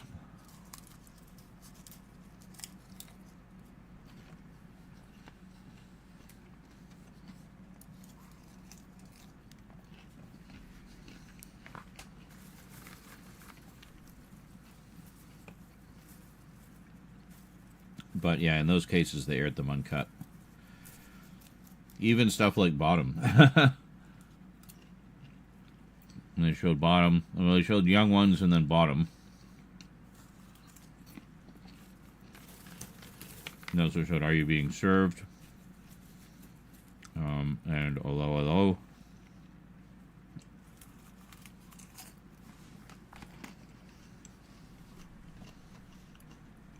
Oh, Keeping Up Appearances.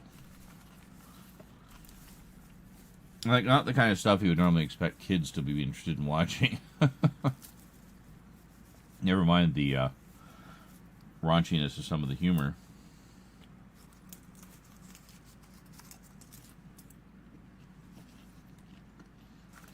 I swear they put that on for the exhausted parents at the end of the evening.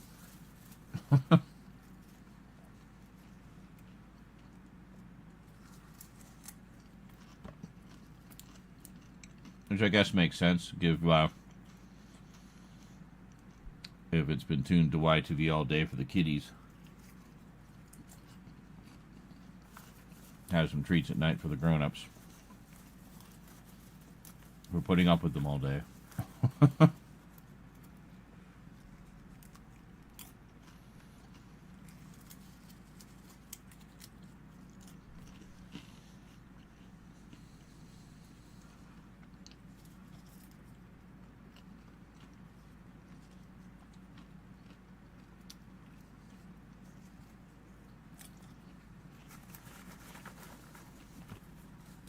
That was kind of the norm in the 80s.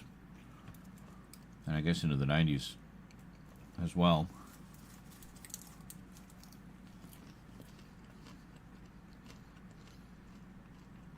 So they started to get more into specialty channels in the 90s that they stopped doing sign-offs. And everything just became 24/7. I guess they had to compete.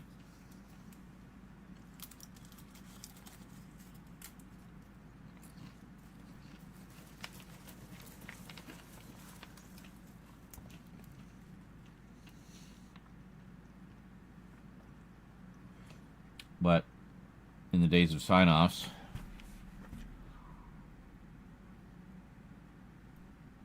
the content tended to get more risque the later you stayed up. You pass midnight, and some of the stations would just turn into full-on porn. literal actual porn. On regular TV after midnight.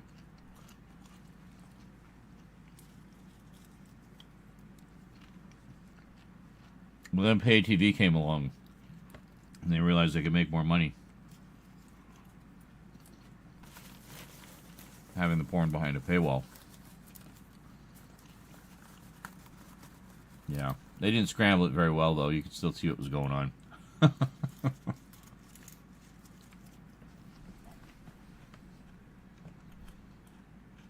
Mm-hmm. X-Files Season 2, Episode 12, Aubrey was a confusing one. I see.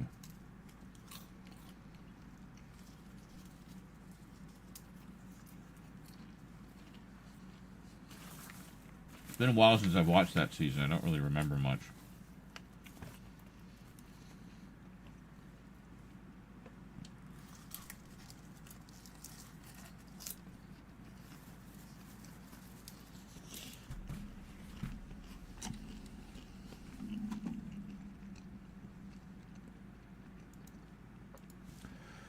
Sometimes the description can give me a reminder.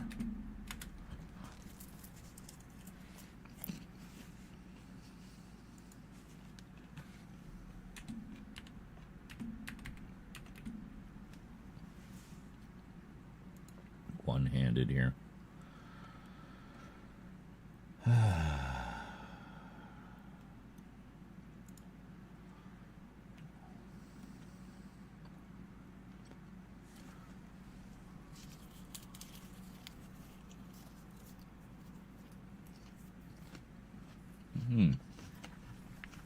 Okay.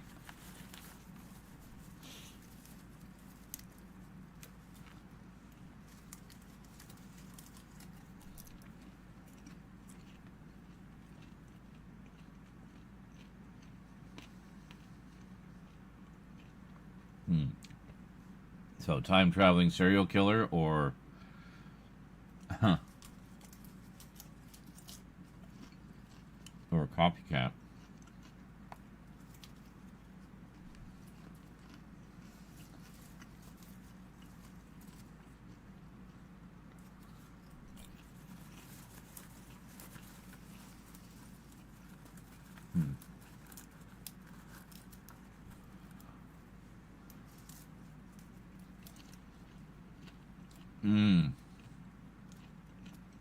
Yeah, there's some good ones coming up.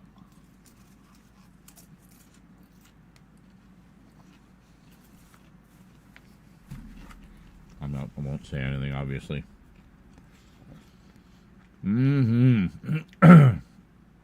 Very yummy popcorn. I was hungry, but didn't want to make anything too elaborate. So popcorn it was.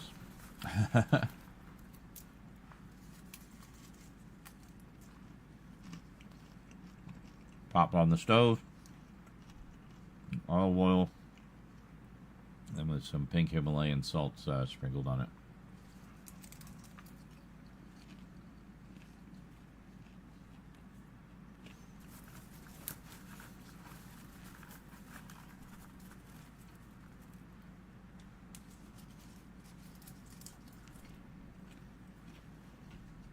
What are you up to today, Funk? What's on the agenda?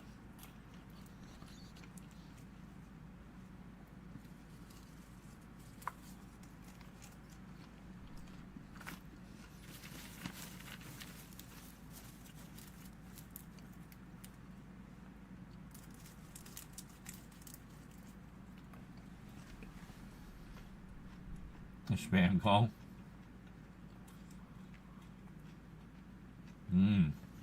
Yeah.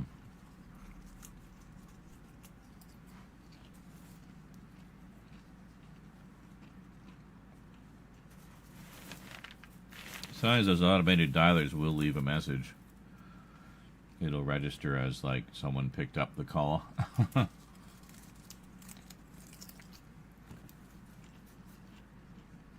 So it'll just start talking to the machine.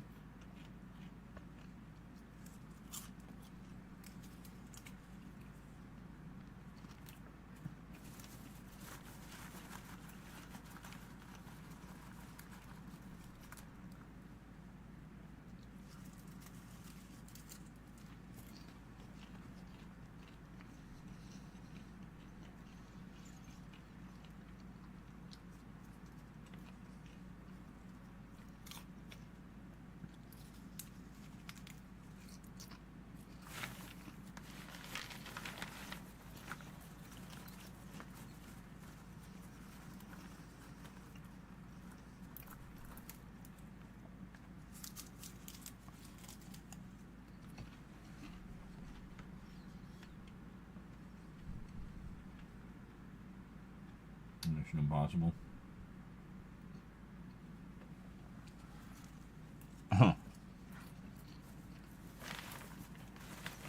Collection robots leaving messages with answer robots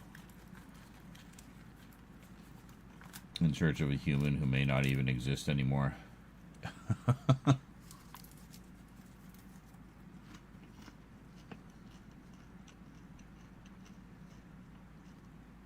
To pay a debt to a company that isn't even around anymore.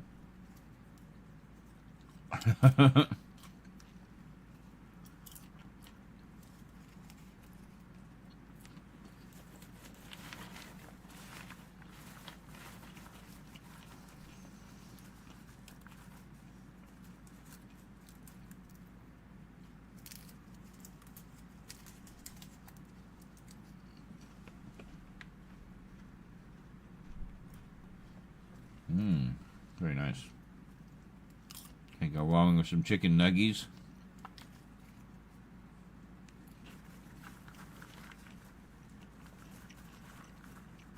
I'm just going to continue slamming popcorn into my face.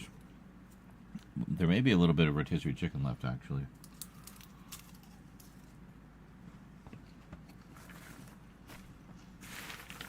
Not much, though. I think maybe a wing.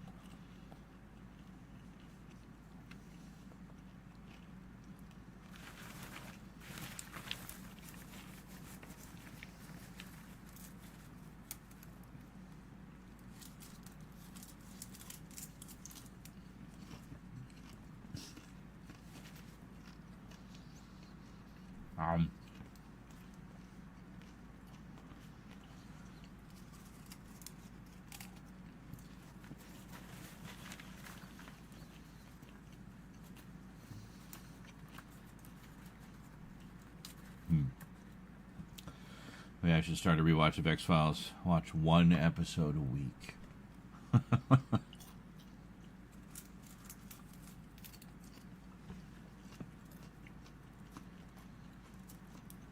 It'd take a year to get through 2 seasons.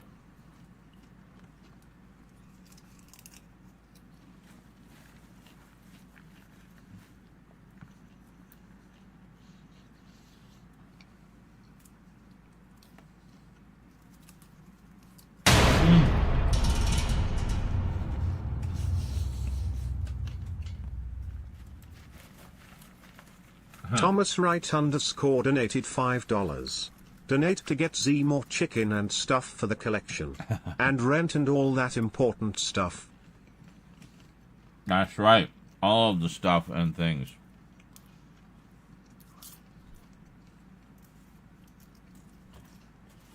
But most importantly, chicken. I mean, rent. Well, the collection. Well, you know.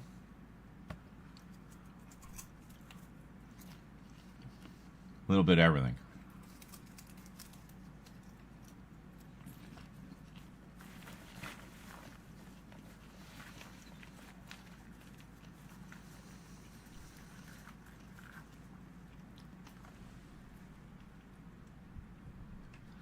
One episode a week. Damn, one episode a night for me. Oh, I know. I'm just saying, like, to prolong the experience.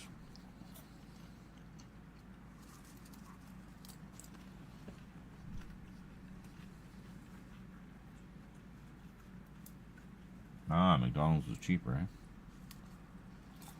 What did you get, like a burger, or did you get breakfast? Because I honestly love McDonald's breakfast. Like McMuffins, oh, great stuff. Always the egg and sausage for me. Need that sausage patty.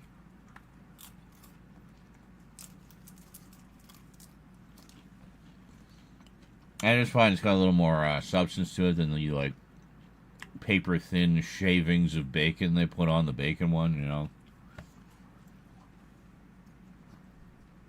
Essence of bacon.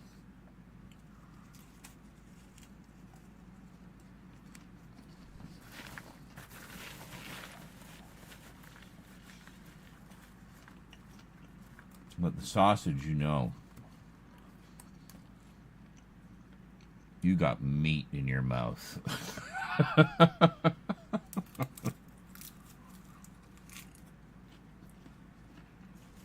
Hot, juicy, salty, sweet meat.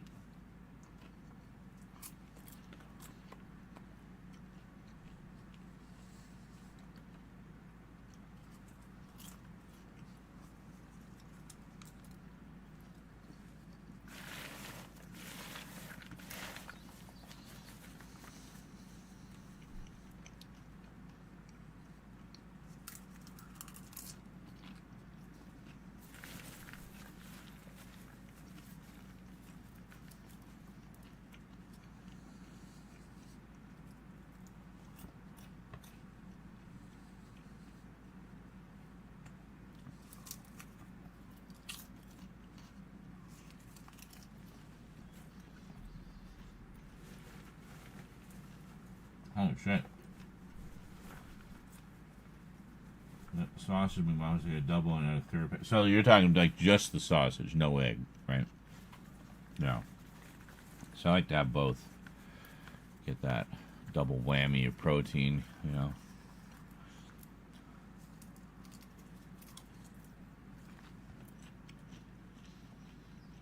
But I do love breakfast sausage. I actually got a pretty good recipe for making them. So when I feel so inclined, I'll make my own breakfast patties. Oh, then you can make them bigger.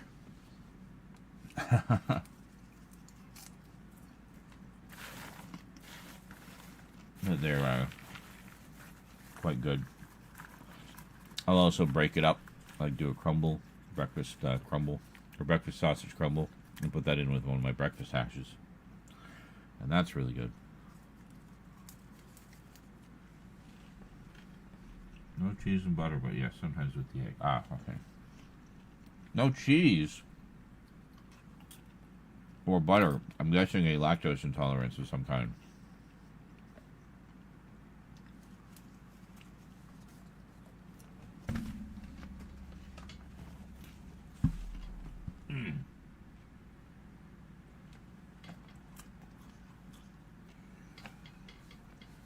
That one got a little too hairy.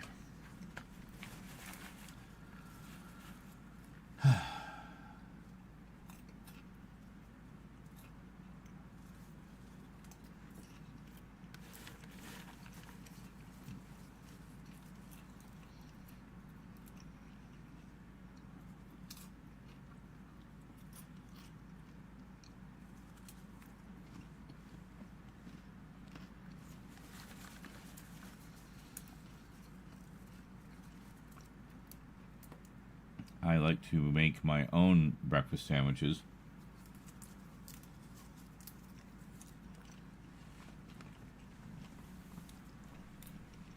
I use a free-range egg, fry it up, make it into a rough semblance of a patty. Ideally, I prepped some of my own sausage patties, put one of those on.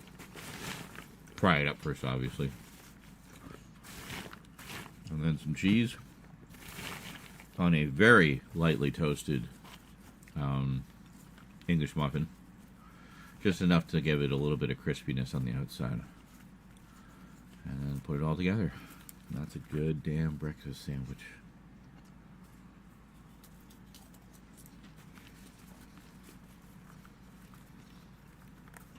I used to do them with bacon. That's good too. It's just bacon's more of a pain in the ass to cook than a patty. Bacon requires more management, which I just don't always have the patience for.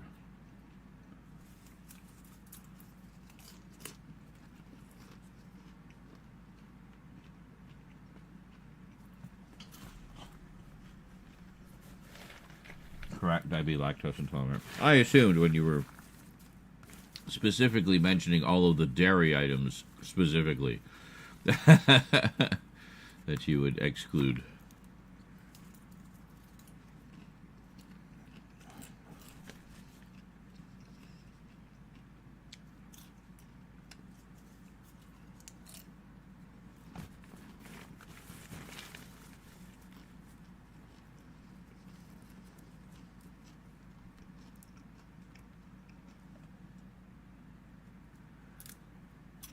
I was apparently very hungry for popcorn.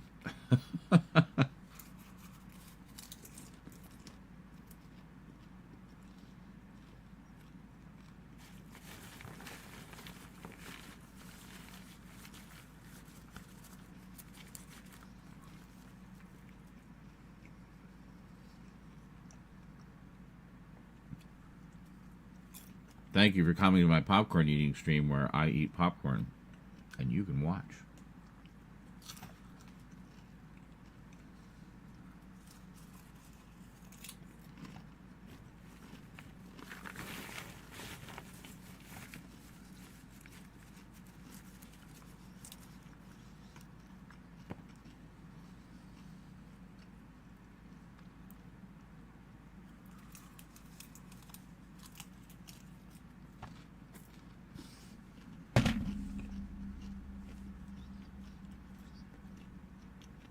We had a little bit of that popcorn flavoring powder for a while.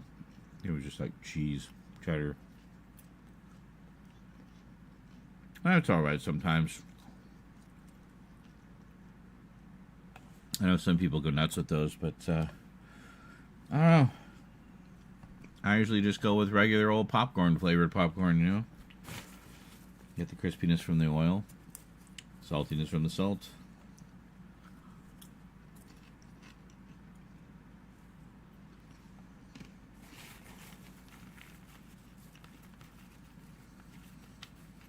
They are a little greasy, but that's okay. I like them like that.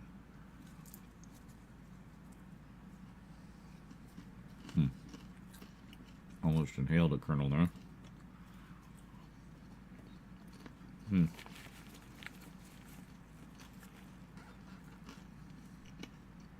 Sorry for the alternate timeline where I'm coughing up a lung trying to get that kernel dislodged.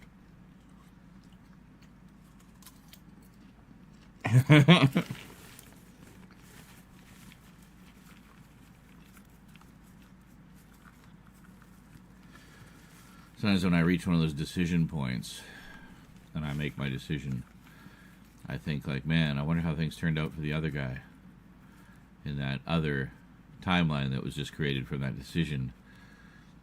I wonder how many of those other guys I completely fucked things up for. You know, or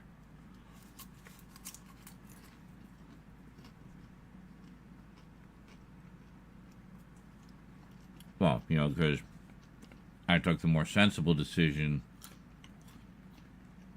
leaving the only other option being the not sensible decision, which is what the other guy would do in the other reality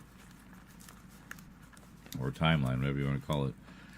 I just think, like, how many of those other guys have I just completely fucked over by my decisions? Mind you, I'm sure that goes both ways.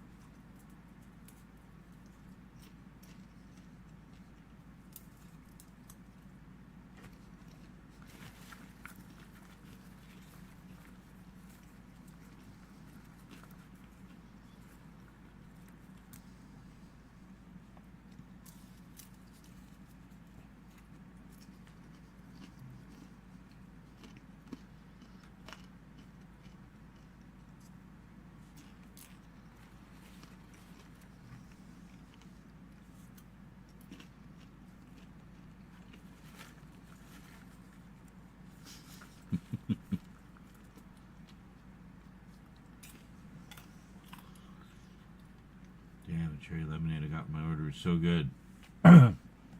Excellent.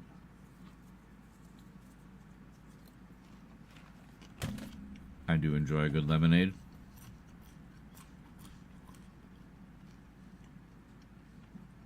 It does seem to be a good one that mixes well with other things.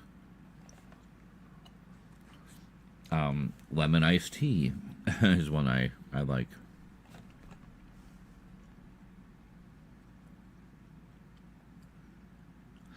I know one of the iced tea companies is Nest. Is that a Nestea or Brisk? Maybe both of them also have a straight up lemonade that you can get.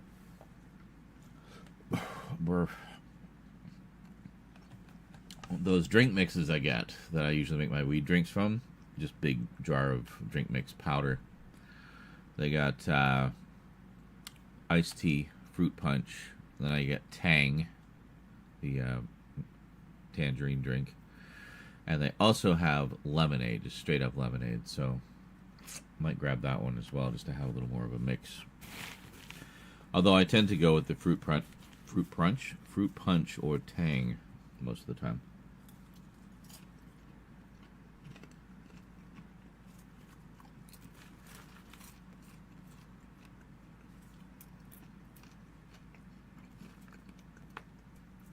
Speaking of which, my buzz seems to be wearing off, so maybe I'll go mix one of those.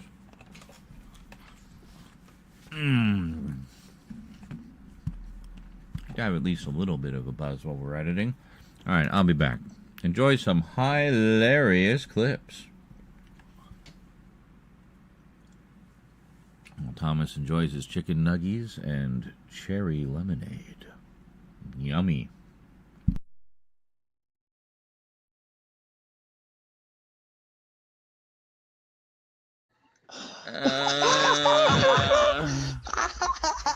What even happened? I don't even know what's going on. Oh god. What happened? Oh my god. I have no idea either, guys. It's like, what is going on? Everybody's just lost their minds. I have no idea what's happening.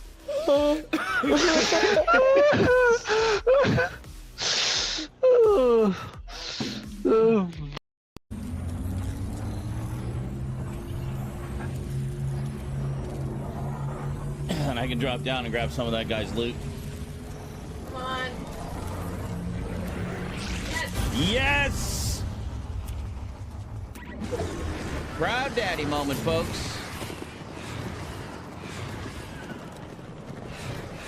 Whittled down to something that the Game Boy can handle.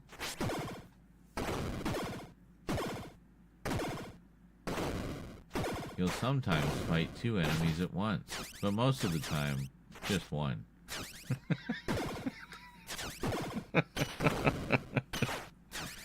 Any more than two characters on screen at the same time, and the Game Boy might explode.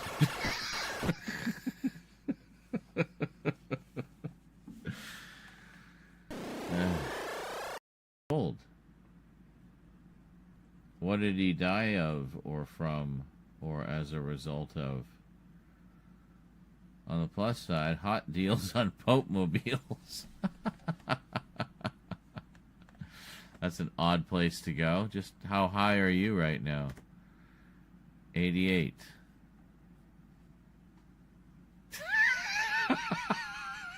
Oh, wait a minute. That's the Pope's age, not the... I thought you answered that very quickly. I'm like, how high are you right now? 88. Yeah, just give him a bunch of, like, I don't know, cuboid shit and whatnot, and paper airplanes and things. Sure. And just a random box. And then more stupid paper airplanes and cuboid things. And, like, a ghostly, fucking terrifying woman in white. What the fuck? What?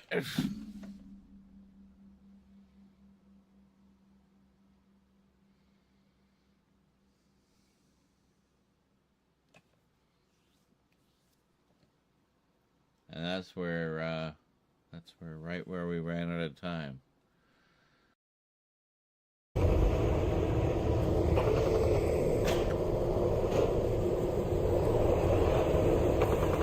All right.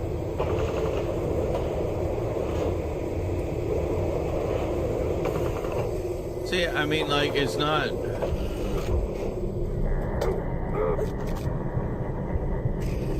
Again! I was gonna say right before, I forgot it was right there.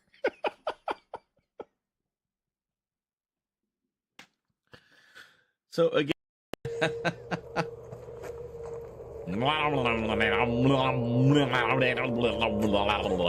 You taste like maggots, baby. Stop. So eventually I just had to ban it entirely to make, and of course we can't take the car in.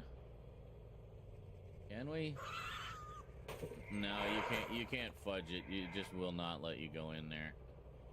Man, this clip thing, Never mind, it's random. you can fudge it. But it sure loves this clip. The clip thingy loves fudge, I guess. I thought, we'll try it. Clip thingy loves fudge. Let it go. Let it go. Let it go. Thank you, Ray Romano, for that lovely rendition of Let It Go.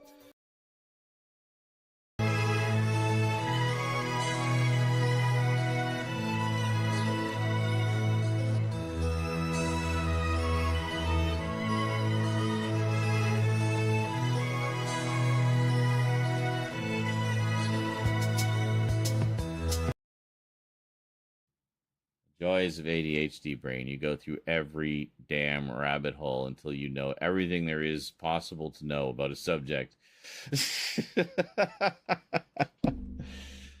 I try to make it interesting anyway.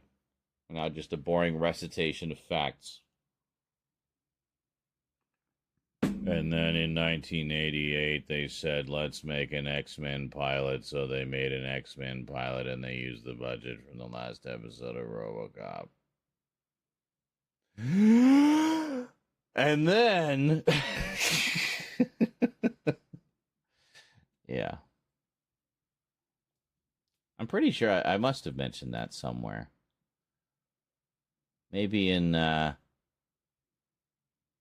I did like a closer look at my RoboCop collection. I'm sure I would have mentioned it in there when I showed the cartoon.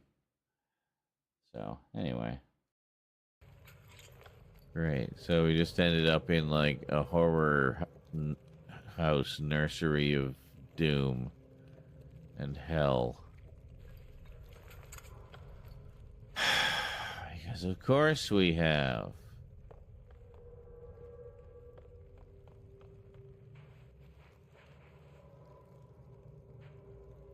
Great. Rubber ducky, you're my friend. Oh, hey, Scrap. God, I didn't notice that, but I heard them. Okay, that's creepy.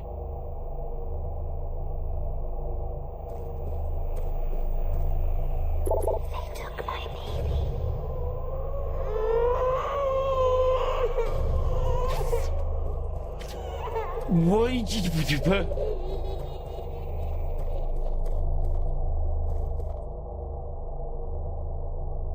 Okay. I'll help you.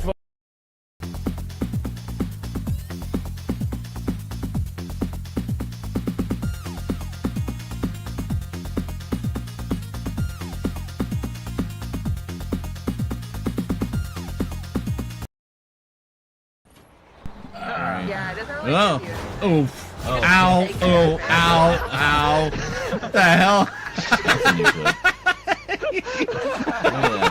What even was that? It's like gang, gang, gang, gang. I don't know. It's not. Well, it's not even that I need to be quicker. It's like I'm getting to the corner and he won't turn. Like he just won't. What does the chicken say? What is that? Mountain Man. Mountain Man donated $5. I bet you can squeal like a pig. Wee ee ee. Wee ee ee ee. Wee ee ee. Wee ee ee. That's some excellent piggy squealing, Brian. Excellent. I think I know who Mountain Man is.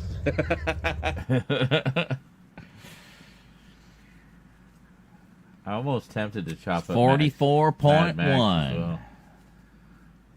Just do the whole goddamn CHFI, saga. Toronto's best rock. Oh, this one.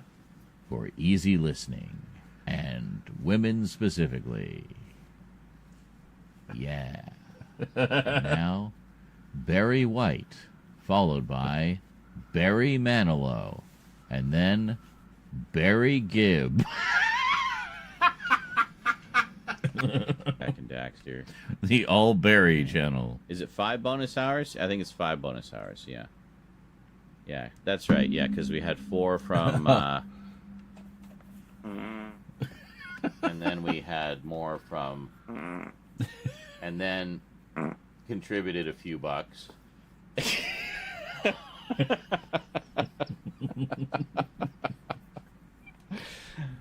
Anyway, I'm gonna go smoke. I'll be back.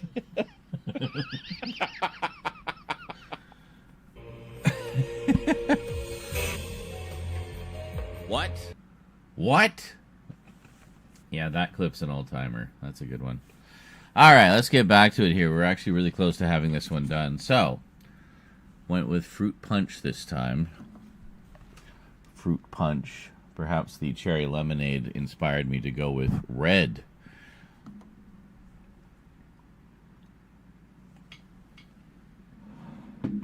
All right. So, yeah, I was looking at X-Files earlier. Because X-Files.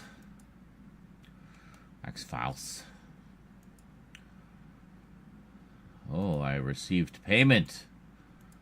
That was the dono earlier from Tomas. Excellent. Much obliged. Appreciate it.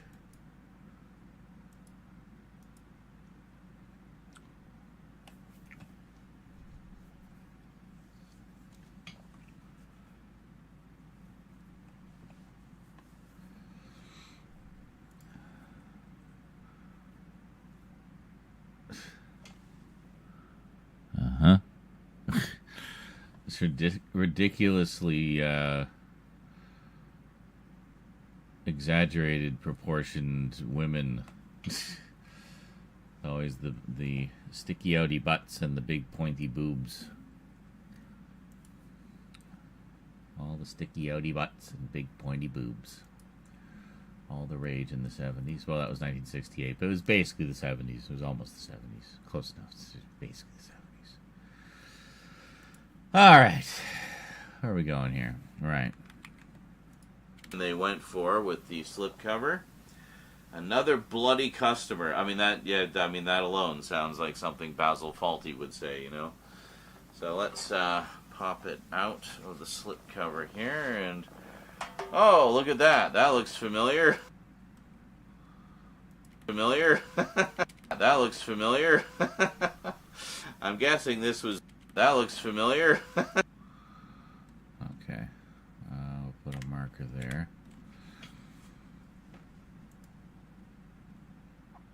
Shit, did I delete the... I think I deleted the one we actually want. Yeah, that's this one.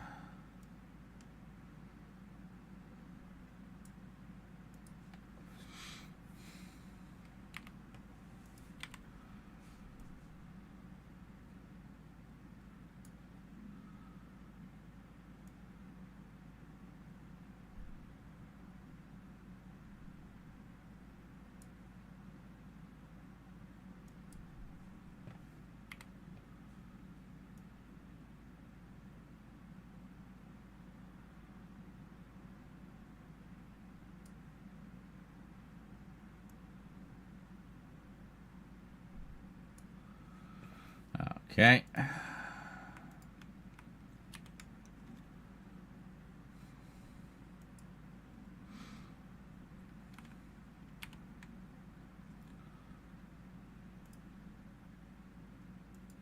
That looks familiar. I'm guessing this was one of the movie posters. Just, you know, Richie tormenting Eddie, as always.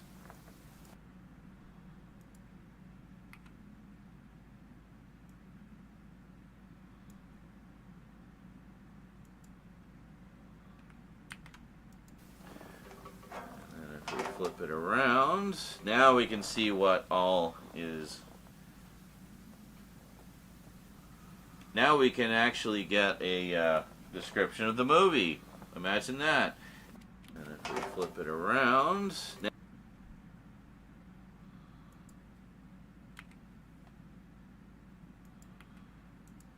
Now we can get all that.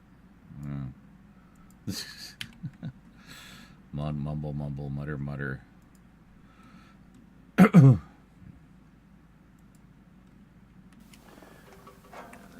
Flip it around. Now we can actually get a...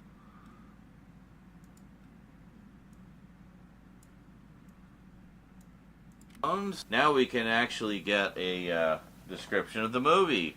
Imagine that. And some... Other stuff. Now we can actually... And a look at the extras, of course. So let's see. And a look at the extras, and we'll see how those compare.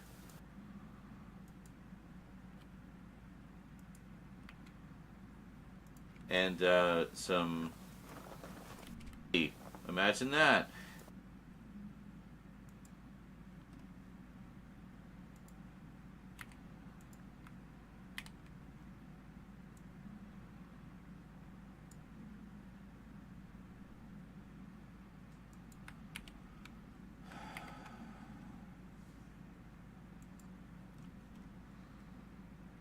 And a look at the extras, and we'll see how those compare.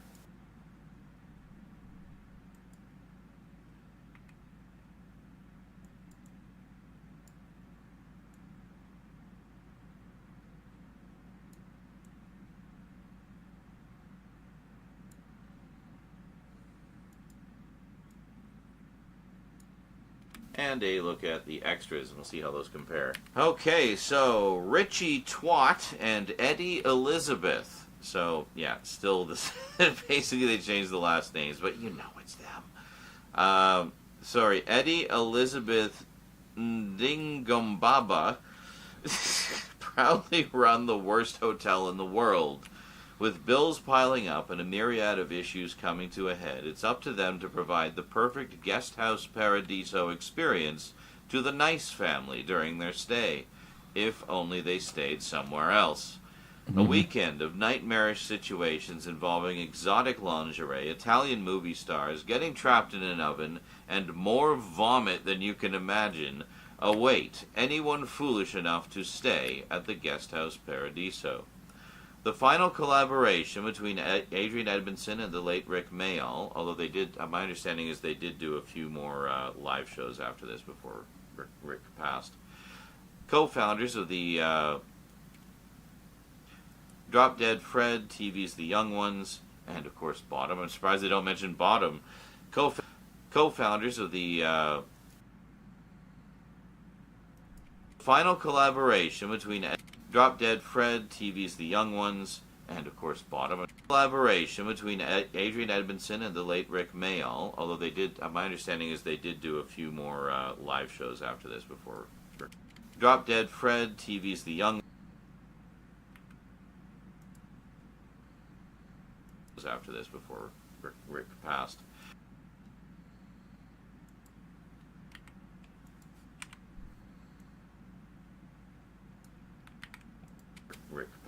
Drop Dead Fred, TV's The Young Ones, and of course Bottom. I'm surprised they don't mention Bottom. Co-founders of the anarchic. Co-founders of the Co-founders of.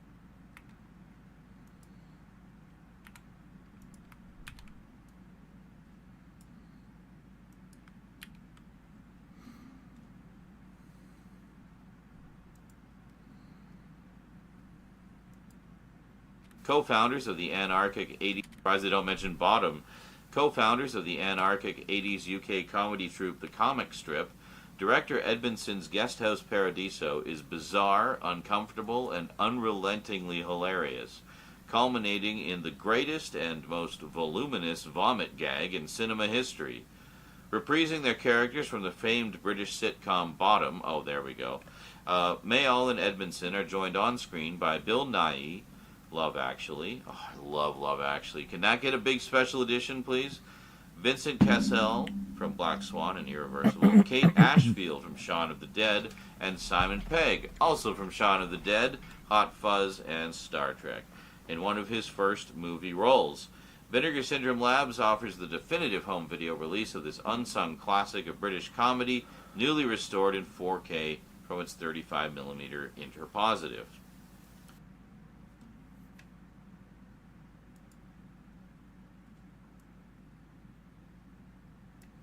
Come back. Yeah, that's what I thought. So we do description, then we come back, then we do extras. Here, look at me again. That was a long time to be staring at the back of the case. I'm sorry. So, a little change of scenery for you. All right. And now back there so we can look at the extras.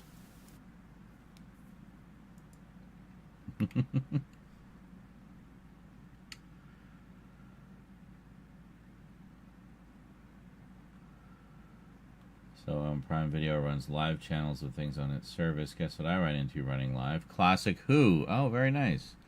Yeah, Twitch has done that from time to time. Like, I remember a while back they had Carl Sagan's Cosmos running in a loop.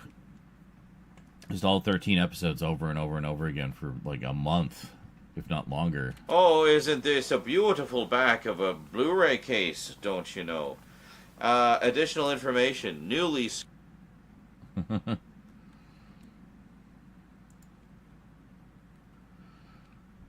here, we'll do all of these.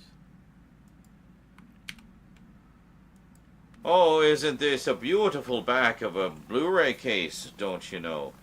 Additional information. Newly scanned and restored in 4K from its 35mm interpositive. So, the thing I'm wondering is... Interpositive.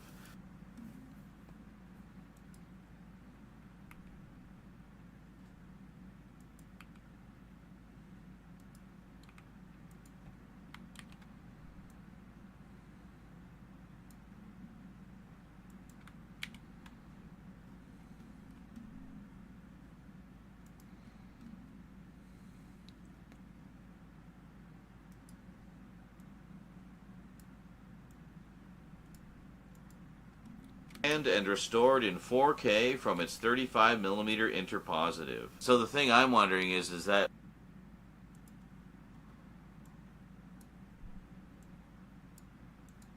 So the thing I'm wondering is that...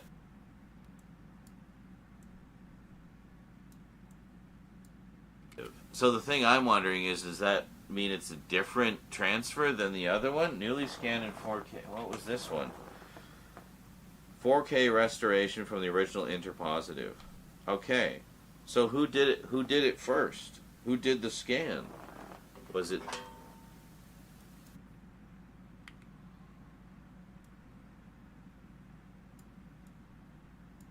Ah, I think it was Vinegar Syndrome, because it says this one came out in 2023. This one came out in 2024. All right. So back to the extras then.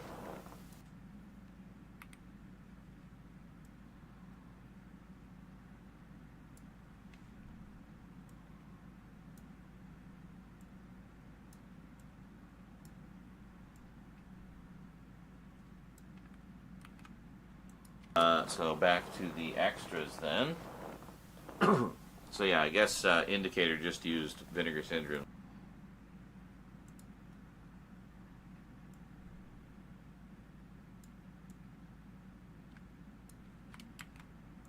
So yeah, I guess Indicator just used Vinegar Syndrome's transfer. So yeah, I guess Indicator just used Vinegar Syndrome's transfer. Paradiso Peg, 12 minutes of brand. So yeah, I guess.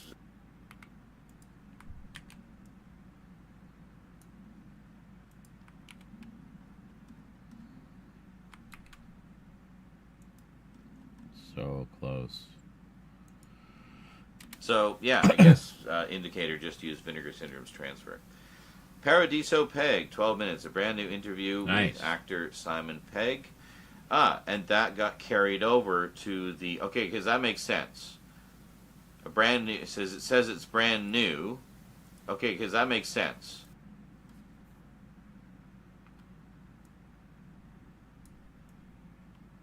A brand new... It says it's brand new. Okay, so that makes sense that this would have... and that got carried over to the... Okay, because that makes sense. That this would have come first, as it says it's brand new, but that same extra is on the indicator release. Okay, so that makes sense. That and that got carried over to the... Okay, because that makes sense. A brand new... It says it's brand new. That makes sense. A brand new... Okay, because that makes sense. A brand new...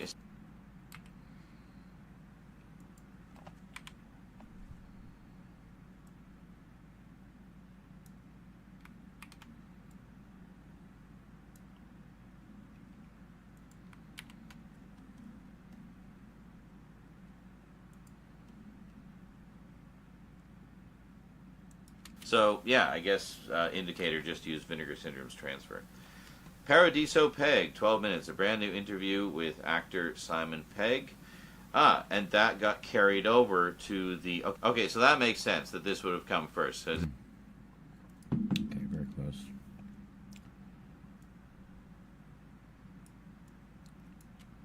Okay, so that makes sense that this would have...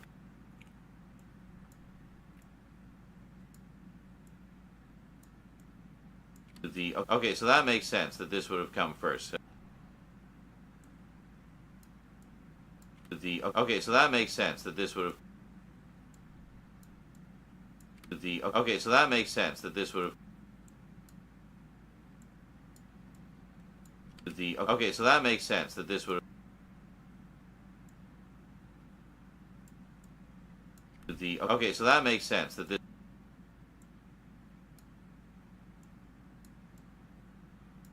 Okay, so that makes sense that this would have... Okay, so that makes sense that this...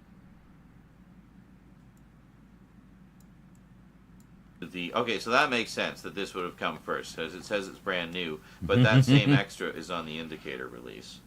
Carried over to the... Okay, so that makes sense that this would have come first, as it says it's brand new, but that same extra is on the indicator release. The Making of Guest House Paradiso, 37 minutes. Extra is on the indicator release.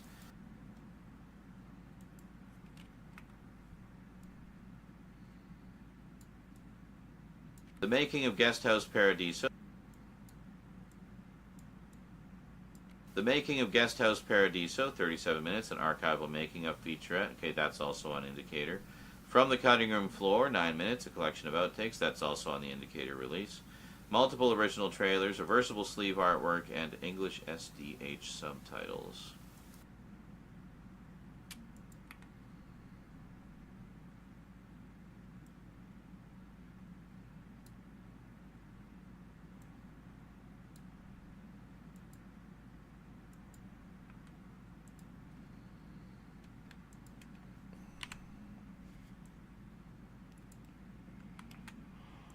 And English SDH subtitles. Alright, yeah, so it seems like the and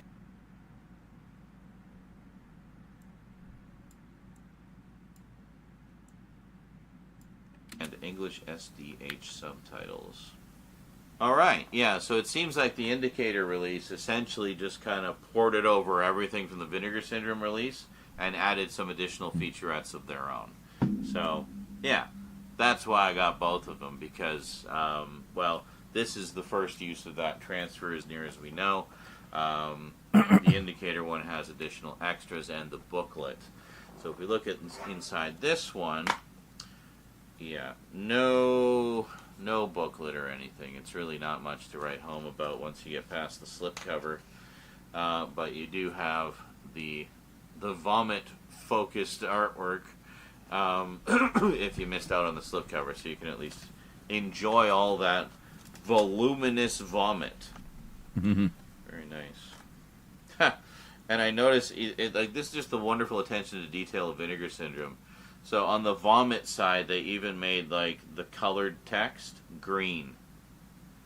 On this side, which is the regular movie poster side, all the text, colored text is yellow to match, right? So, nice. Nice attention to detail, Vinegar Syndrome. Appreciate that.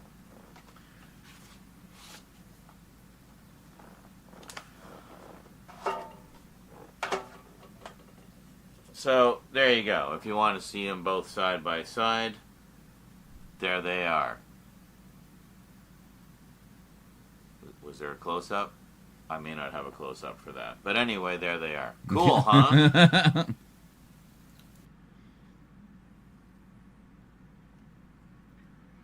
We do not have a close-up for the two of them side by side. However... I may not have a close-up for that. But anyway, there they are. Cool, huh?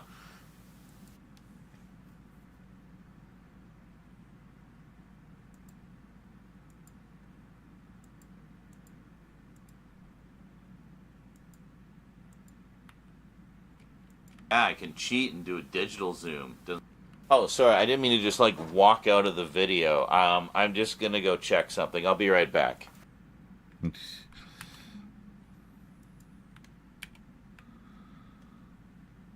I just leave. Zaran Izarak has left the video.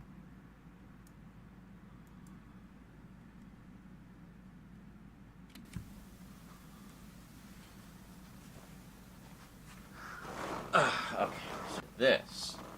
So why do I have to do them like that? Well, because... Ta-da! Isn't that a much nicer clip? And this. So why is it? Okay, right. This. And this. I have to do... okay, sorry. I have...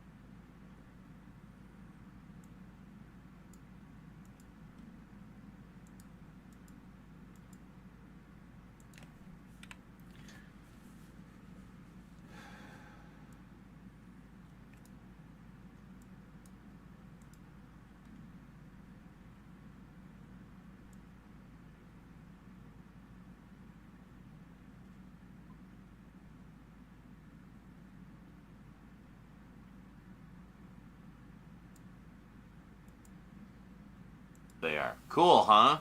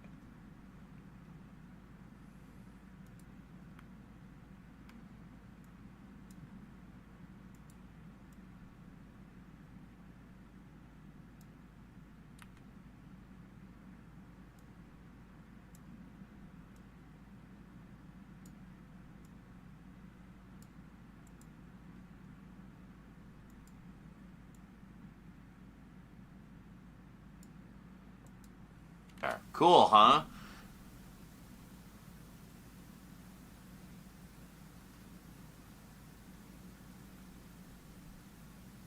Yeah, I can cheat and do a digital zoom. Doesn't look as good though, does it?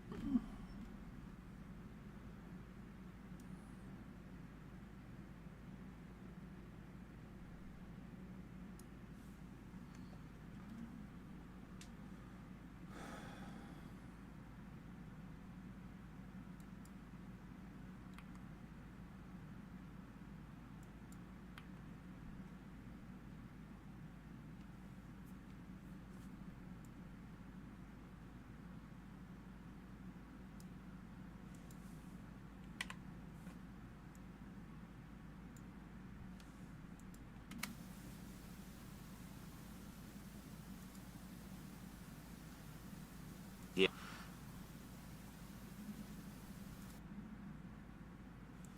But anyway, there they are. Cool, huh?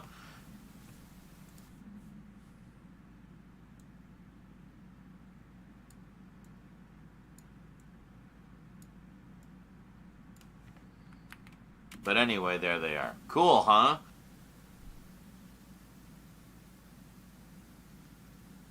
Yeah, I can cheat and do a digital zoom. Doesn't look as good though, does it? No, not really. I usually move the camera up and do proper close-ups. Oh, sorry, I didn't mean to just like walk out of the video. I'm just gonna go check something. I'll be right back.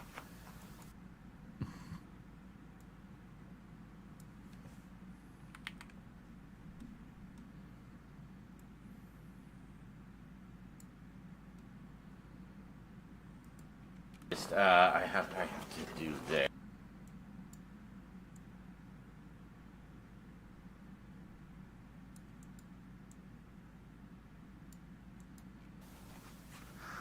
Okay, sorry. I have to do this, and then.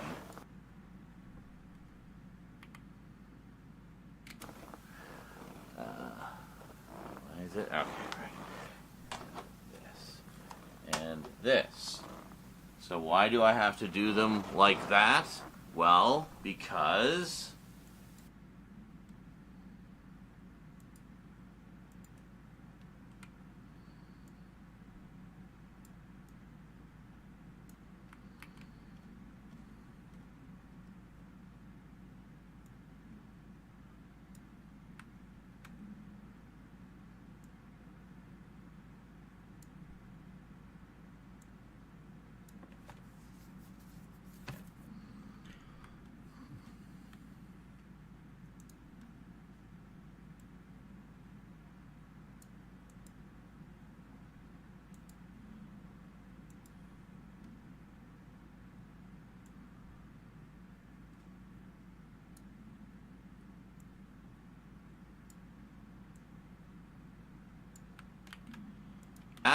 well, because, ta-da! Isn't that a much nicer close-up? Yeah, that's the difference when you actually move the camera up and get a nice focus and everything. So, yeah. See, I'll let you in on a little behind-the-scenes secret. That shot you just saw was filmed, like, weeks ago. So I had to make sure that the way I put them on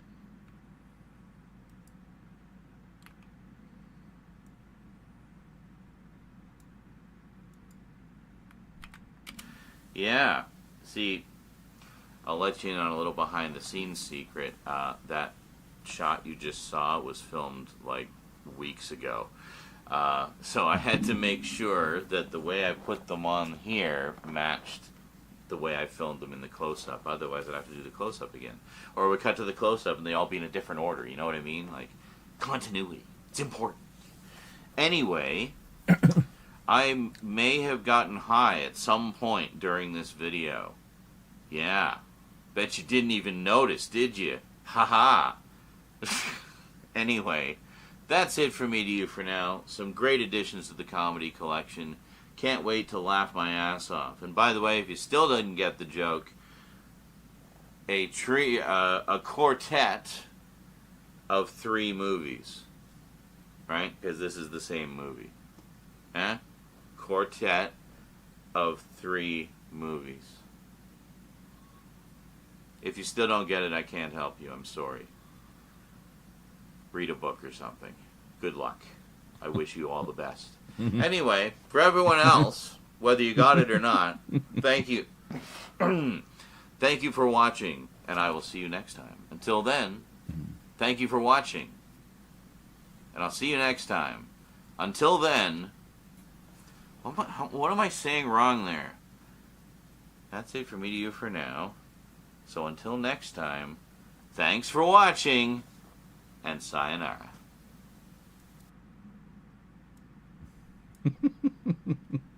I love how it just kind of falls apart at the end.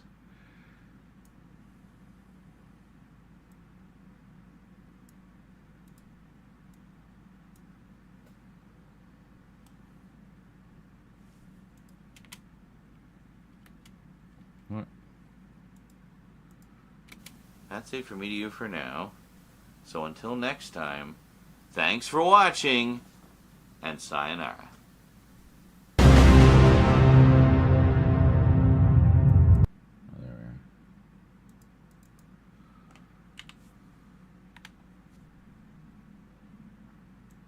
That's it for me to you for now. So until next time, thanks for watching, and sayonara. That's the better. Holy moly, so many markers. They do help, though. You just kind of drop one in real quick just to kind of mark where you were. You don't have to go hunting for things all the time, you know.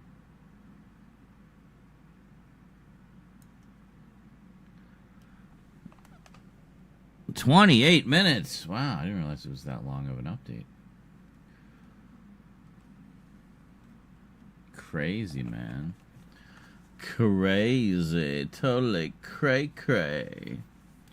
Crazy. And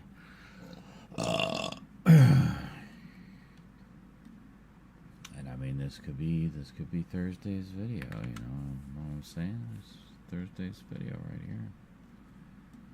And there we go. Let's do that.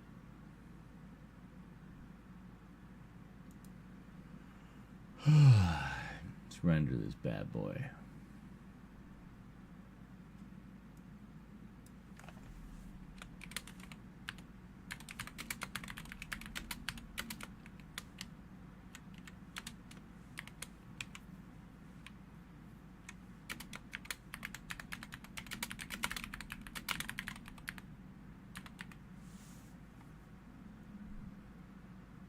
A quartet of 3 comedies.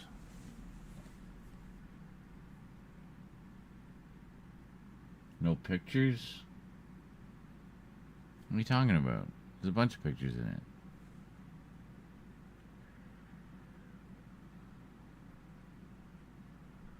I showed close-ups of the fronts and backs of everything.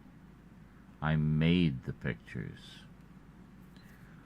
And there's a few pictures of the Inspector Clouseau posters.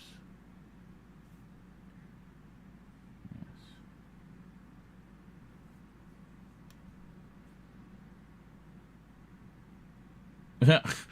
Yeah, like how McDonald's think a 20 nugget box feeds 4. Lol, it feeds 1. I know, right? I don't know what kind of diet they think everybody's on. Shit, I just realized. Had the backup going this whole time. Let's calm that right down.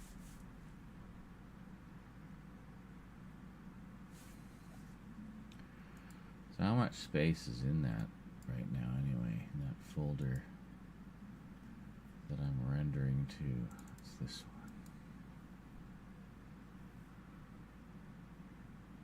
Yeah, man, just take a look at all of it. 618 gigs. I honestly thought it would be more than that, but okay, cool.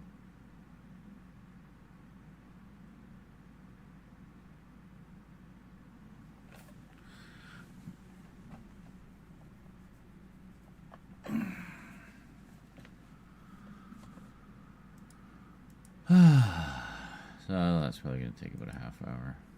37 minutes. Thereabouts. Dear, dear, dear, dear, dear, dear, dear, dear, dear. Dear, dear, dear, dear.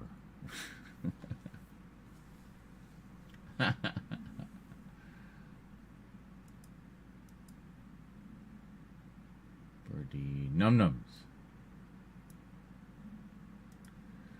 See what we have for clips so far today. See how many folks have been doing clips for us. Because they just want to help. Doing clips to be helpful. Because they help promote the channel.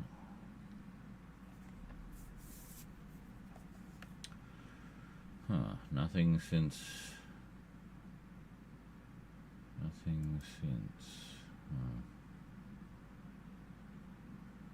Couple of things here.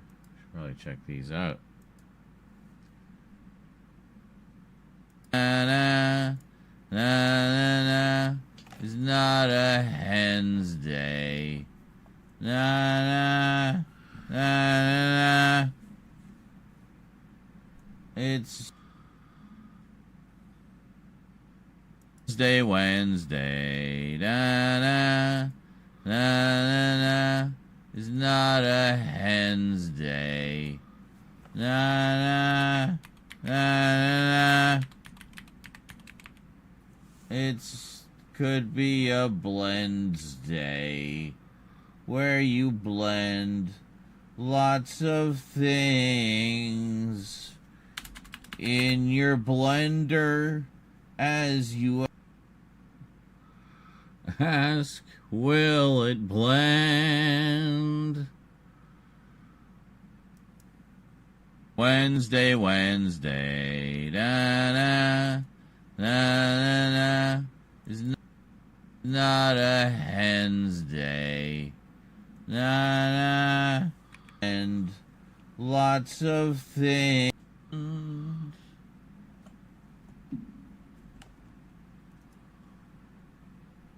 Whoa, he finally started. Clip.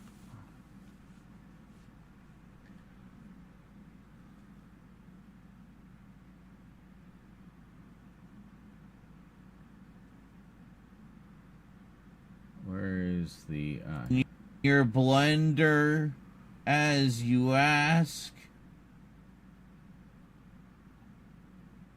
will it blend? As you ask, will it blend?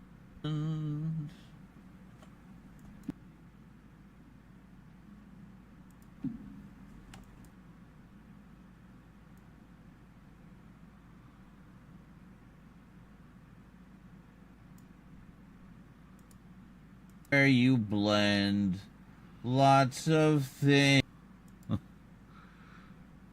Well, thank you, John Johnson Jr. In your blender, as you ask, will it blend? Blend.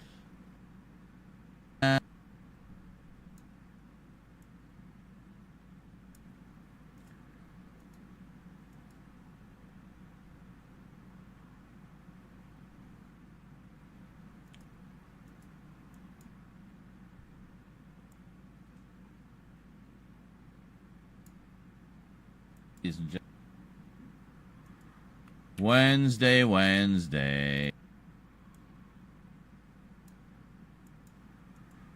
Wednesday, Wednesday. Wednesday, Wednesday. Da, da. There we go. Na, na, na. It's not a hen's day. Na, na, na. Okay, hold on.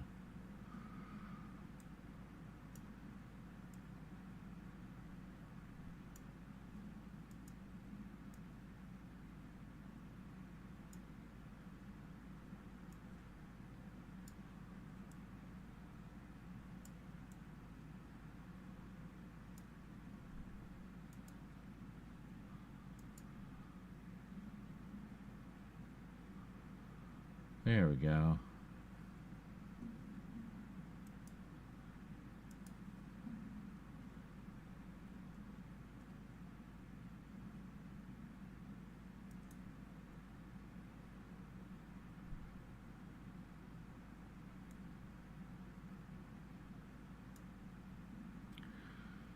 Huh?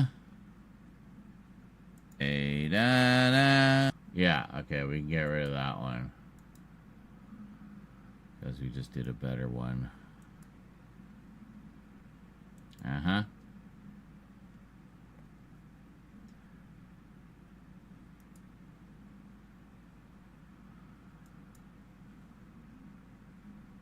It on the train tracks. Perfect.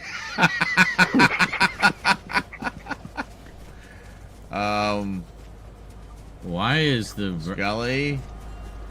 What?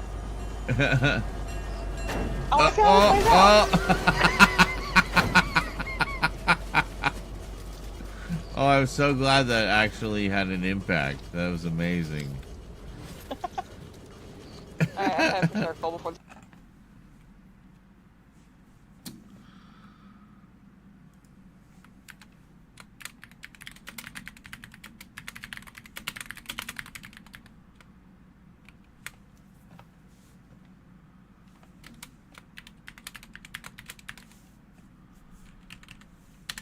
Hashtag Star Wars.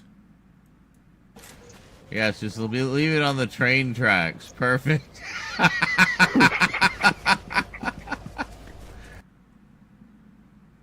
Excellent.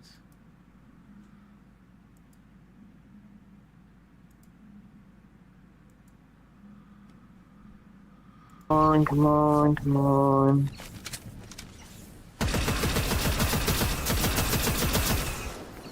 That's all Alright, he let's knows get in I the car. want. Let's get in the car.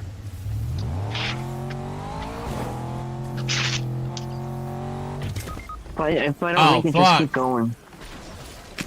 Oh my god. You know what? I think it was like a 10 tick.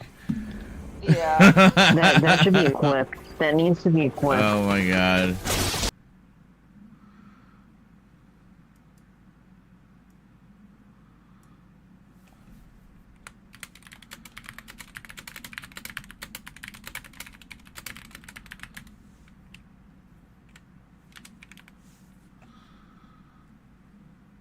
There's a whole bunch of people following me. Come on, come on, come on.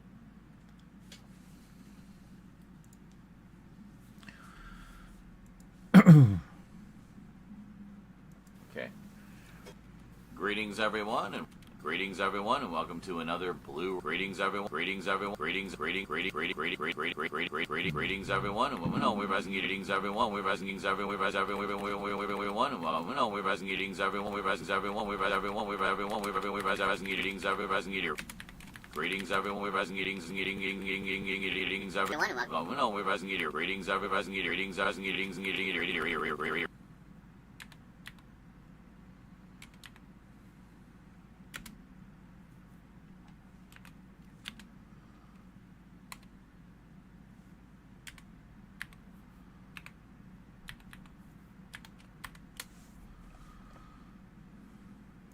You go here.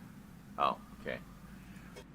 Greetings, everyone, and welcome to another blue. Greetings, everyone. Greetings, everyone. Greetings, greetings, everyone. And no, we're asking greetings, everyone. We're asking everyone. We're asking everyone. No, we're asking greetings, everyone. We're asking everyone. We're everyone. We're everyone. We're asking greetings, everyone. Greetings, everyone. We're asking greetings, everyone. No, we're asking greetings, everyone.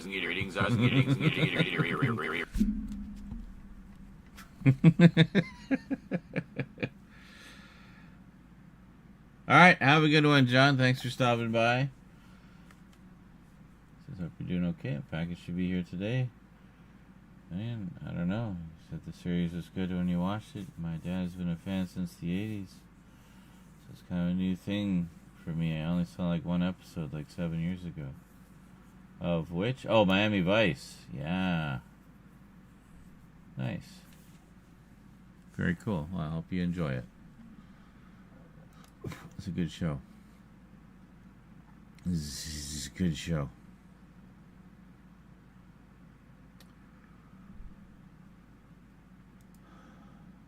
Do we have funny titles now? Yes. Yes, we do.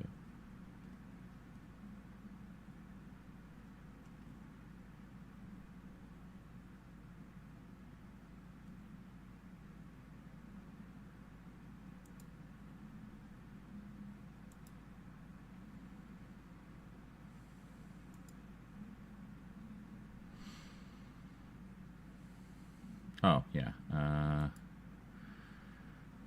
Edit.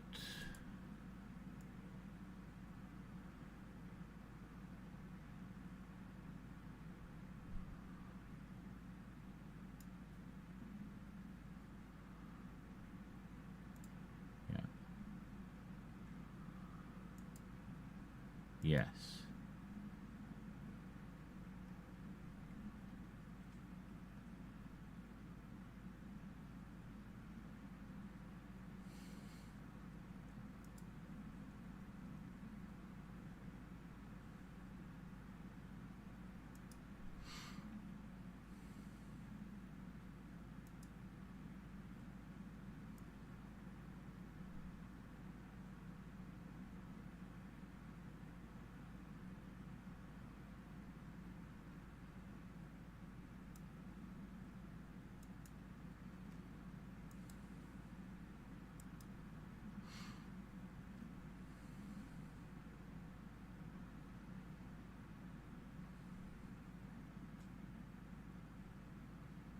Alright, we did a whole bunch here that we gotta go in and like do vertical versions for a bunch of these. Like get them out there, you know?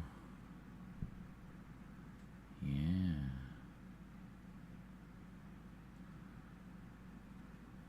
God, there's so few. Like we're already all the way back to the last big marathon. That's how few clips. Well, that's for me. How about anybody else?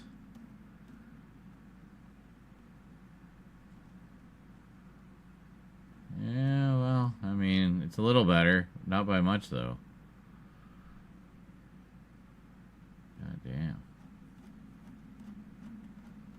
Damn. See, that's why we get so many repeats, because there's been so few clips in the past year. It only pulls from the past year, right? It hasn't been pulling the Dead Space clips anymore, I notice. Guess they're too old.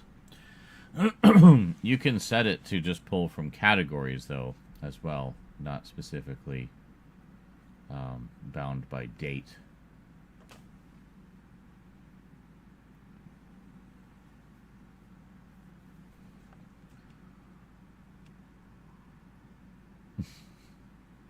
Oh, is this? Yeah, so the 20 means no picture finding, I guess. Well, I mean, I had to find those Inspector Clouseau posters, but it didn't take very long. That means 5 nuggets each person, yet they do, I think, 6 as the smallest nugget box you can do. That is kind of silly. So if it was for 4 people, why wouldn't they make it a 24 piece by that logic?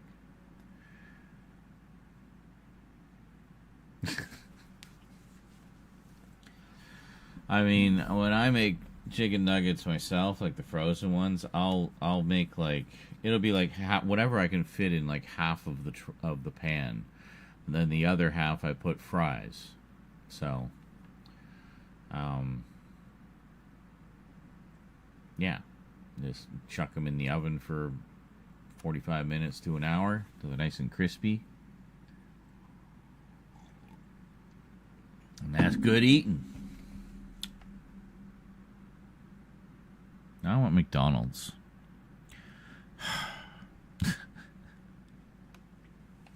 I had to replenish one of my vitamins. Thankfully, not one of the expensive ones. But the vitamin D, you know, because I never go out. So I'm horribly deficient. That's part of my eczema, I think. Can be caused by vitamin D deficiency. But since I boosted my vitamin D, it's actually been clearing up. It's better than it's been in months now. So that's good.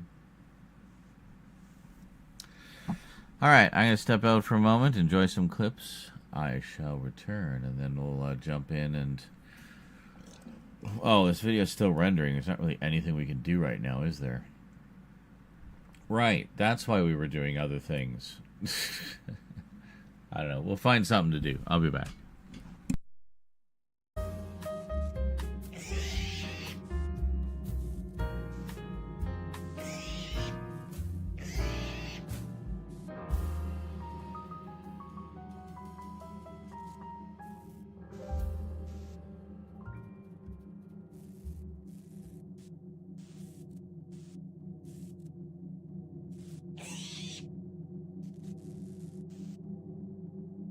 Okay.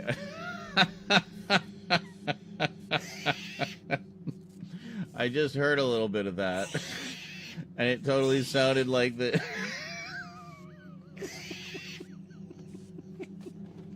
the little things were singing along with the lounge music.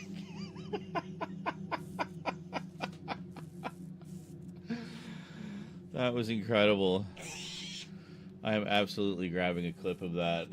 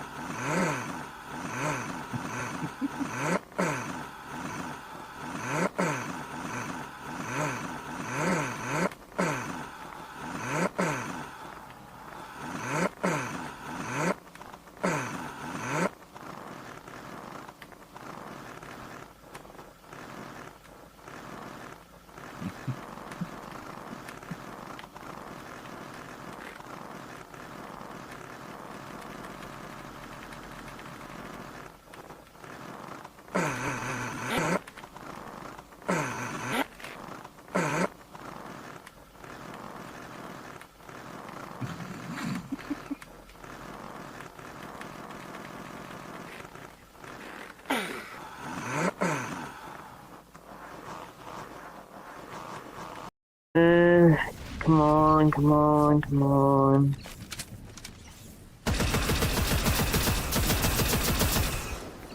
That's all Alright, the let's heals get I in the car. want. Let's get in the car.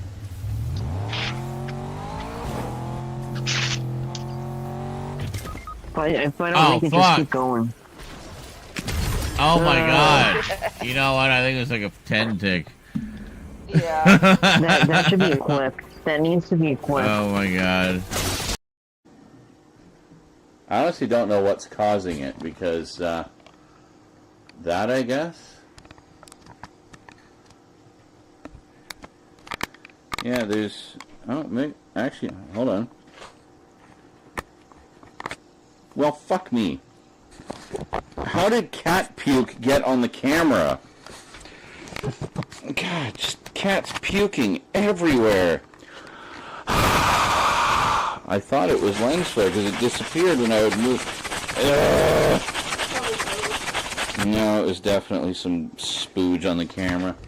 Alright, well, thank you for the dono to inform my stupid idiot ass that there's been a piece of cat vomit impeding your view for the past 2 hours. No, neither left.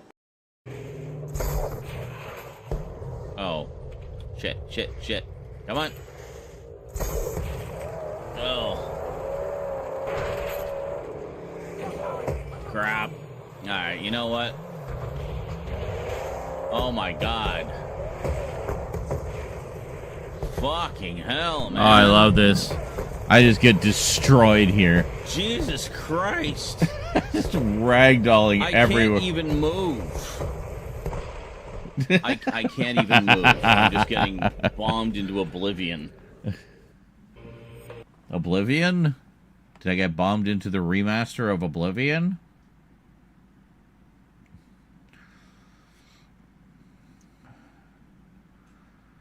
Trying not to get eaten.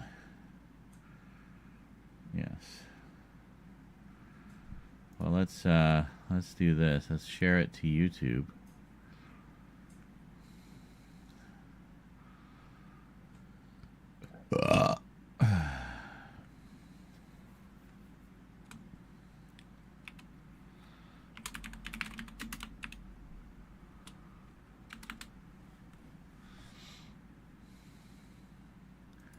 I can share to TikTok as well. Excellent.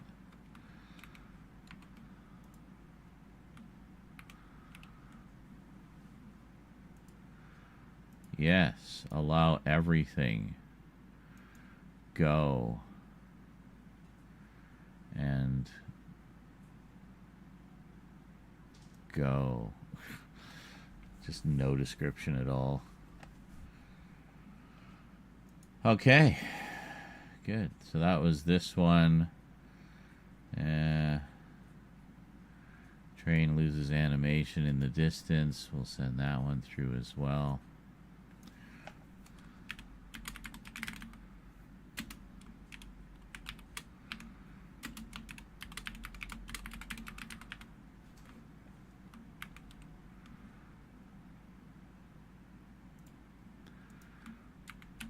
I mean, might as well, right? Just send them through.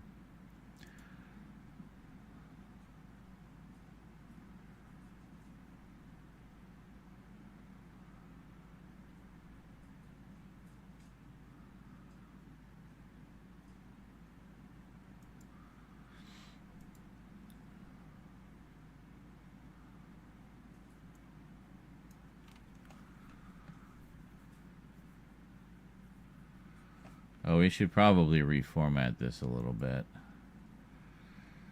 Let's, yeah, let's edit this. Just the layout. Yeah, we want to bring it more over here.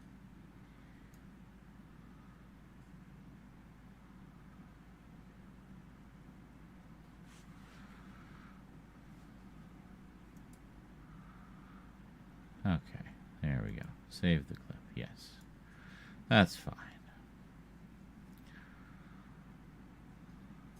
Okay, there we go. Shave. Save. Yeah, that's much better.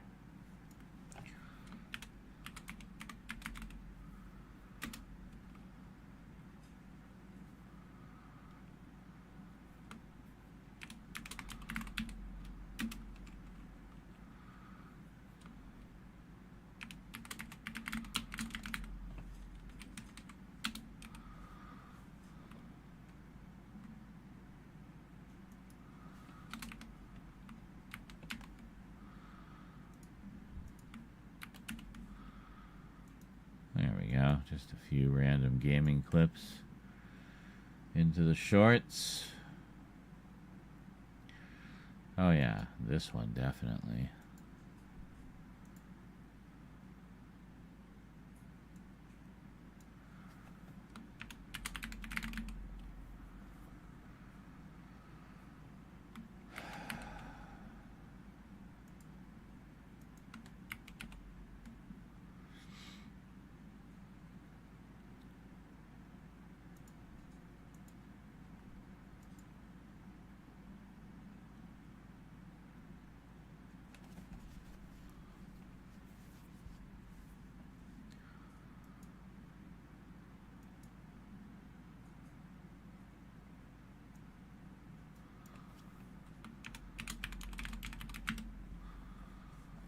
Hashtag Wednesday.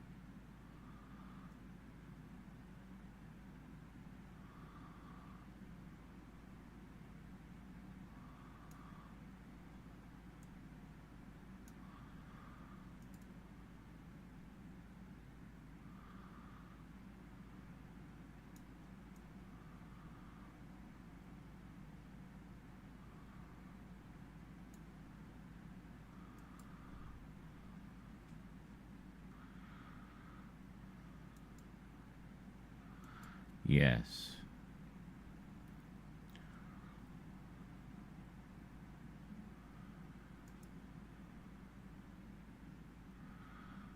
gotta wait. It's not quite there yet.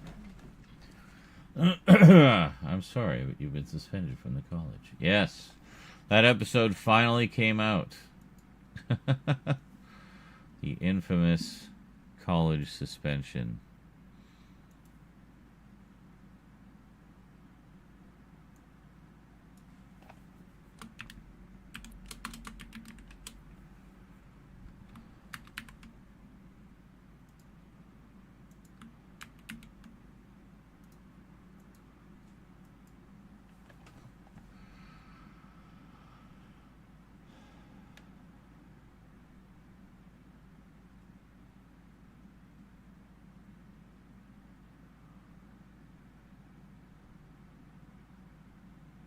Pretty num-nums.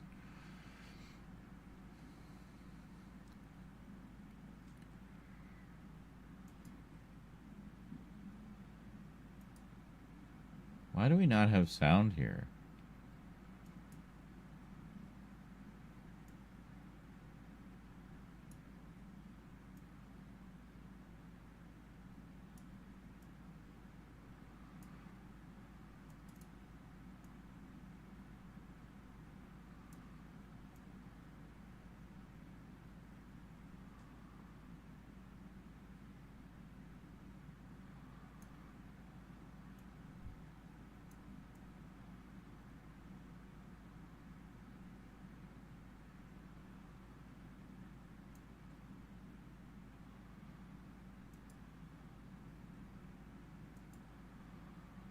Yes.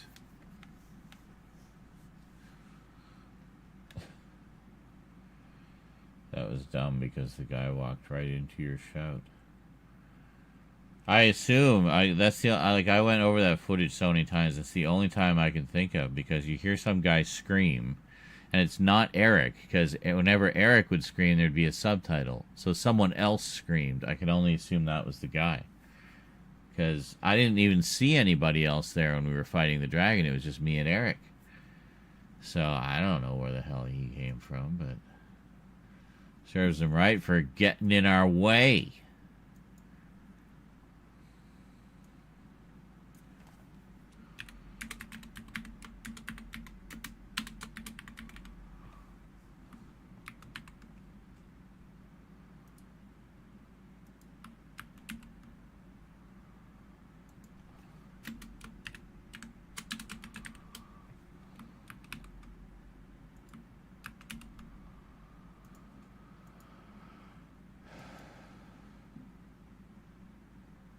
Go.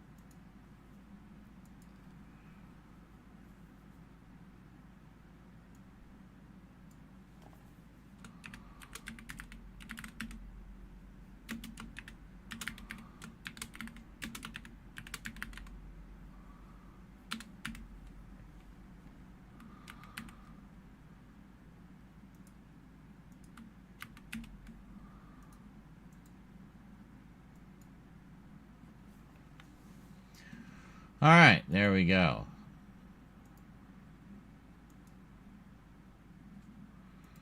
So we should have a bunch of new shorts now.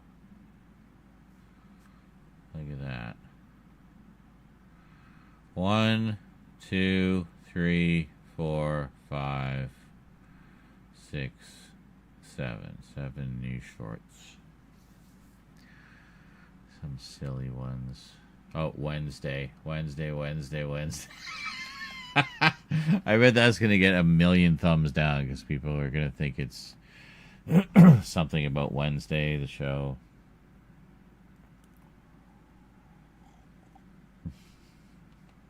I take vitamin D and magnesium to help it get into the system. I take magnesium at night.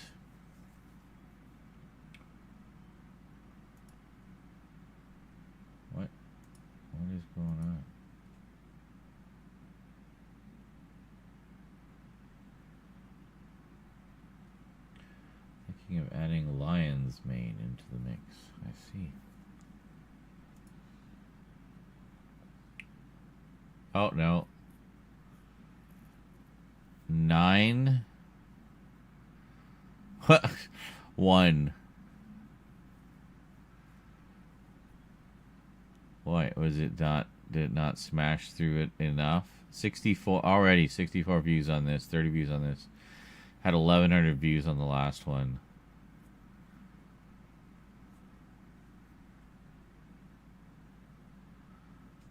All right. Well, we'll give that some time, and we'll see how they do.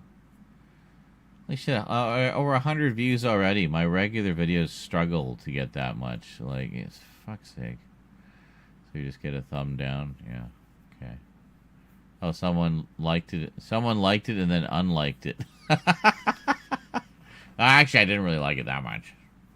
All right, fine. Well, let's look at TikTok. Girl, like, not this. Hold on. How do I... Oh, here. I was going to say, how do I get to my page? There we go. Only a few have come through so far. 1, 2, 3, 4, 5.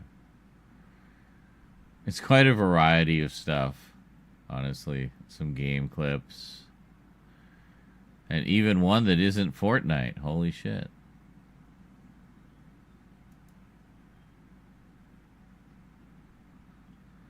Is there more coming? 1, 2, 3, 4, 5. So we have 6. We sent through 9. Where's the other 3? I don't know. Anyway. Cool. Holy shit, 248 views already, or 243? What is going on?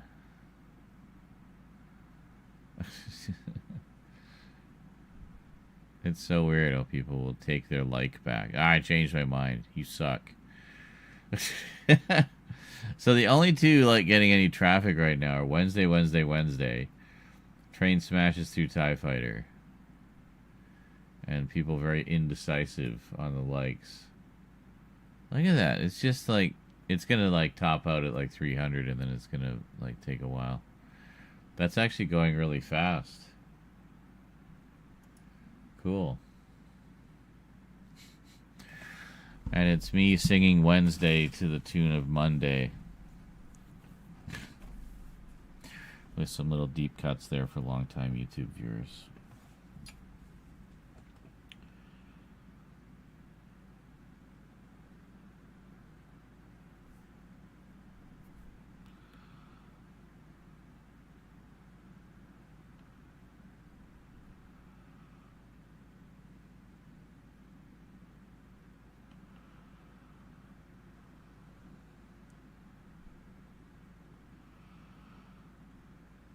Will it blend?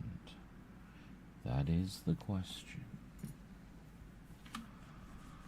The question everyone was asking. Will it blend? Oh, it'll blend. Holy moly. Yeah. Alright, cool. Well, glad we put those up. That's a nice little boost in views, you know?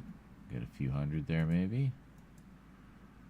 Maybe even more. Who knows? Sometimes shorts just randomly explode. You'll get like 20,000 views on it. I have no idea why. Half the comments will be people telling you suck. So, I don't know what to tell you.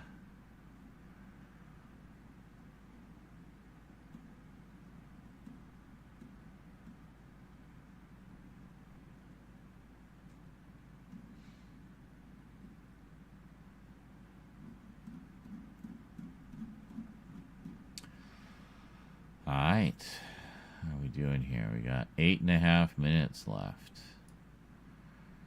Alright. 8.5 minutes. How are we doing on the dono goal? 9%. Alright. Getting there.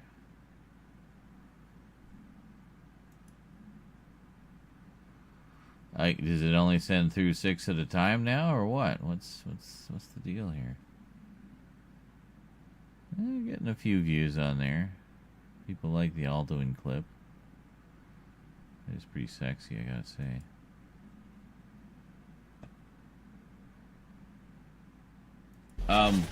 Hi. Oh, shit.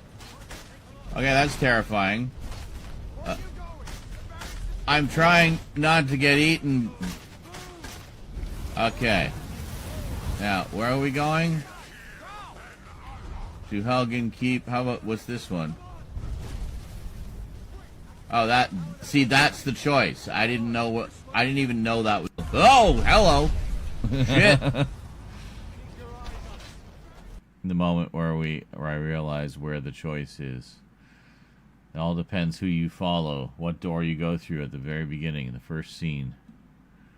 Determines the whole path of your game. It's kind of crazy. Such a momentous decision, and you have no idea what's going on. It's just all this chaos. It's terrifying. And amazing. It's one of the best intros ever. Just puts you right in the thick of it all. It's great. Holy crap, look at these go. 376, 537. I mean, I fully do not blame all the thumbs down. I mean, it's me horribly singing like an idiot. But hey, no auto-tune. And this one, I don't know why people are so cranky about it. Like, it's just a little Fortnite clip, people. So, it's okay. Well, there's Birdie Num Nums. Hashtag Birdie Num Nums. And 2 thumbs down. I guess nobody gets it. Nobody understands the nuances of Birdie Num Nums.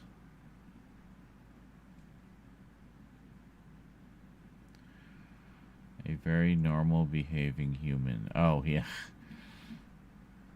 Yes, quite.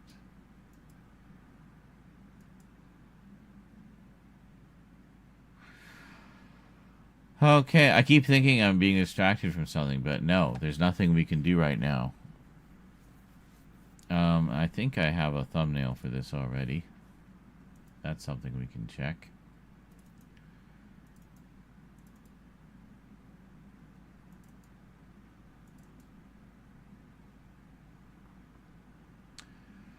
Yes. There we go. Blu-ray update. Comedy. So much comedy. Just laughing until we puke. Everywhere. Well, there's our digital zoom. Which is alright. It's not great, though. It's alright. It's not great. Well, I could make a burger. Got 1 burger left. I could make some more breakfast sausages. Got a bunch of those left. Or I could make some pork chops. But I kind of want to save those for like a shake and bake dinner. Because I don't have a lot of food left. So had enough to get us through the weekend. Well, a little beyond the weekend. You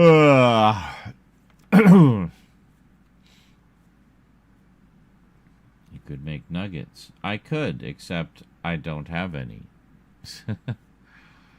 I mean, I guess I could make pork nuggets. I could chop up the pork chops, and I do have some tempura batter, and I could do pork nuggets. That's a possibility.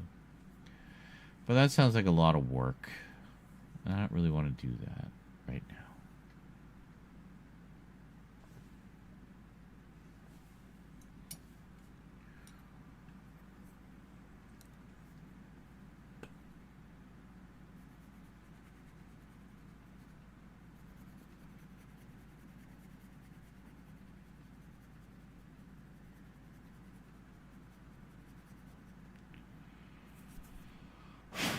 It does. I mean, I guess it would be very similar to like breaded pork that you get in a Chinese food place. So make the breaded pork and then just smother it in sweet and sour sauce. That'd be good shit. Yeah, and the tempura batter is the kind that's like really crispy. It's very tasty. I like it. There's I get just the powdered mix at the grocery store. Just add water. And then fry them up. A nice deep pan with lots of oil.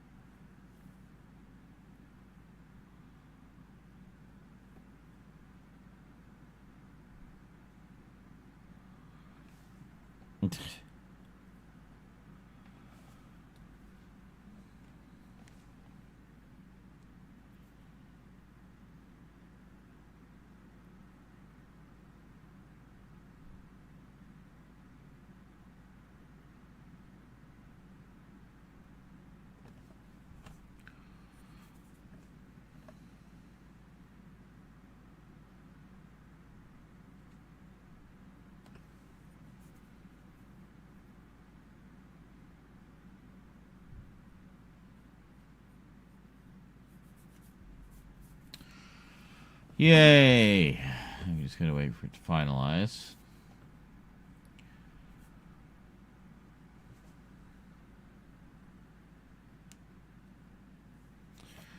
And I'll send it on up. I should check the calendar. Have we been keeping that up to date?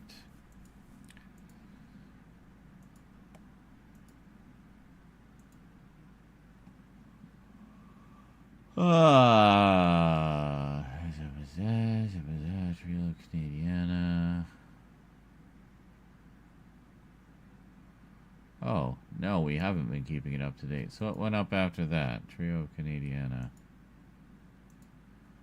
Hold on.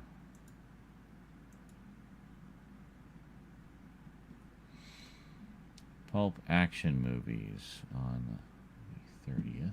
Right.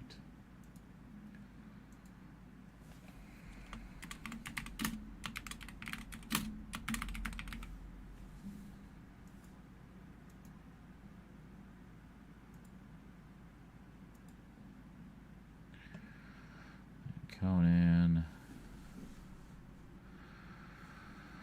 Anime update. We actually did not do that one.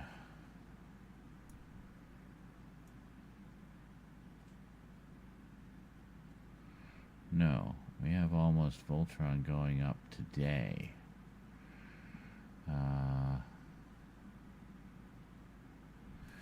Yeah, I can take these off because we're going to be making some changes. Ah, fuck's sake. No. Thank you.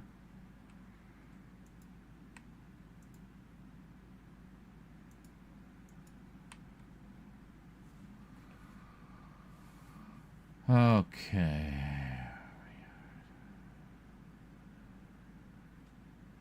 So, what did we do over the weekends? We did Conan, Dark Side of TV, and Hollywood.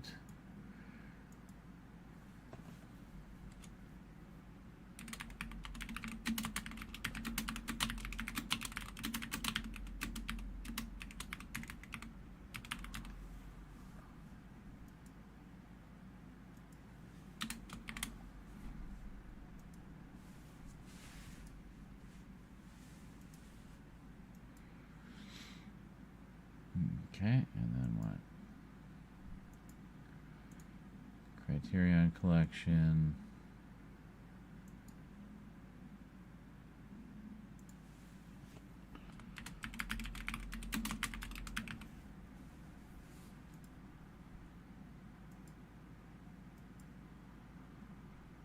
Okay.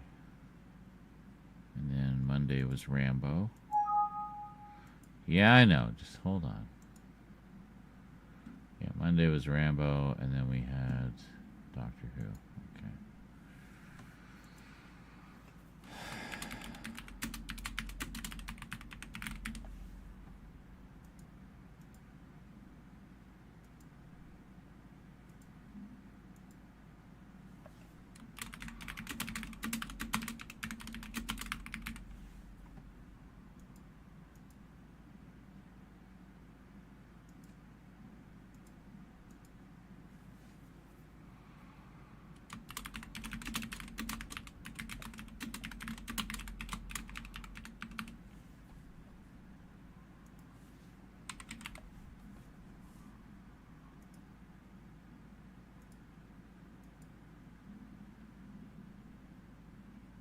Okay. Okay.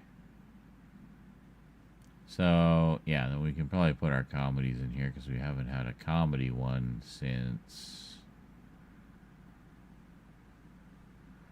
the 27th. I think enough time has passed.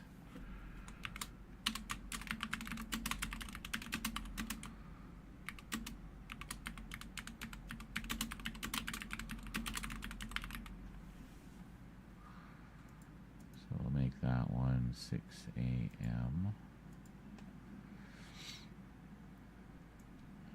there for Thursday, and then we're good till Friday. Okay.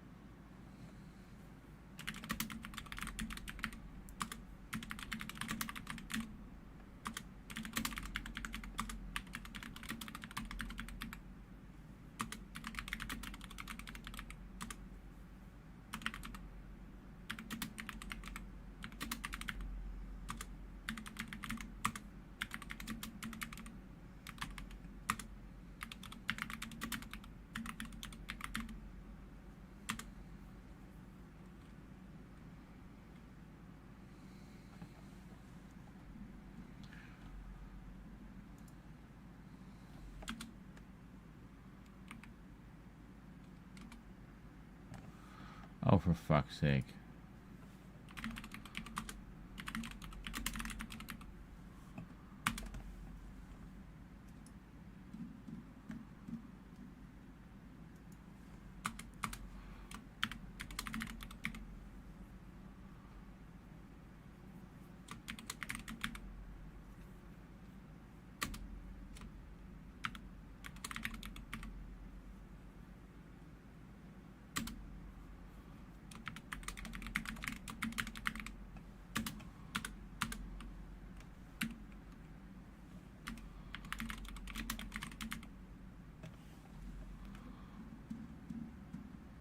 comedy films seem to have more hits, so put that in there too. And there we go. That should do it.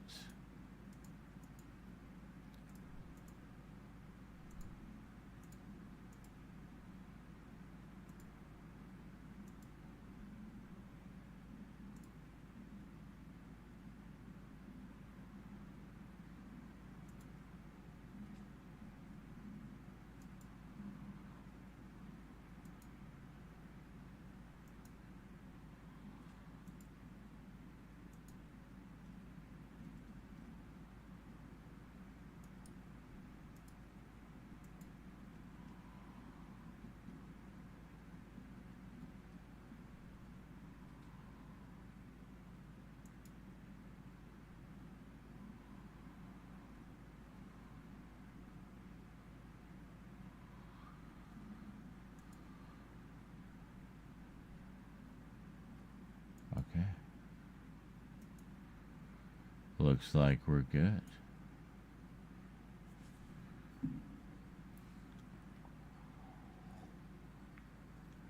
Oh, it's still uploading. Well, shit. That's good, though. So we got one for Thursday and Friday. I don't have anything in the queue for Saturday yet. And thank you, Yucks on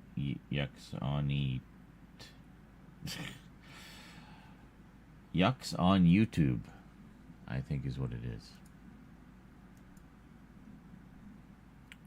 I just put up a bunch of shorts. I don't know how they're doing. Yes, reload. I made no changes. Oh, hovering around 500. Everybody's hating this, as I expected. I thought more people would like this one. Oh well. And just some random silliness that nobody gives a shit about. Excellent. Good. As it should be.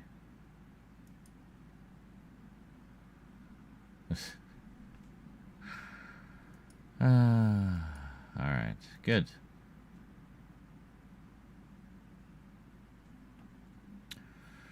What are next? What's this one? Mazinger Z. We could do that one.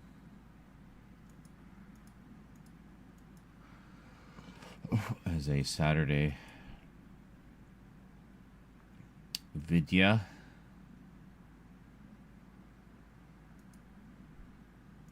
Everyone, and welcome to Yuck. Oh, jeez. Holy moly. Hello, Scully. Scully donated $10. Honk honk ho. Honk honk ho. Said so matter-of-factly. Honk honk ho. Well then, I do declare. Thank you so much, Scully. Appreciate that. Look at that. You got us up to 10%. An even 900 left. Where is the... There it is. Hold on. There we go. Even 900 left. Look at that. It was very proper. Yes. Yes, indeed. So this is 10% of a fire station clean on Power Wash Simulator. I don't know how it got so dirty, but it's cleaning up. I don't know. I can understand the fire engines being dirty, being near the fires and whatnot. So, yeah, I don't know. Greetings, everyone, and welcome to another very special anime update with a pretty big, pretty important one in the history of the super robot genre. I'm, of course, talking about... Greetings, everyone, and welcome to...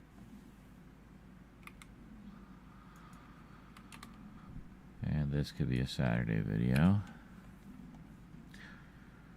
Just a nice little thing.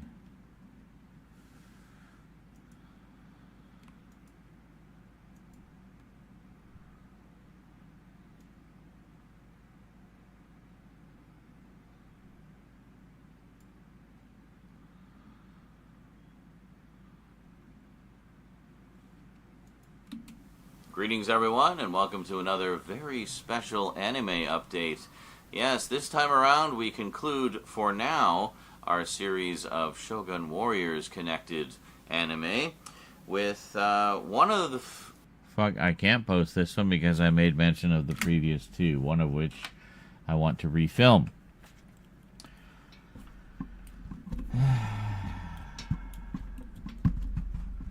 Speaking of anime, Gray has started to watch the One Piece anime and is listening to Hatsune Miku, and I'm beyond thrilled one of my kids is turning into a weeb. Oh, mine definitely is. There's no question there. She enjoys anime and manga. And even her art style is very similar. You can see the anime influence. That's wunderbar. So, while I was offline yesterday, one of my big projects was to rip my entire Voltron collection. I wanted to make a nice, easily streamable version, but also preserve the episodes, because I was getting a little concerned just given the age of the set. And sure enough, one of the discs in the Green Lion set was unplayable. Disc 2 of the Green Lion set, which is disc 8 overall, in case you're wondering. So about halfway through Lion Force, which is 15 discs. So, yeah. Found the episodes on YouTube to fill in the gaps, so that wasn't a problem. But they were formatted in 16:9. I ran them through AVI Demux, corrected the aspect ratio, so that's not a problem. But I'd rather have the DVD rips, you know, the full quality DVD rips, where, you know, each episode is like a gig and a half in size on those DVDs. Like, they did not mess around with the quality. They're as good as DVD gets. So it's just kind of annoying to have 6 episodes right in the middle that would be of slightly lesser quality. I'm sure you probably wouldn't even notice, but, you know, I would know.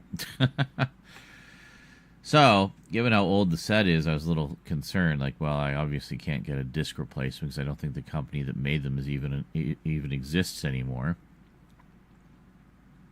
But fortunately, those Lion sets were re-released several times in, you know, increasingly slimmer packaging. So I found one of the re-release versions for about $15 online. So I'm just going to grab that. And then I should have a fully working set. And I'm pretty sure those are all the same discs, possibly even the same disc labeling, same contents, same everything, just a repackage, you know. So, yeah. So anyway, that was the only disc I had a problem with. The Vehicle Force ripped without a hitch. The rest of Lion Force ripped without a hitch. I already had rips of the full ISOs of Go Lion and Die Rugger, which I got off archive.org. It's just saved me the time of ripping my own discs, essentially. So yeah, pulled all the episodes off of them, turned them into MKVs, so nice and easy to stream. And I thought we'd get back to those screenings on Discord. A little more organized this time. And of course, we'll be starting over.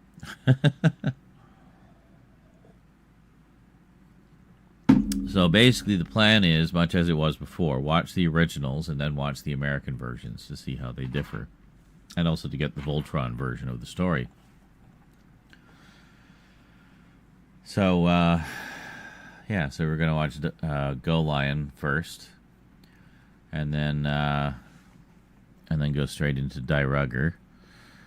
And then after that, watch the Voltron version of the saga, which is actually longer by 20 episodes and a special. So, kind of interesting. But also, with Voltron, you get all that incredible sound design. It was the first stereo show. It was the other first stereo show. The other first stereo show was Miami Vice. So Miami Vice in the evenings, Voltron in the afternoons. Yeah, Voltron played in a lot of showrooms where they were trying to sell stereo TVs. But anyway, I've been wanting to sit down and watch the whole damn series for ages. And I've been wanting to rewatch Go Line and Die Rugger for ages because they're excellent. And I found out very recently they are the same people who made Combattler V and the Robot Romance trilogy. Which would explain a lot, because Combattler V is very much the first of, the sort of very dramatic giant robot shows, where they really focus on human drama and peril. And that later became a staple of the giant robot shows where, there was more inherent danger to the characters. Nobody was safe. Anybody could get killed at any moment. But, yeah. I know they dabbled with that in Super Robot shows, but then, of course, the first Mobile Suit Gundam came out, which, is kind of notorious for killing off main characters.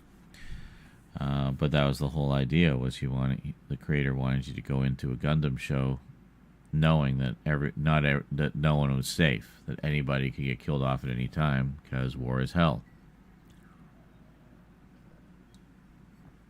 So they started doing the same thing with the Super Robot shows, like with I can't remember his Japanese name, but Sven in Voltron, where he full on dies in the original, like within the first couple weeks worth of episodes. So he was set up to be this big kind of hero character, and he just gets killed off. He has a very epic death, but still. Pretty surprising. But that's the kind of stuff they did. After the Robot Romance trilogy, it's like all bets were off. It was to see who could have the most intense super robot action show. You watch Go Lion and Die Rugger, and they're just violent as hell. But it honestly makes them better, I think, because they you feel like the stakes are higher. The peril is more perilous. The threat is real. Danger is ever present. So. Yeah.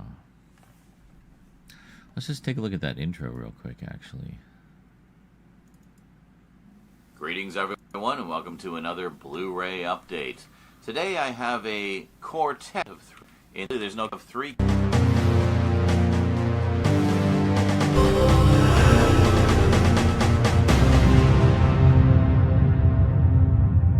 Yeah, that looked pretty good.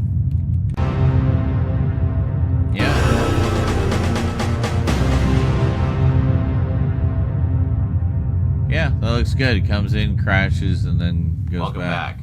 Now, first up, I have one featuring a former Monty Python.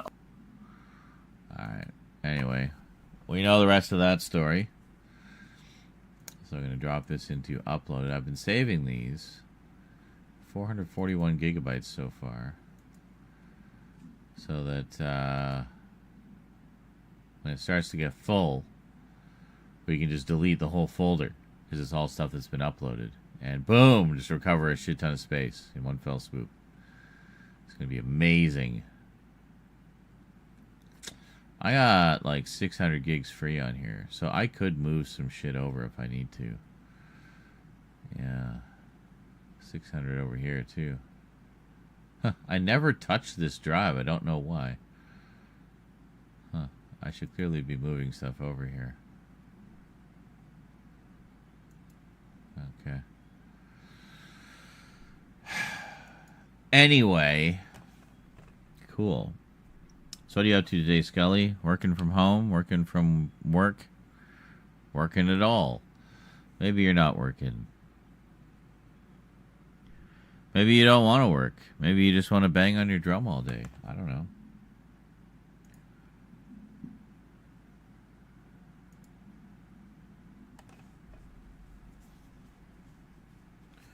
So isn't One Piece that one that's the length of Dark Shadows? I.e., 1,200 episodes or so? I know they're finally ending it. I think you'll like this game called Cassette Beasts. It's like a darker version of Pokemon with body horror. Instead of sending the creatures out to battle, you transform into them. With lots of squishy sounds and bone cracking noises, I'm sure, as you're transforming. And goo. Lots and lots of goo.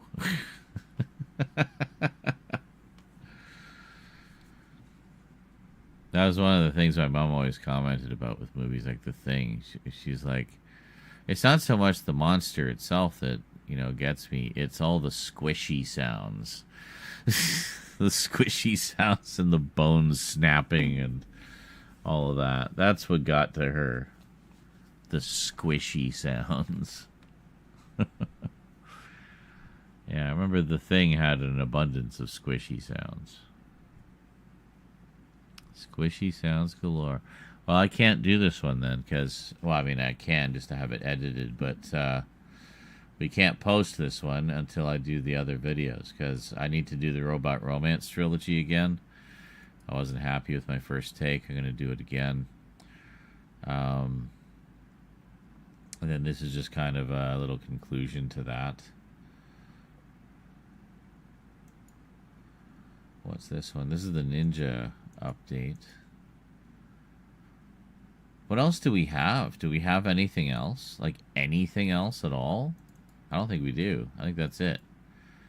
I think other than that, we have Doctor Who and we have Mom's Boxes. And that's it.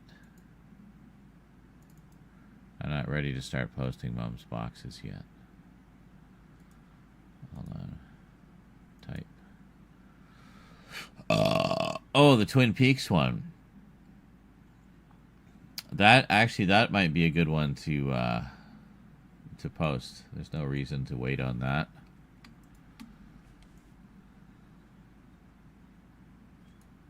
There we go.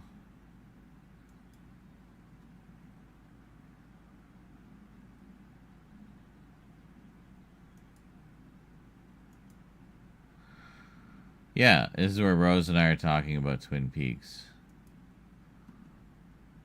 And there's really no editing required here. I think it's got... we might do a few, maybe some character pictures or something, just to kind of illustrate what we're talking about. The squishy sounds are great, which makes it realistic. True. Life is full of squishy sounds. No, the game uses static to represent the transformation. Oh, okay, gotcha. Cool.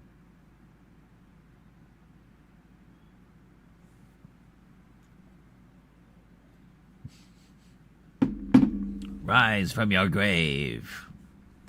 Kind of like that. Those kind of transformations. Altered Beast. Good old Altered Beast.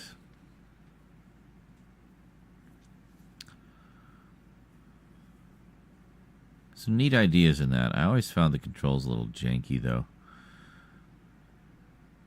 Well, actually, more, I think it was just the slowness of the character. He was very big and beefy and moved very slow. I like faster characters.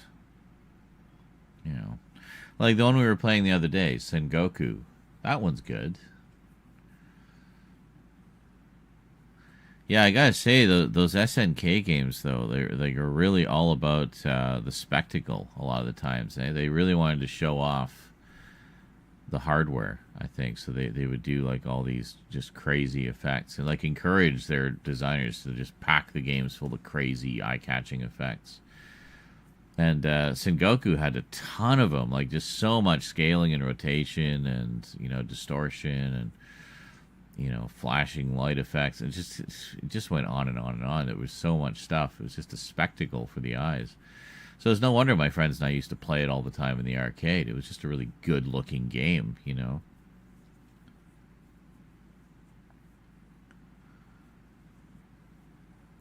Oh, I think you'd like the two starters in the game. They are Bansheep and Can Devil.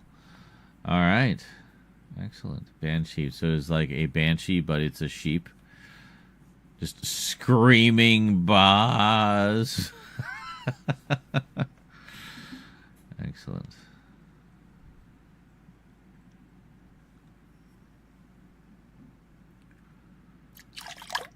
Ah, yes, I got a bunch on my leg.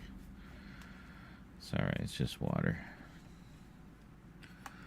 Just want a little extra water to absorb the last of the flavor crystals there. I got it pretty close, though.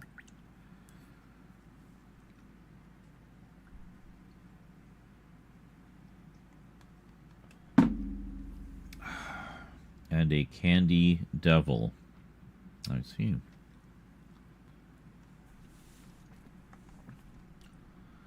Interesting. Well, Scully didn't answer any of my deeply pressing, time-sensitive, important questions. So I guess she's not there. She's busy.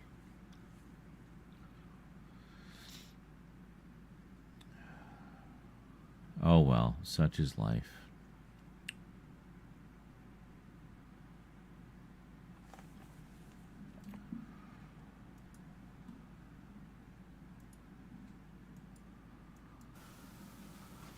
I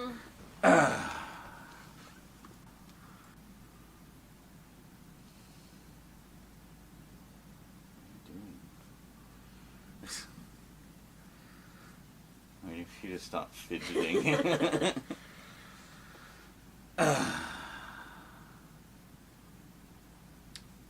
Greetings, everyone. So, I recently picked up this set, the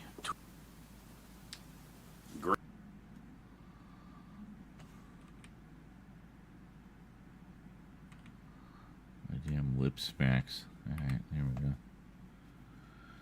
I heard you say you needed more water to absorb the remaining kyber crystals in your glass. Totally. That's totally what I said.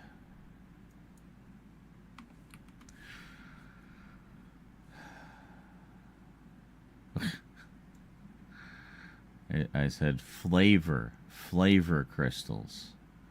The crystals that provide the flavor.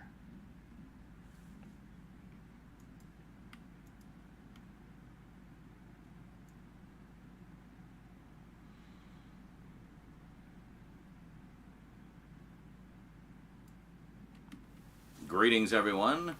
So, I recently picked up this set, the Twin Peaks Z to A collection, and Rose informed me that she has never seen Twin Peaks. So, golden opportunity. And she just didn't know anything about it at all, just knew that it was a thing that existed. Well, you talked about it before, but that was about it. I talked about it before, but yeah. So I thought, well, hey, that'd be pretty cool to, get to experience Twin Peaks through fresh eyes again, much like when I saw it back when it originally aired in the 90s. So we've watched season 1 so far. We watched the new 4K of the pilot movie, which looked really nice. And then we watched... Instead of evolving your beasts, you remaster them, and healing your monsters is done by rewinding the tapes with a pencil. I remember that. Oh, I'm just gonna go smoke again. Enjoy some clips. Ow! Ugh, I'm stiff and old. Alright, I'll be back.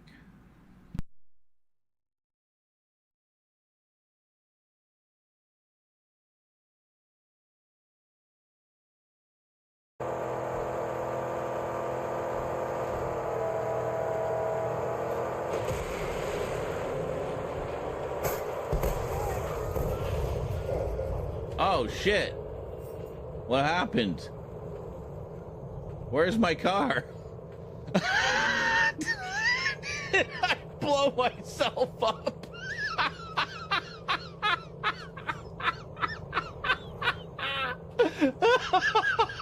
Where'd my car go? Where is it?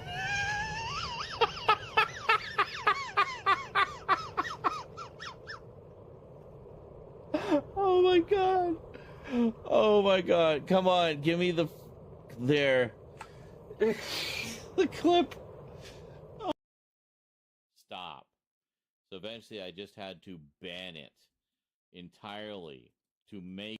And of course we can't take the car in. Can we? No, you can't fudge it. It just will not let you go in there.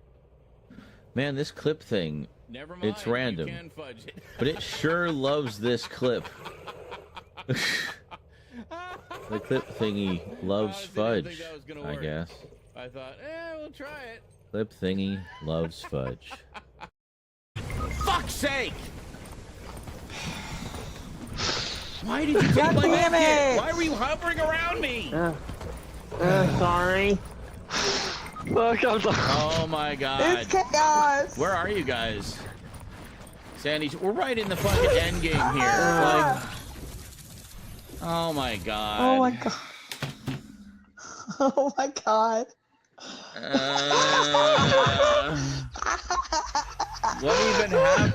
I don't even know what's going on. Oh god. What happened?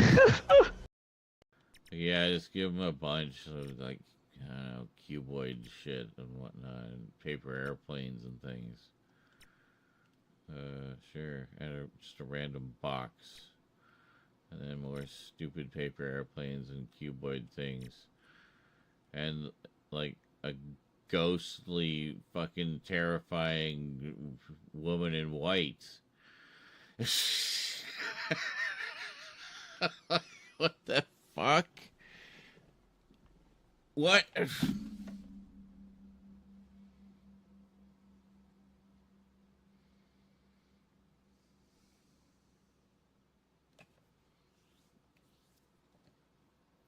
that's where right where we ran out of time. A tick of health here.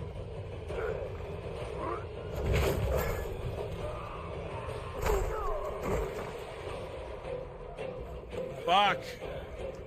I missed it.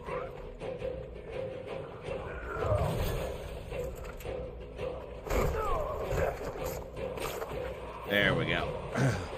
Okay.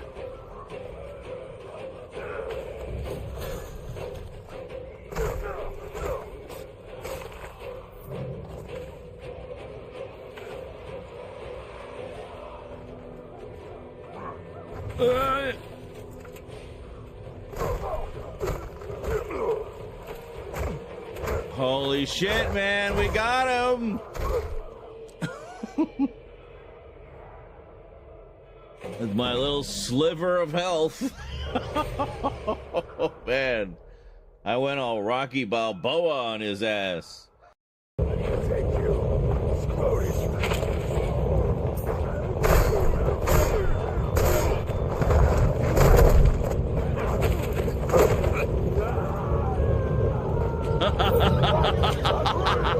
Oh my god, that was brutal.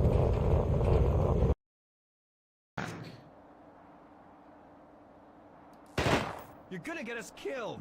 Time's up, Blake. God damn it. Oh, for fuck's sake.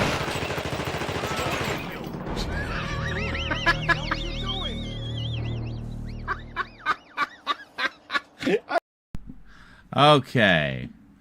So we'll be getting to see that whole playthrough this Halloween. Or if you just can't wait, you can watch the live streams. The first two regular episodes up to, if you've seen it, you'll know there might be some minor spoilers here, just so you know. Key episode. Or anything. And Cooper Week. A couple weeks ago, Rose's initial thoughts about Twin Peaks. So what are some of your initial thoughts about Twin Peaks? Rand. He puts him in just about all. In love with characters. Bob. Bob. Under his dress shirt. Nadine maybe not making Just one sec. We were about to hit the 30-minute limit. Okay.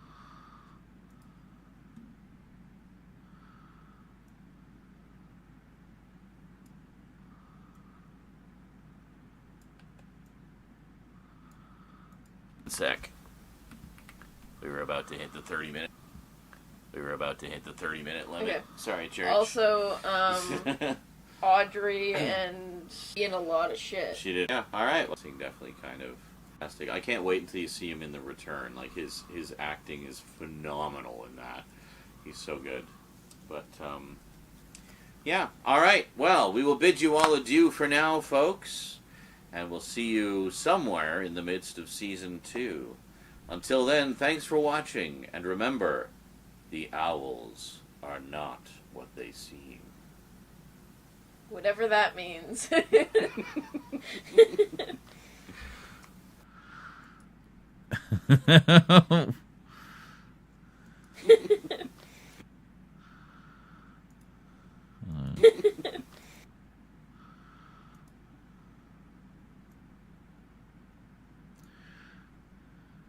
Yeah, I might not even bother doing anything fancy with this. Just have the talk. Well, maybe we will. I don't know.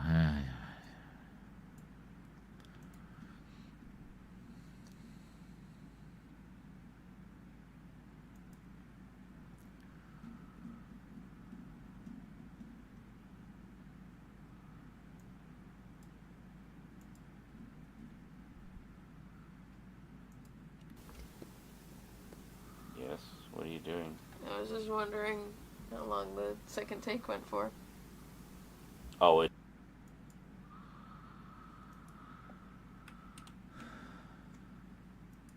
Oh, it won't tell you that.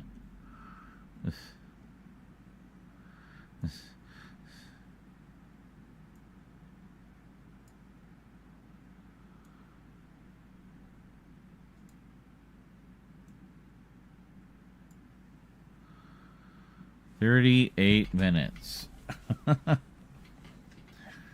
38 minutes of talking heads. No pictures. Nothing.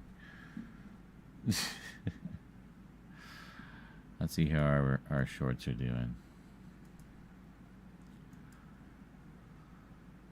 Hey, look at that. They've stalled out.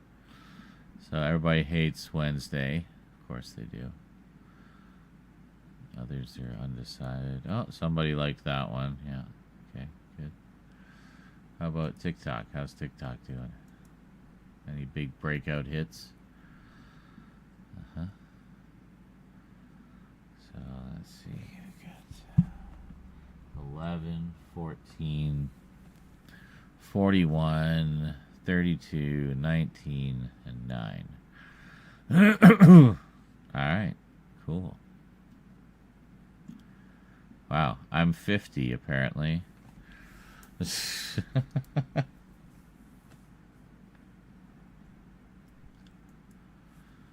I'm 50.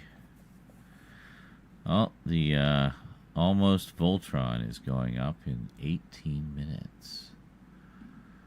Wow.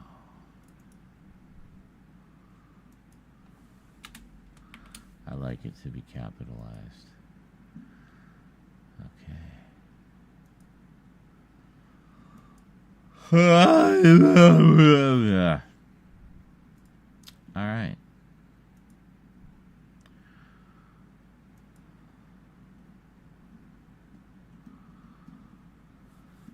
I don't feel like editing this one right now. What do we got? What else do we have? We just got, yeah. Well, I mean, we could probably maybe start on the Chuck Norris one.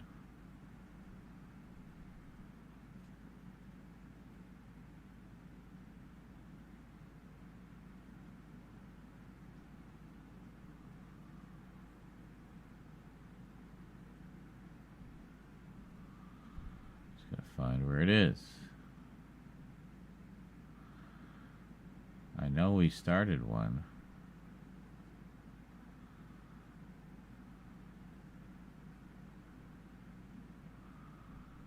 I was sure we started one.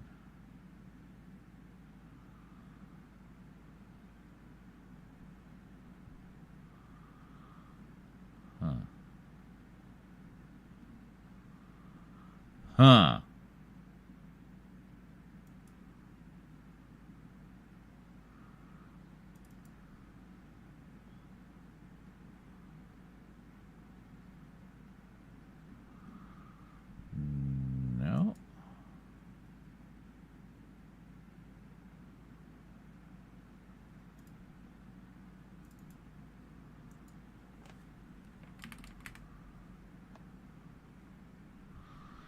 It will not let me search it. Oh, here we are. Chuck Norris. I knew there was one in there somewhere.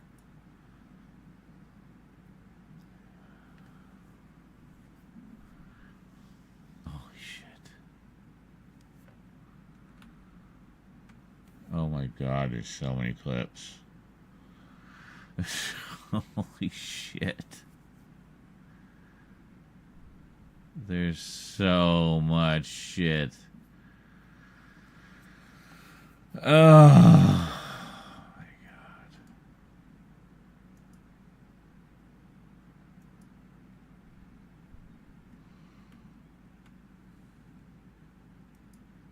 Greetings, everyone, and welcome to what could possibly be. Welcome back. So, first.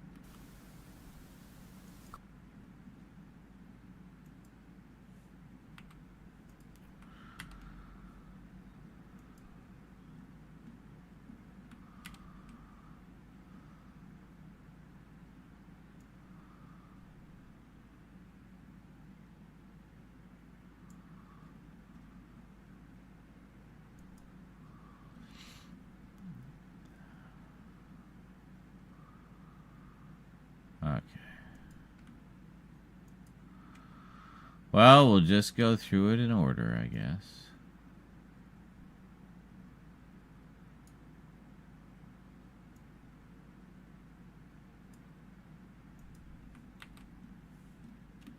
Greetings, everyone, and welcome to what could possibly be the most powerful Blu-ray update in history.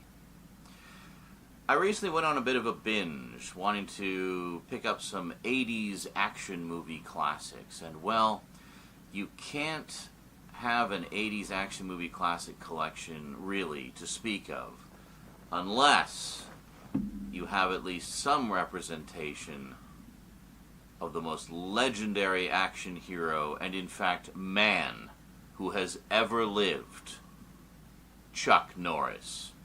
Oh yes. We got some Chuck for the collection, folks, and that's what we're going to check out today on the Multimedia Chronicles.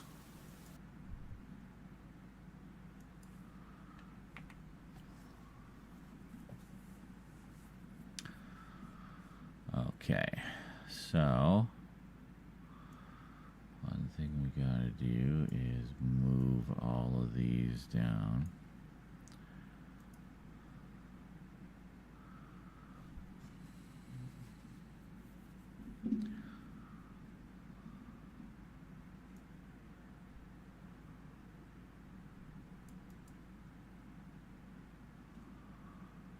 Okay. So, oops.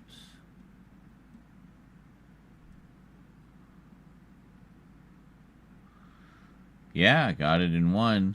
It's always nice. Yeah, we gotta get our title.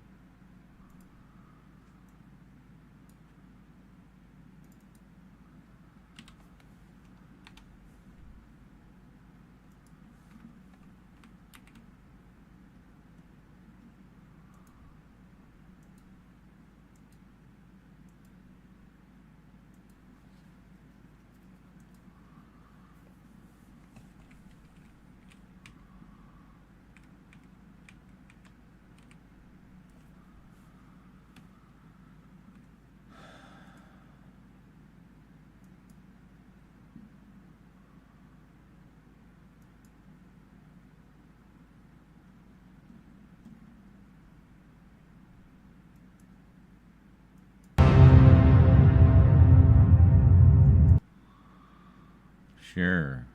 Very speedy.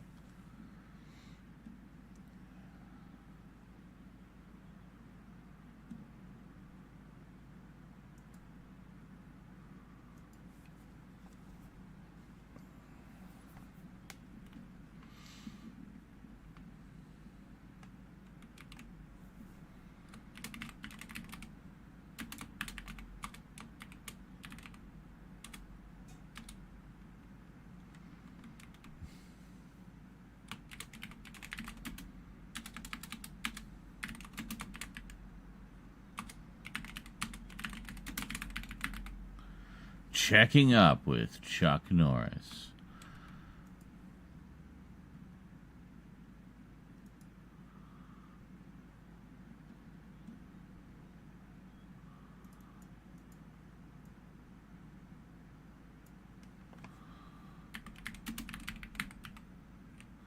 Chuck Norris.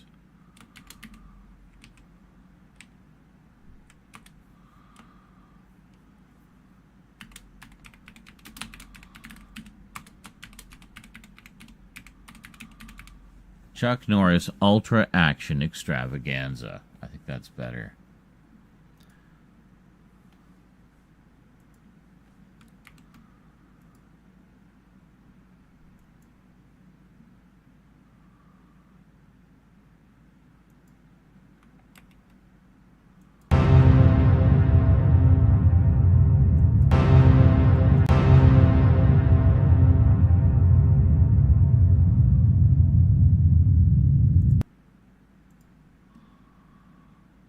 Good. That's good enough.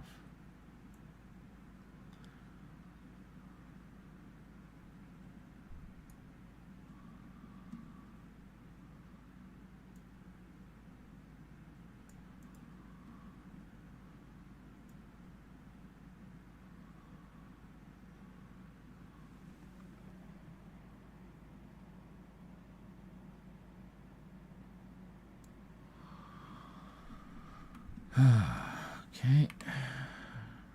Back 2 seconds.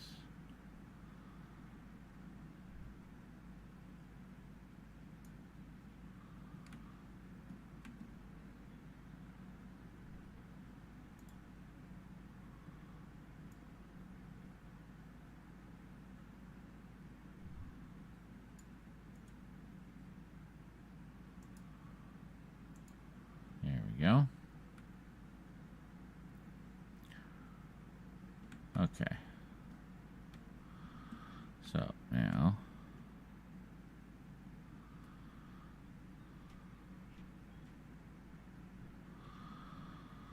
I think we want our first quote.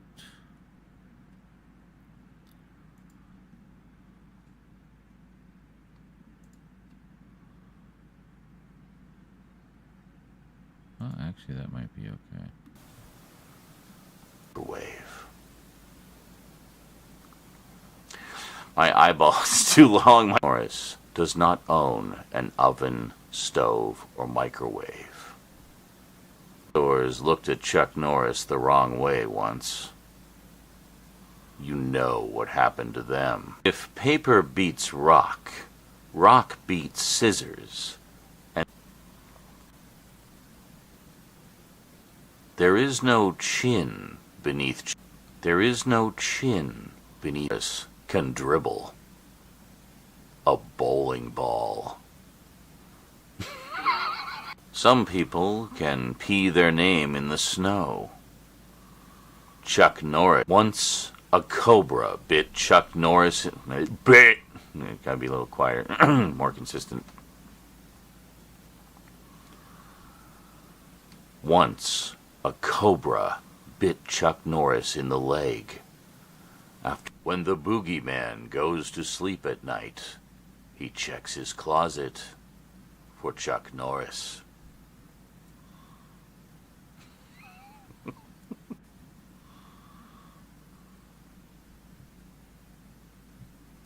When Chuck Norris enters a room, he doesn't turn the lights on. He turns the dark off.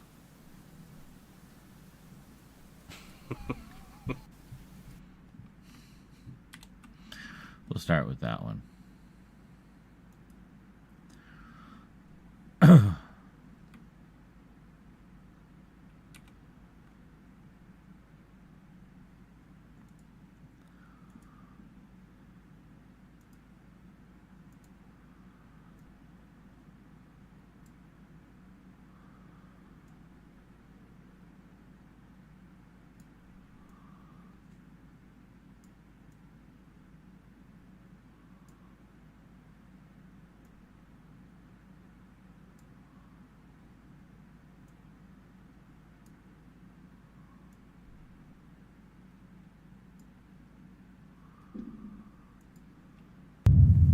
When Chuck Norris enters a room, he doesn't turn the lights on.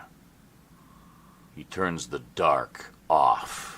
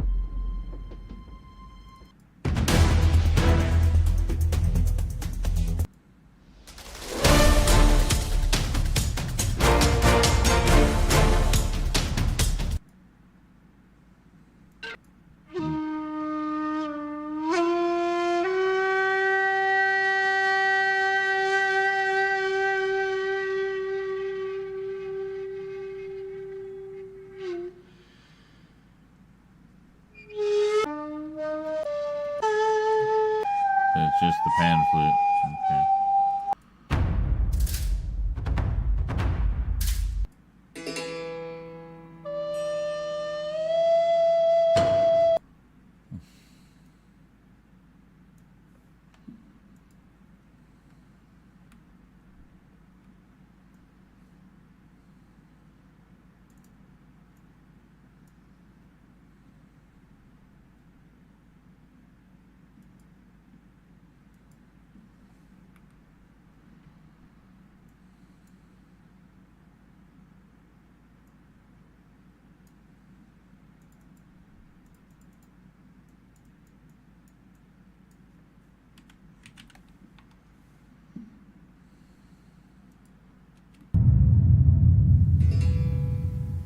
When Chuck Norris enters a room, he doesn't turn the lights on.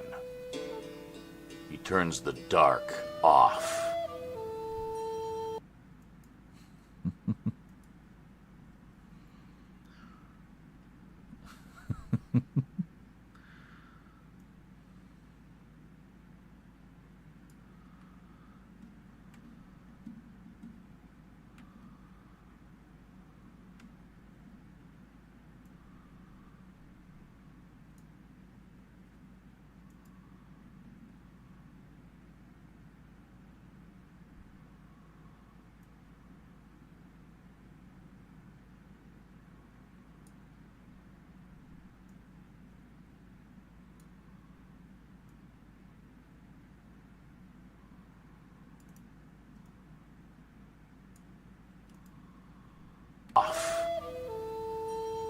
Welcome back.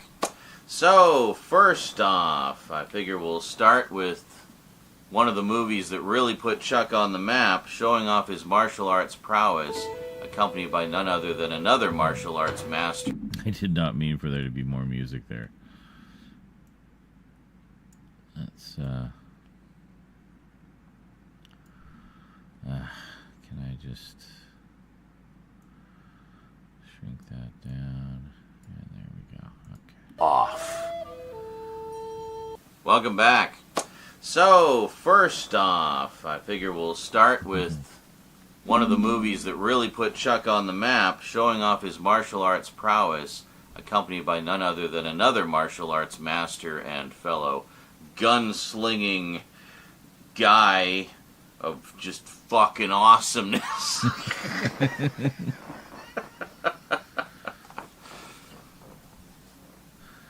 Welcome back. Well, welcome back. So I figured we'd start. Why are you going over there? Oh, you found a pillow? Yeah, you can go sit over there if you want. No? What do you... Alright. 20 minutes of cat licking and then bolting for the door when I went out for a smoke later. So to kick things... Welcome back. So to kick... Welcome back. Well, I figured what... Oh my god. All of this trashed.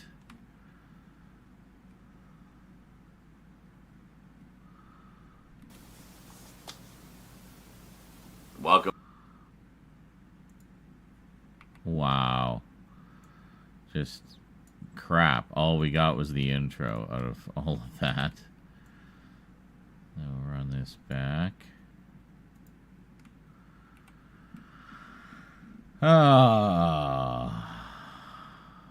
Well, this one might not be that long. Well, no, I guess it kind of is. No, it isn't. This is all... No, actually, it's not that long. Because a lot of these are inserts that'll just kind of go over top of, or... I don't know. It's weird.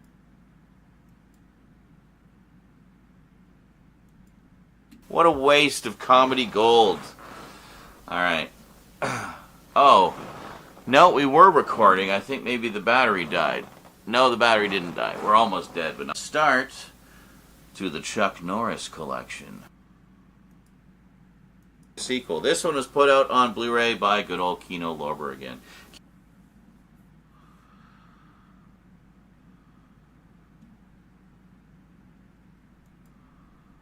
Where the hell are we?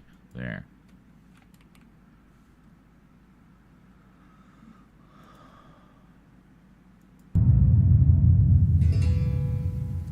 When Chuck Norris enters a room, he doesn't turn the lights on. He turns the dark off. Welcome back. Well, I figured what better place to start than with the movie that put Chuck on the map for many, many people, The Octagon. Yes, here we have classic martial arts master Chuck with fellow martial arts master Lee Van Cleef, might I add, fighting ninjas. What more do you want? It's Chuck and Lee fighting ninjas. Let's take a quick look at the cover here.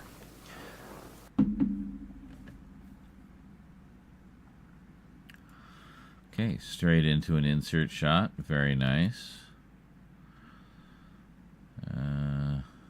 Where are they? Are they all here? They are all here. Yes. Okay.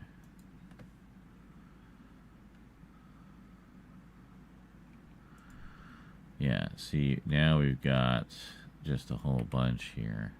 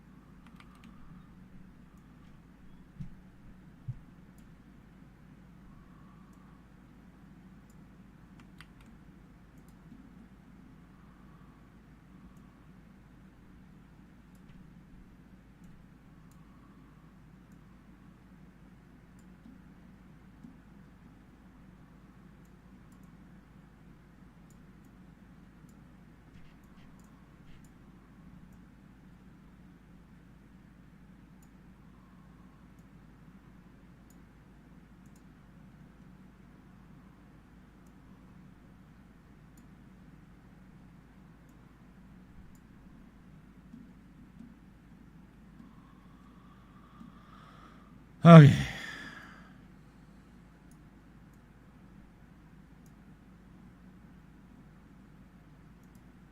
Here we have classic martial arts master Chuck with fellow martial arts master Lee Van Cleef, might I add, fighting ninjas. What more do you want? It's Chuck and Lee fighting ninjas. Let's take a quick look at the cover here. Now, I should mention, I haven't seen a lot of Chuck Norris movies, so that was another reason why I wanted to get some of the big notable ones into the collection. I'd only seen a handful of them when I was younger, because I just wasn't really that into action when I was younger.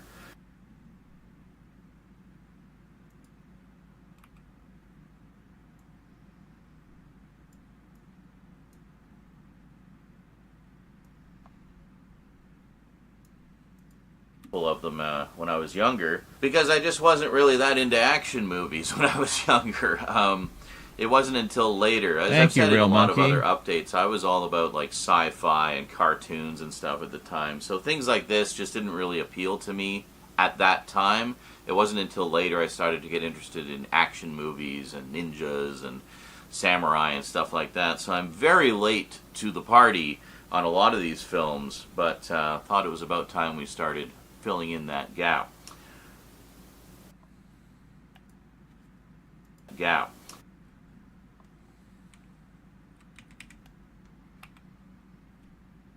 So, this is actually... Ooh.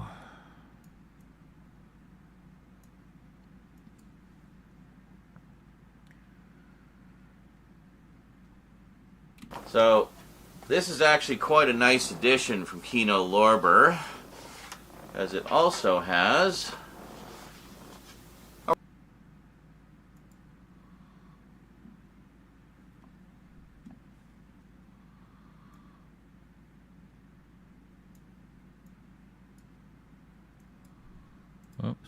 a reversible cover. Check that out. So we get one of the other movie posters there. Quite nice.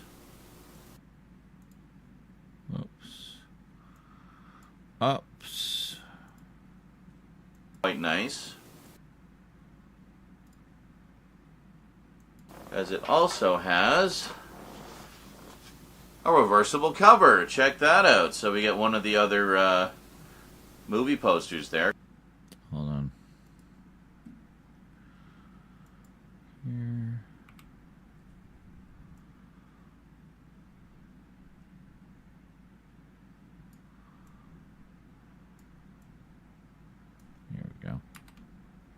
Has a reversible cover. Check that out. So we get one of the other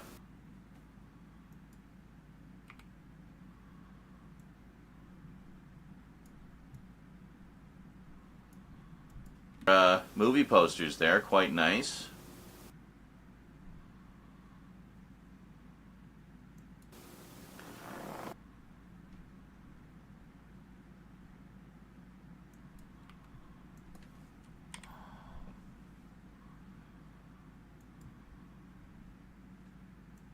And if you want to see them both side by side, let's just put them next to each other there. So quite.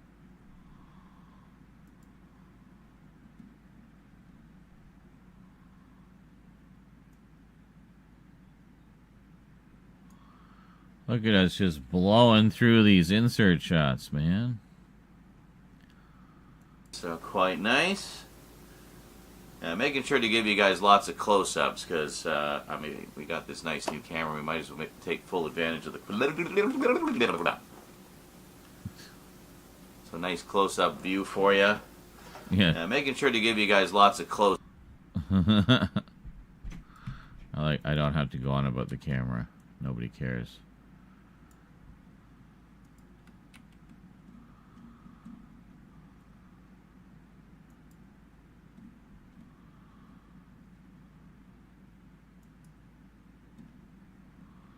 So nice close-up view for you. So we'll just take a quick peek at the back here if you're wondering.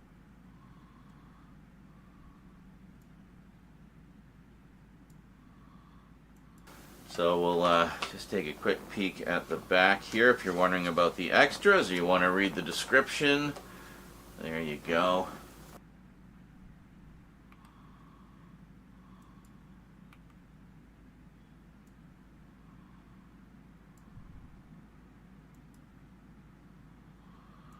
Where am I going? So yeah, it was this one.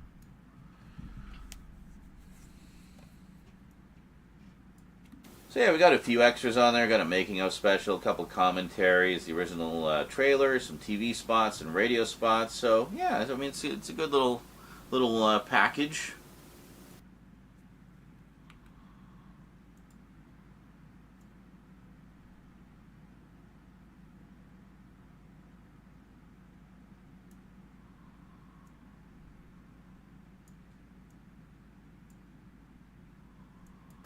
So yeah, we got a pretty decent selection of extras there. A couple of audio commentaries, a making of. I think that's a. So yeah, we got a few extras on there. Got a making of special.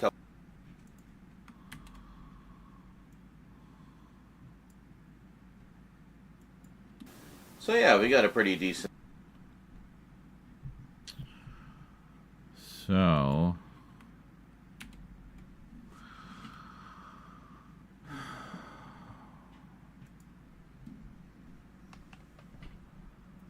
Octagon.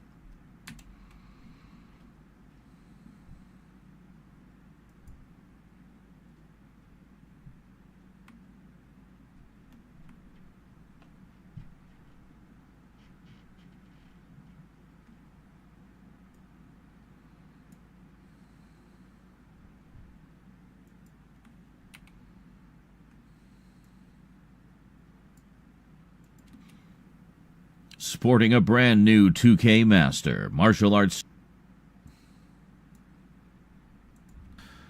Alright, fucking headphones, like, can you just, like, stop? Alright, so, this is voiceover recording for the Chuck Norris update. Why is there a fucking hair in my coffee? I get it.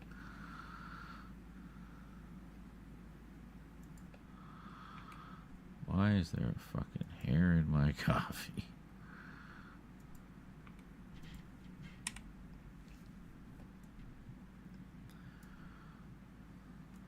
Code of Silence teams up with sporting a brand new 2K Master martial arts superstar Chuck Norris. Okay.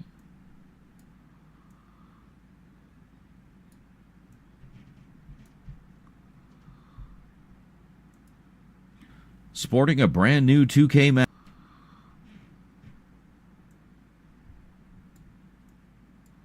Sporting a brand new 2K Master martial arts superstar Chuck Norris from A Force of One and Code of Silence teams up with screen legend Lee Van Cleef from The Good, the Bad, and the Ugly and Death Rides a Horse to take on a terrorist training camp known only as the Octagon.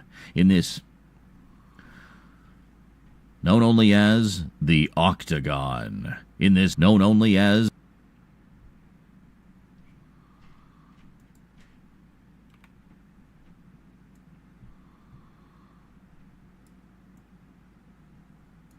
known only as the Octagon. In this deadly tale of revenge.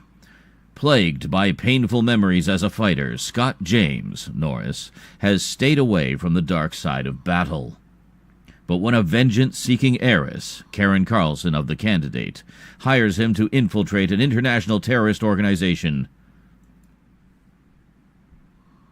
Cobra?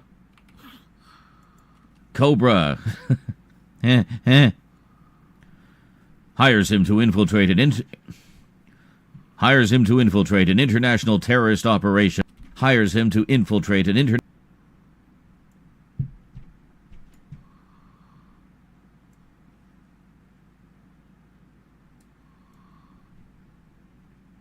hires him to infiltrate an international terrorist the candidate hires him to infiltrate an international terrorist operation run by his adopted brother, played by Tadashi Yamashita of American Ninja.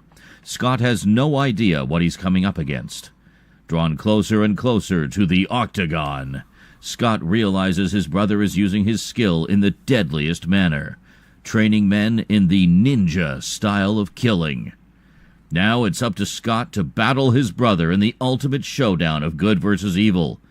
directed by Eric Carson of Black Eagle and Angel Town, and co-starring Richard Norton of Force 5, Art Hindle from Invasion of the Body Snatchers, Aaron Norris from Lone Wolf McQuaid, and Ernie Hudson from Ghostbusters.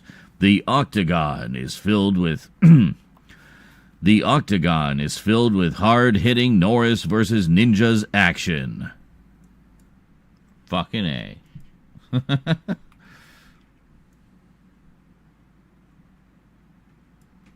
You got Lee Van Cleef in there, too. That's pretty sweet. The Octagon is filled with hard-hitting Norris versus Ninja from Ghostbusters. The Octagon is filled with hard-hitting Norris versus Ninjas action.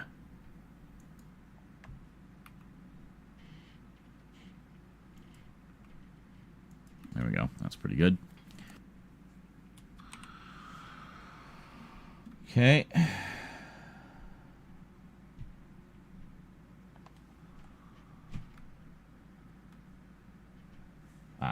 Okay.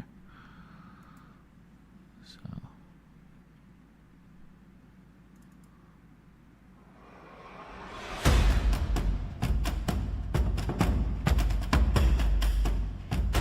Oh, actually, that sounds pretty good.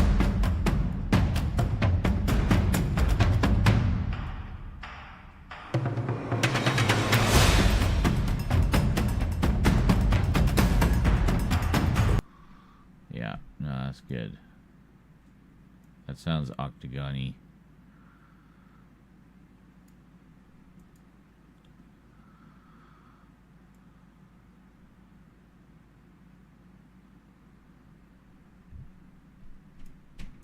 Extras, or you want to read the description? There you go.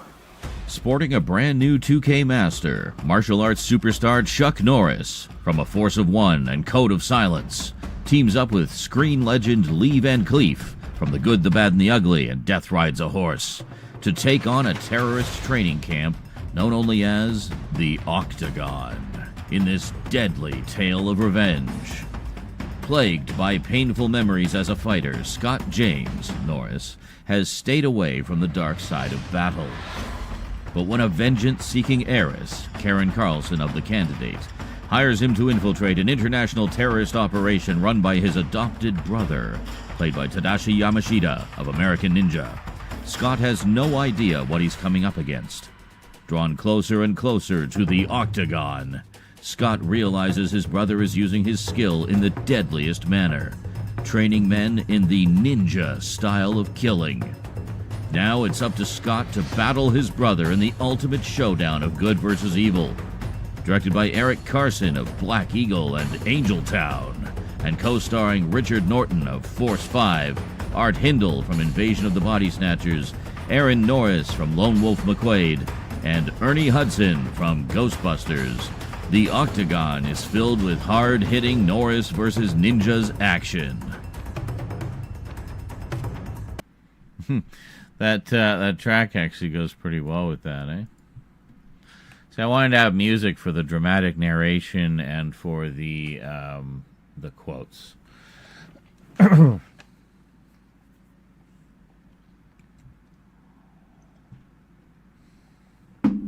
But you can see how elaborate this is.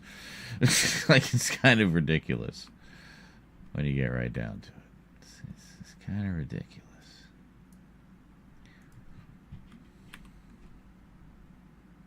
Huh? Well, no, just give me... I gotta put them in. I haven't put them in yet. But it's just the back of the case. I was just getting the timing and the editing done for the voiceover first. And then we can just drop in however much of the back of the box as we need. But that's really it. It's just the back of the box. That's all we need.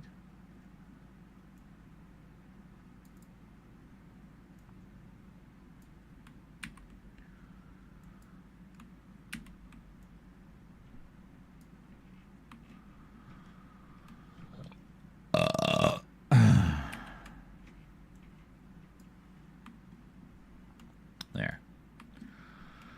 And that's it. But at least I made it the back of the slipcover, which is the nicer presentation, easier to read. Now, question is, I don't think we use that one at all. So yeah, we got a pretty decent selection of extras there. A couple of audio commentaries, a making of. I think that's an archival making of. Theatrical trailer, TV spots, and radio spots. And the dude in the upper left there, this guy here, is it just me or does he look a lot like Owen Wilson with a bowl cut? Well, we might need to do a little zoom in there. Owen Wilson with a bowl cut. Is it just me or does he look a lot like...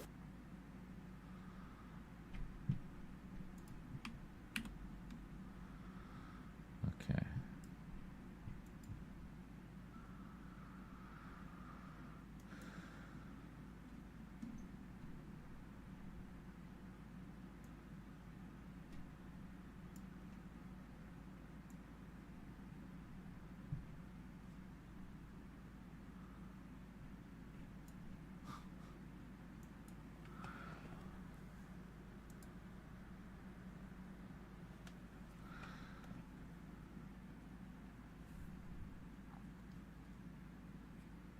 Owen Wilson with a bowl cut.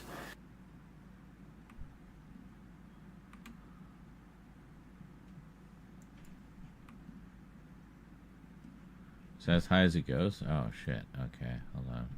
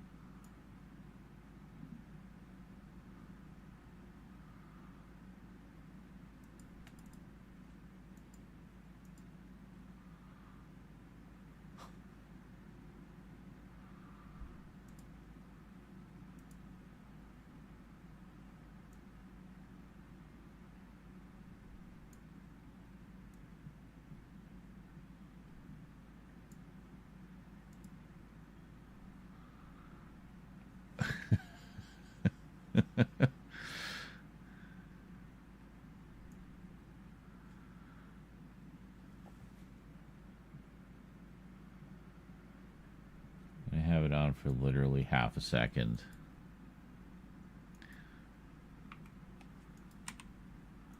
Bowl cut.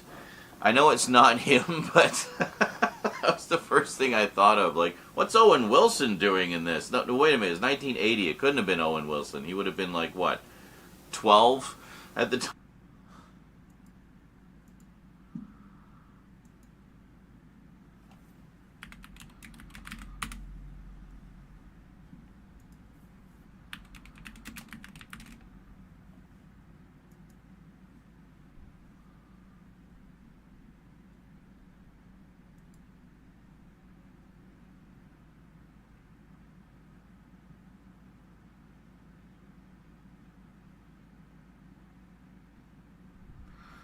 Wow, what a guess.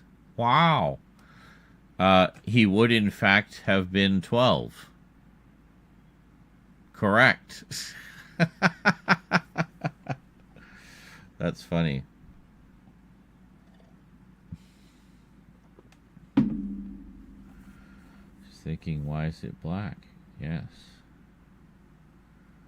Because I hadn't finished it yet. I have to do the things in pieces, you see. I can't do all of the things at once. It's all pieces of the puzzle. Okay. Time, but anyway, I thought that was kind of funny. So that's the Octagon. Now I should mention, after the success of this, Cannon Films, Golan Globus producers, wanted to have Chuck come back because they had an idea. Golan Globus producers to save that outtake. There's not much there.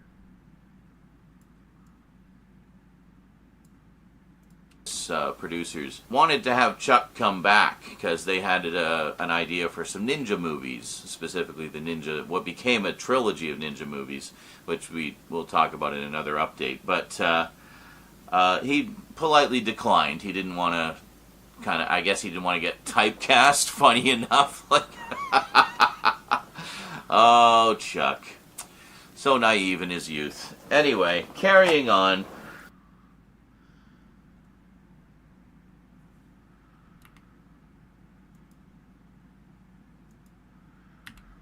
Alright, so now it's time to drop in another quote. So yeah, so we never even looked at this one, so that's fine. Doesn't matter, it's the same as what's on the other thing. So, another quote.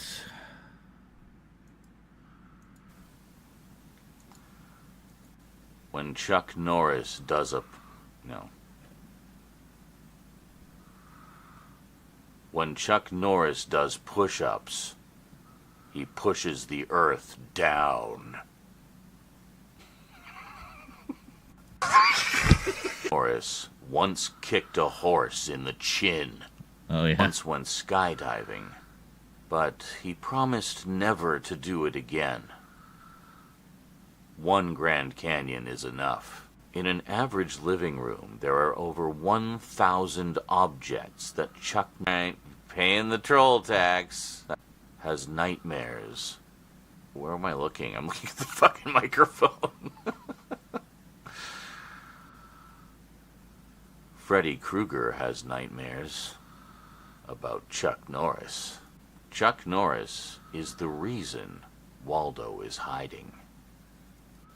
Okay, so just by way of example, alright, paying the troll tax. I appreciate that. If paper beats rock, rock beats scissors, and scissors covers your fucking grandma's nutsack. Paper, right, okay, so it says...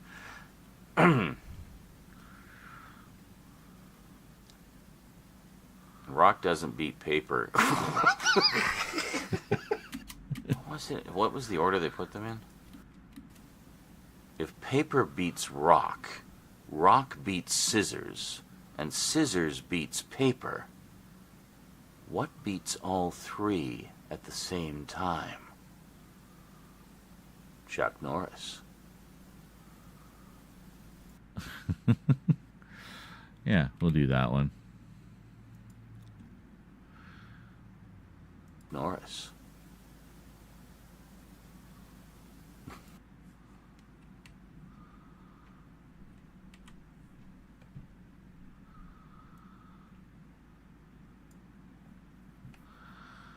We could do that. I feel I need a little more violent one. What's a more violent one?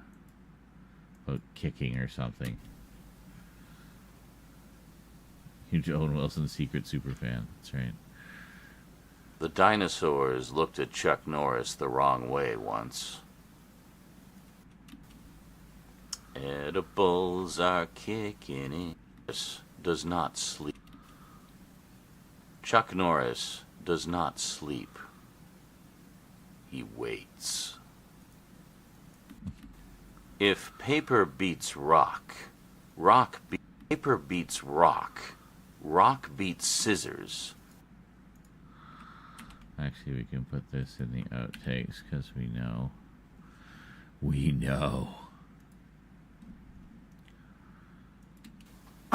Yeah, I love that Chuck Norris can speak Braille. Chuck Norris can dribble a bowling ball. Some people can pee their name in the snow. Chuck once a cobra bit Chuck Norris. Bit. Gotta be a little quieter.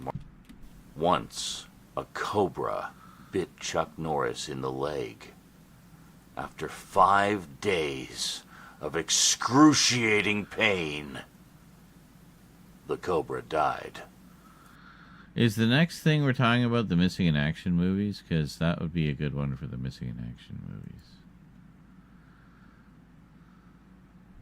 Yes, I think we are. Yes. Okay.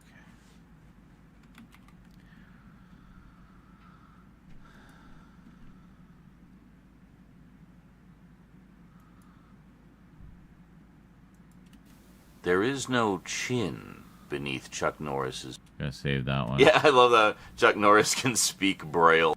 People can pee their name in. A cobra bit Chuck. Are the breakfast of Chuck Norris. When the boogeyman goes to sleep at night, Chuck Norris does push-ups. He pushes the earth down. Once kicked a horse in the... Good, made you paranoid about leaving the screen. Chuck Norris once went skydiving, but he 1,000 objects that Chuck Norris can use to kill you, including the room itself. Yeah, we'll use that one. That's a good one. It's nice and violent. So many violins.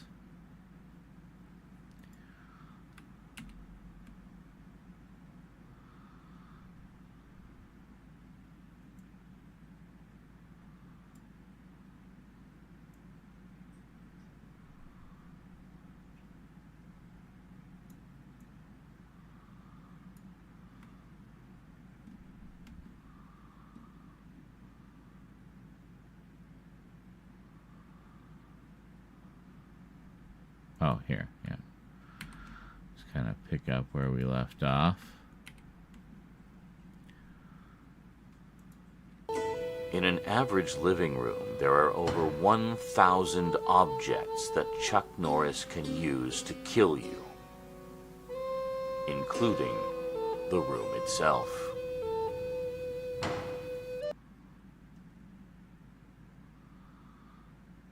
We'll cut on that hit.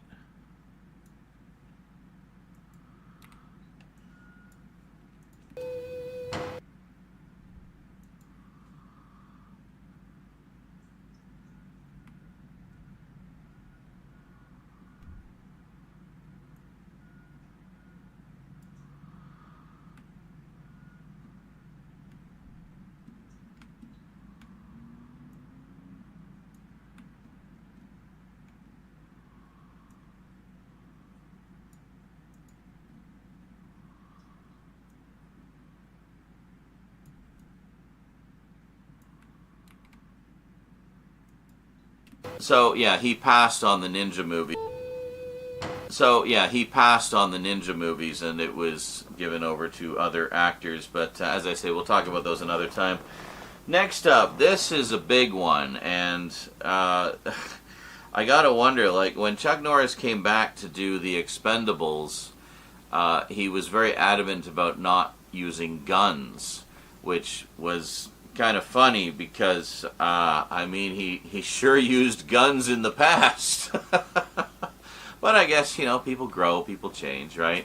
So here we have the Missing in Action trilogy. Yeah, I've been wanting to check these ones out for a long time. I think I might have seen one of them when I was younger, but I remember seeing the trailers for them all the time, and I just thought, like, whoa, you know. 'Cause, I mean, the Missing in Action trilogy. Yeah, I've been wanting in Action trilogy. Missing in Action trilogy. Missing in action. Missing in the Missing in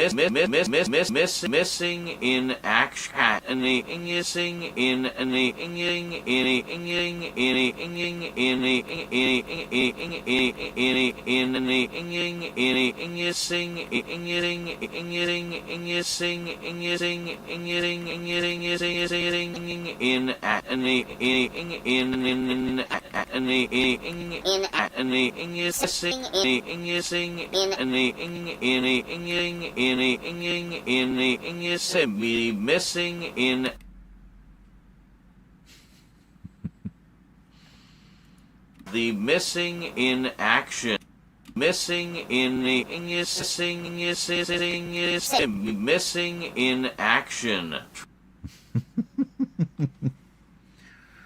You've never seen anything Chuck Norris movies. Well, maybe, you should see something Chuck Norris movies. Chuck Norris movies can be good. I mean, they're just, fun, big, dumb action movies. They do what they say on the tin, Okay.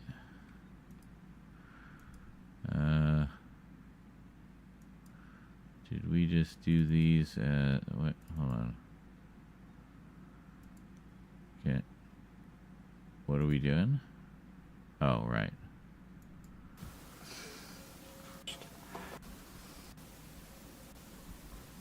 Oh, we're recording. Daily boy, a little bit of time. You all back it off. Just got you all better. Wait a minute.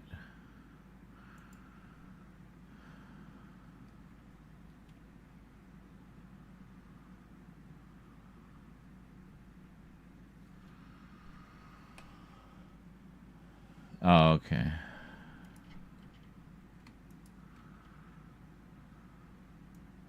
Well, why do I not have the fronts? Why do I... There must be more insert shots than that. Oh, hold on.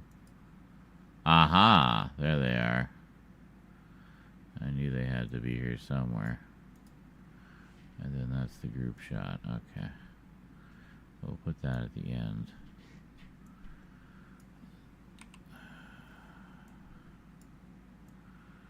Okay, there we go. Now we've got them.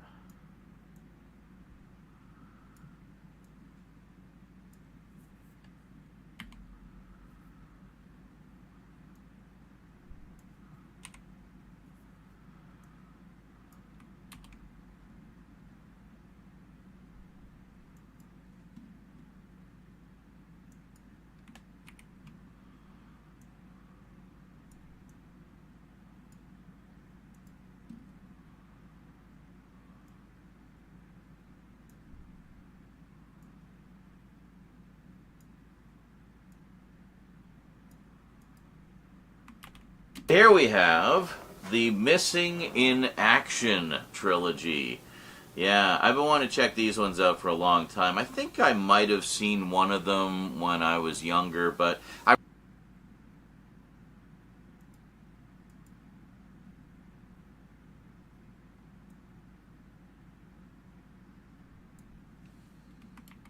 remember seeing the trailers for them all the time, and I just thought, like, whoa, because I mean, this was the days of R-rated action movies. So, as a 10-year-old and up, just the thought of extreme graphic violence was, a little too much for my tender sensibilities. Of course, now, like, look at my frickin' horror collection.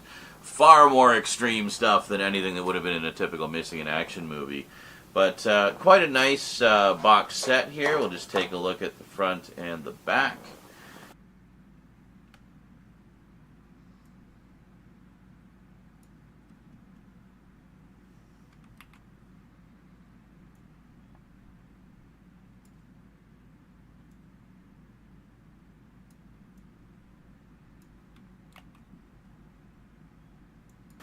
And there you go.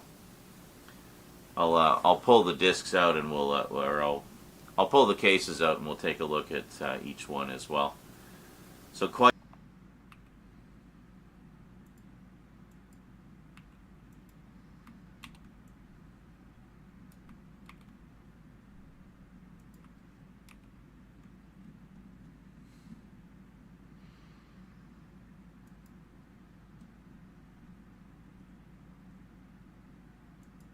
I'll pull the cases out and we'll take a look at each one as well. So quite nice. We got the whole trilogy there. Get a little overview of them on the back. So if we slide them out, it's just a fairly simple, soft box. So let's.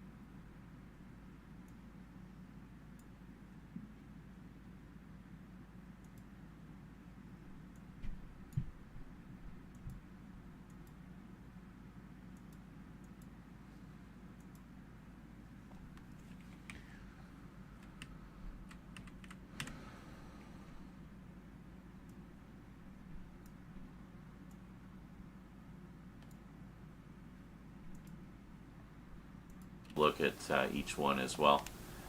So quite nice. We got the whole trilogy there. Get a little overview of them on the back. So if we slide them out, it's just a fairly simple, soft box. So let's take a look. So here's the first one, Missing in Action.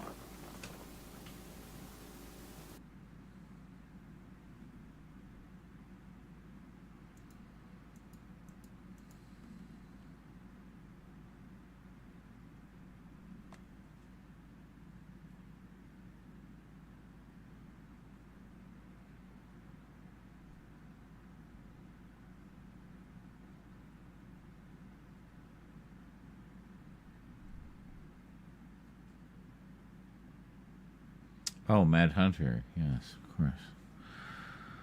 So that's in here somewhere.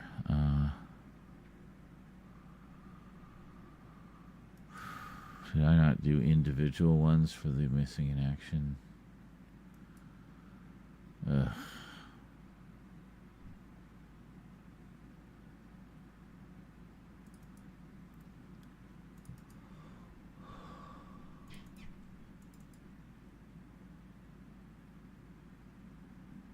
This is all... Oh no, there's other stuff here too.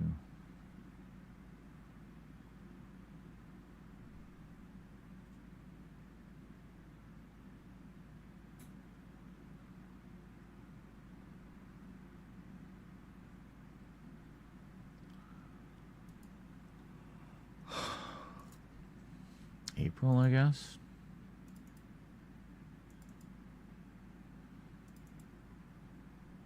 Here we are.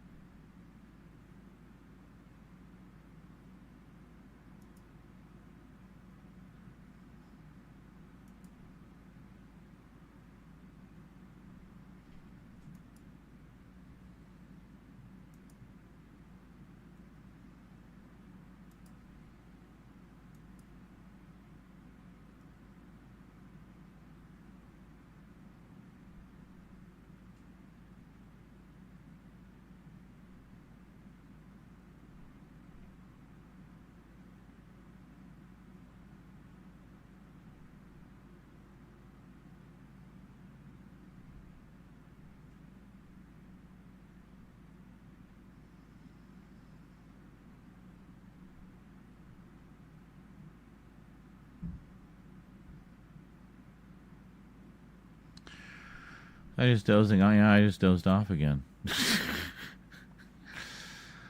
Well, it seems that we didn't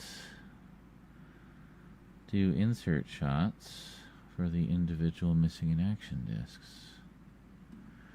Now, I wonder if I course correct and say like, oh, well, let's just do we'll do all of them at once. But I don't think so. So doing 1, 2, 3.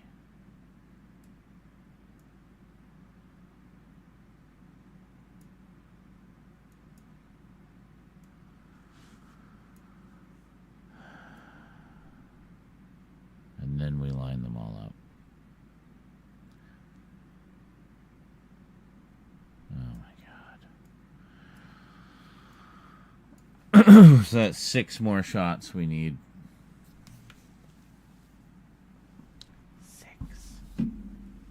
6 more shots.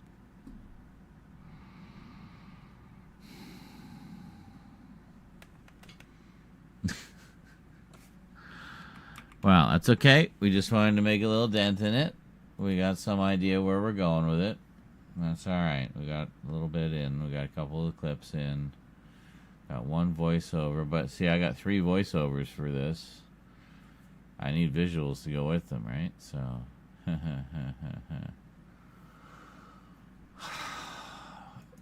anyway, I am tired. I am literally passing out of my chair, so I think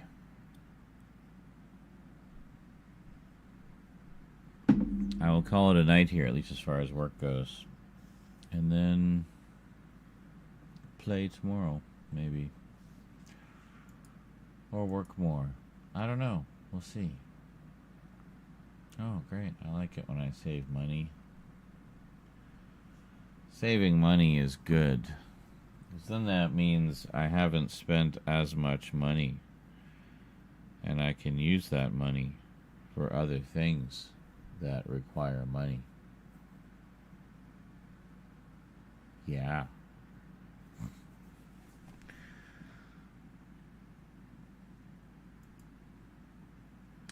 Now the question is, do I have enough to make a withdrawal from PayPal? Things are a little tight as we're waiting for the big middle of the month payout to come in. Oh my God, can you stop fiddling with my screen? Thank you.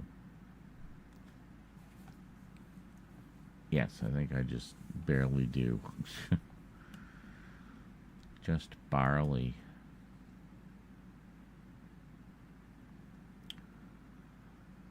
Let's get that going. Yeah, it's, you know, it's a few extra bucks. We can get some food with that.